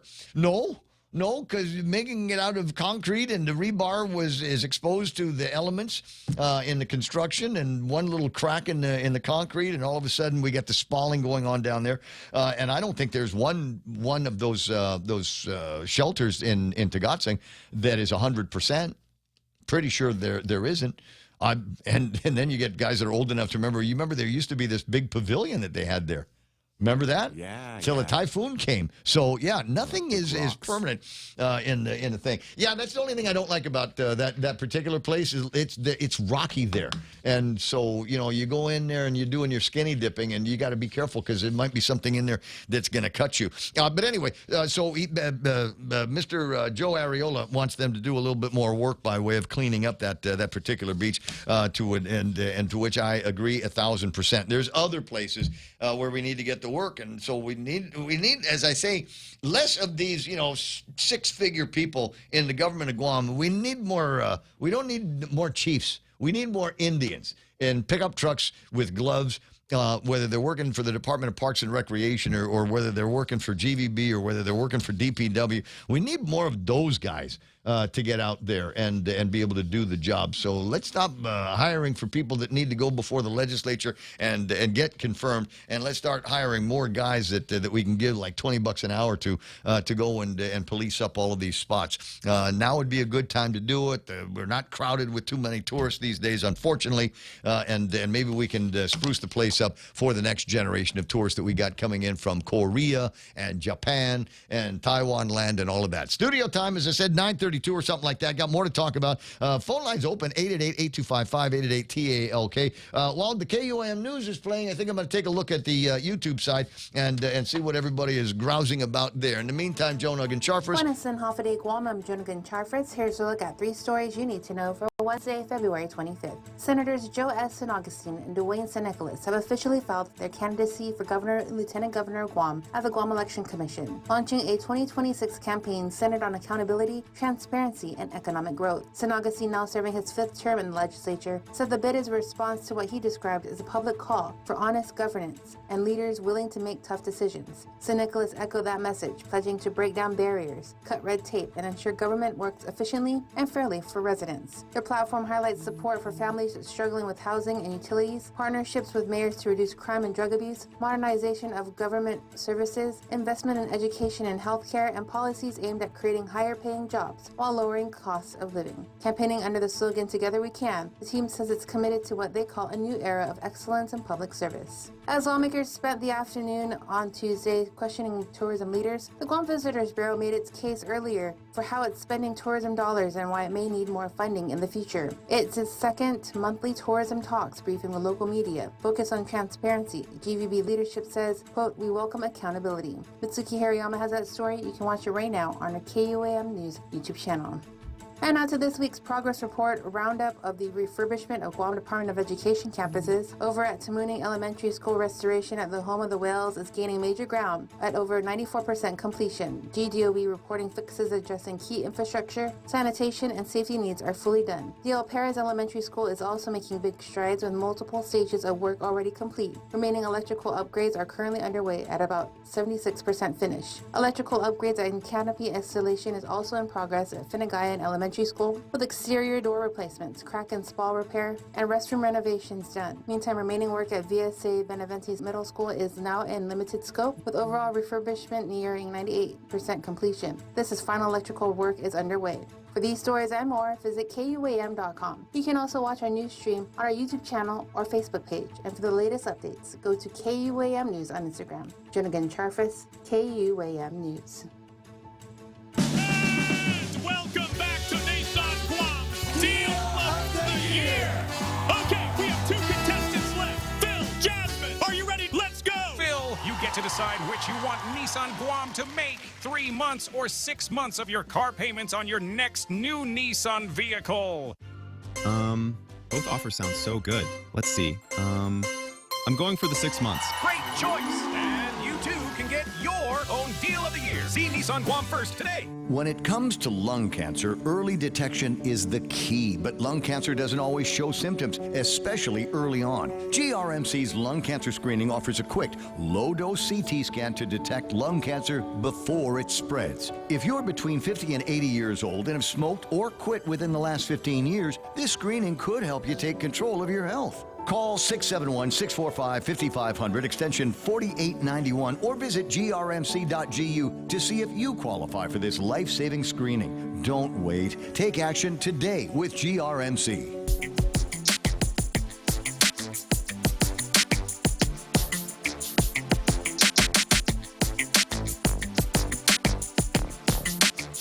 Just checking X, where we have an X stream. You can watch the Ray Gibson Show on Twitter if you want to.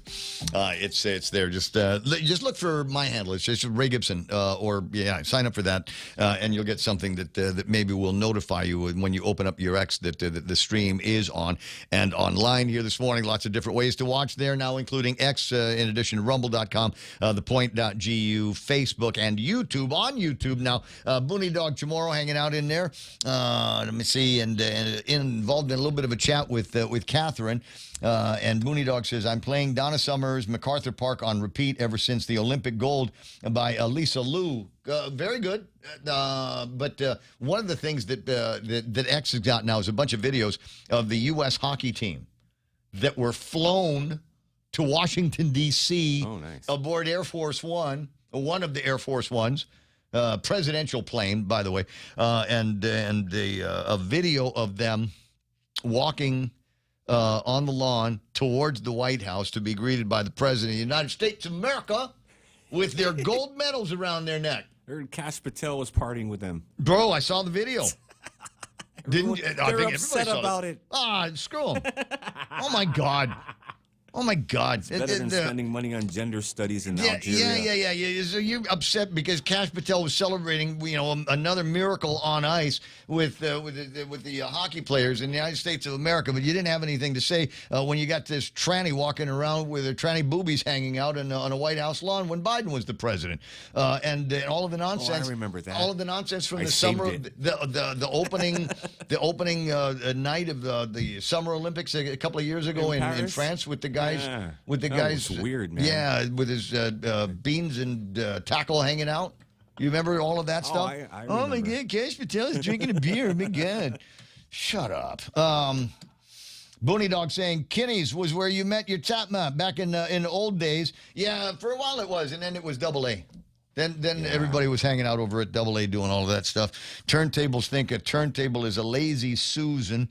Lupan Guam says, I wish I had the knowledge and skill to replace old capacitors. My old Yamaha amp died, and now it's a paperweight. You'd be surprised how easy it is. You just need to be able to unsolder it and just make sure that you don't screw up the polarity on the capacitors that you're putting in. And unless it's like a really, really big capacitor, You know, like the kind they use for like swimming pool pumps and stuff. I wouldn't worry too much about it. You can find guys. Guam Parks and Rec is one meme away from mirroring the TV series. Catherine says people are getting paid to do that. This must be the governor's cost-saving plan in response to a little bit of what I read from Joe Ariola. Therese Garcia on the Facebook side says, Joe Ariola, vote Joe Ariola. Yeah, okay with me.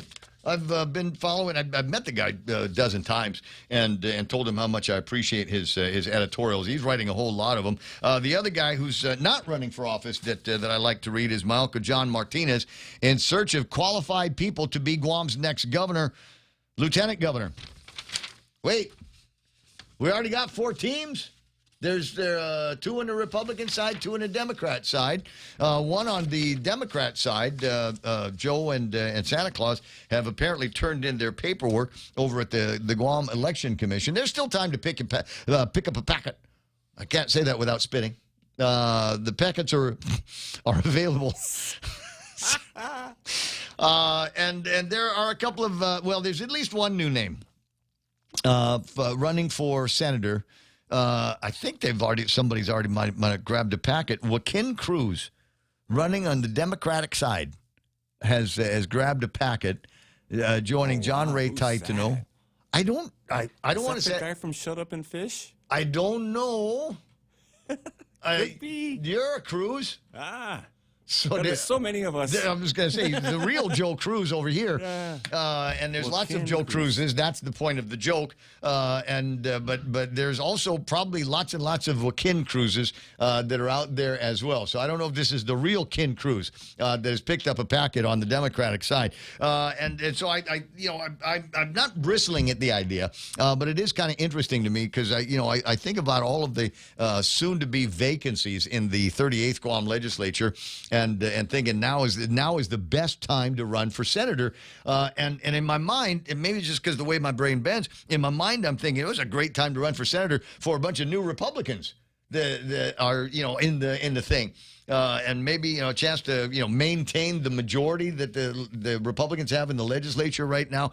But clearly it is beginning to look like the Democrats want that majority back. And so there are Democrat names that are floating around there. And maybe it is one of those things where they're also trying to field a farm team, if you will. We need to get because it's Josh and Tina right now, and then it's Joe and Santa Claus. And Lou is going to be out and retire, or maybe go back to the bank. I don't know what she has intend to do after she's all done with being the 2-term governor of Guam. But they need to start establishing a little bit more of a farm team so we can get names at least out there and people aware that they exist. There needs to be some name recognition, and maybe you're going to run and not win. It's okay. It's all right. Around here, the old ladies always say, "Ay, hijo, you tried your best. You tried," and that counts. That counts for something down the road. That you got out there and you did the waves at the intersection next to the homeless guy, and you had a fundraiser over at Venue. You tried your best. Somebody just didn't work out. There's always next time. Always next time. I love the old lady advice. It's okay. You know what? You were too good for her. There's more fish in the ocean. But you tried your best. You got some name recognition, and that. How do we say it? Natmacy, right? That the fact that you lost and you still hold your head up high. You're still dignified in your loss.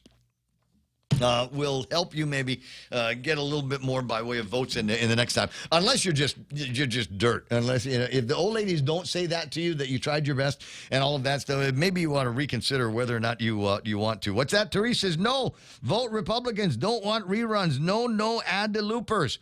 So I was gave some unsolicited advice to somebody yesterday, and I'll put it on the radio because what the hell, you're probably going to hear me say it, in interviews anyway. And it's not to sound like I'm super anti-Democrat. It's just that I think the people that are running on the Republican Party, you need to do one thing. This is your sole job. This is your sole job, Republicans and independents. Your sole job now is to make voters afraid that if we let the Democrats have any more power, if we put them back at Adelup, if we get the majority of Democrats in the legislature, we need to find a way to make sure that the voters of Guam are scared that things are going to get worse than they are right now. And they're pretty bad right now. They're pretty bad right now. By any standard, any metric, right? Things are not as good as they once were. But you know what? Hold on, because it could get worse. It could possibly get worse. People just go, oh, I'm just status quo. We'll just leave it as status quo. Don't let things get any worse. But there is the possibility, and all we need to do is look at the last 8 years and say, what have we gotten out of this? And it should have been, you've heard me say this a zillion times, it should have been the most productive time in my life, where you've got a Democrat at Adelup, you've got legislative minorities for 3 terms at least, Democrat majorities over at the legislature. Hell, even a lady running the courts was a Democrat lady, I believe.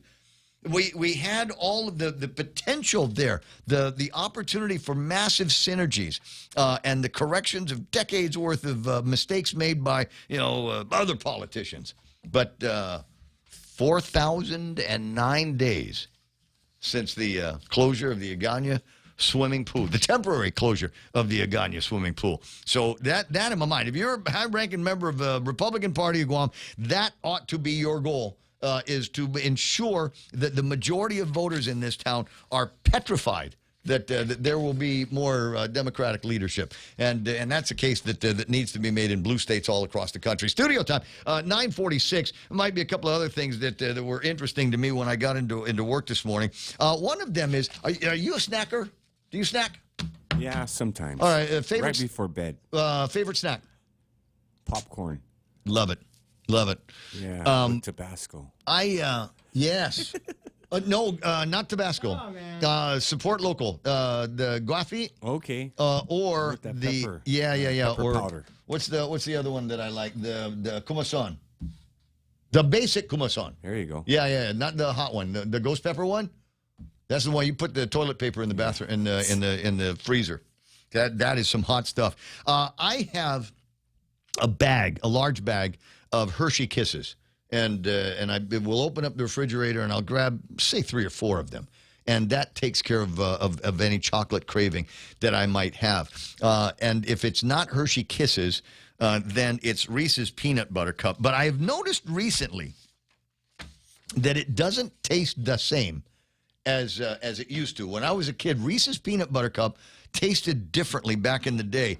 And I'm not the only one that noticed. The grandson of the inventor of Reese's Peanut Butter Cups has lashed out at Hershey, accusing the candy company of hurting the Reese's brand by shifting to cheaper ingredients in a lot of their products. Hershey acknowledges some recipe changes, but said this week that it is trying to meet consumer demand for innovation.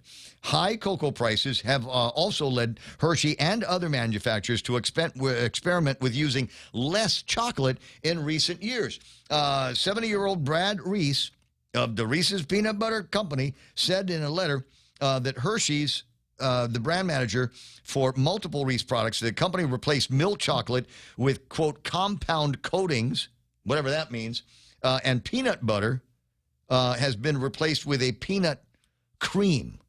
So it's like not necessarily peanut butter. It's peanut butter adjacent.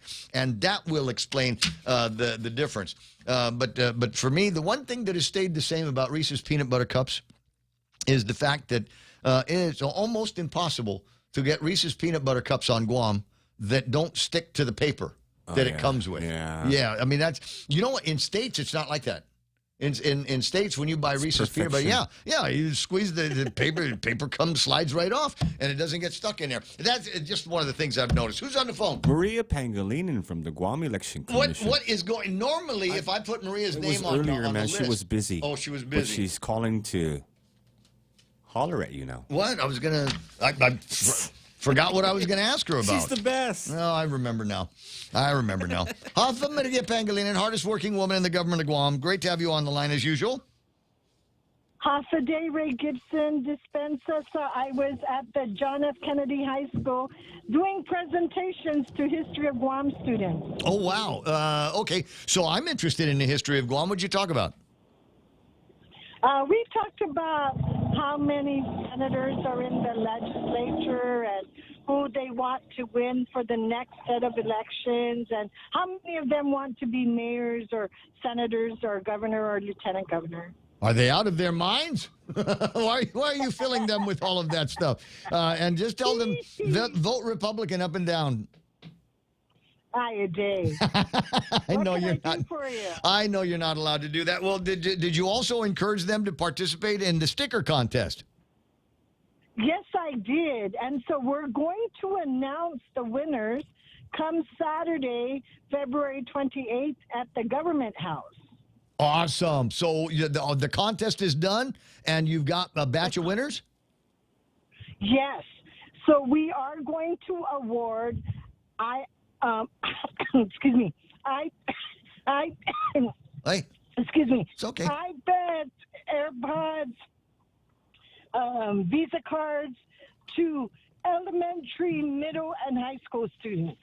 Excellent. So we're going to have 3 different kinds of stickers to choose from when I go vote in 252 days. I'm sorry, 161 days now between now and the primary election. So I'll be able to select from all 3 of them. Yes.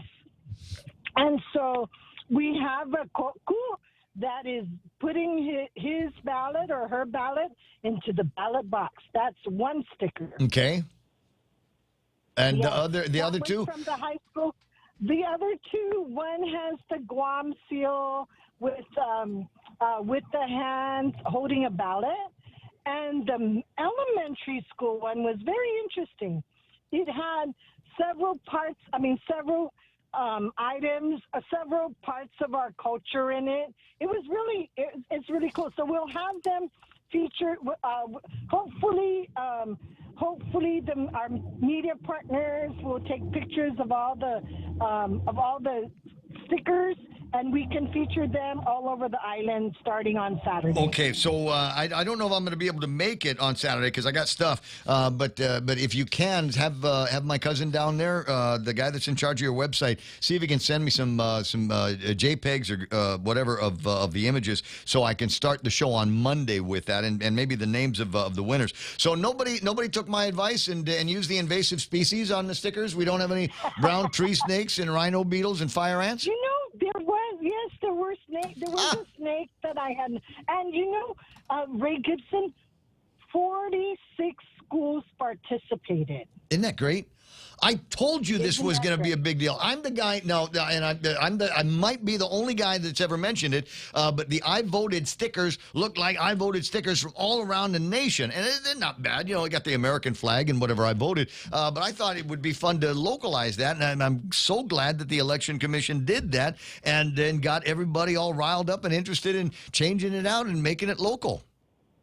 Yes, and we did it with the involvement and leadership of our island school teachers.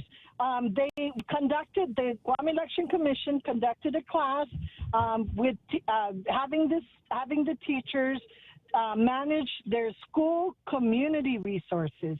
Hence, they came up with the I Voted sticker design contest, and they came up with also Guam Island-wide coastal cleanup come Saturday, March 7th. I'm so happy. I'm so happy to hear all of this stuff, and crazy about the program, and so glad that we've got some winners, and we're going to see some new stickers here. I appreciate you doing all that stuff. I could ask you questions about Ron McNinch's lawsuit and all of that stuff, but it's closing in on the end of the show, and the subject bores me for right now. So maybe another phone call. Ray Gibson. You're welcome, Kotla. I'll talk to you later. Yes, sweetie. What about at 9:05 in the morning? And got a couple of things I can go with. Up to including something that I don't need. It's not a need. It is a want. If you're watching on streams or KUAM TV, I'll put it up on stream so that you can see what it is that I'm talking about. Is a new piece of technology that is out there and available. I saw was able to hold it in my own hands over the weekend, and now I'm looking at it saying, like it, want it, don't need it, but want one. It's a Motorola Razr. It's the updated version of the Razr. It's up on the screen right now, so you can ooh and ah. And the question that I have is, who on Kuam is selling this? It's 9:55. We'll be right back. Who knew buying gas could help with grocery bills? At 76 Circle K, when you fuel more, you can win groceries. Every 7 gallons of fuel earns you an automatic entry to win up to $3,500 in groceries. Every week, at Gillette, fuel up and you're in. For My Rewards members, entries are tracked automatically. Not a member yet? Make My Rewards free. Fuel more, win groceries. Only at 76 Circle K Guam. No purchase necessary. Super deals. Crave delicious dishes, local flavors, further than Mezcla Bistro. From our juicy burgers to flavorful seafood and local fusion, every dish is made with love and freshest ingredients. Join us for unforgettable lunch, dinner, or sunset brush. Visit us online at mezclaguam.com or 671-479-2652 or 671-489-2653 to make a reservation. Mezcla Chamorro Fusion Bistro, a true taste of Guam.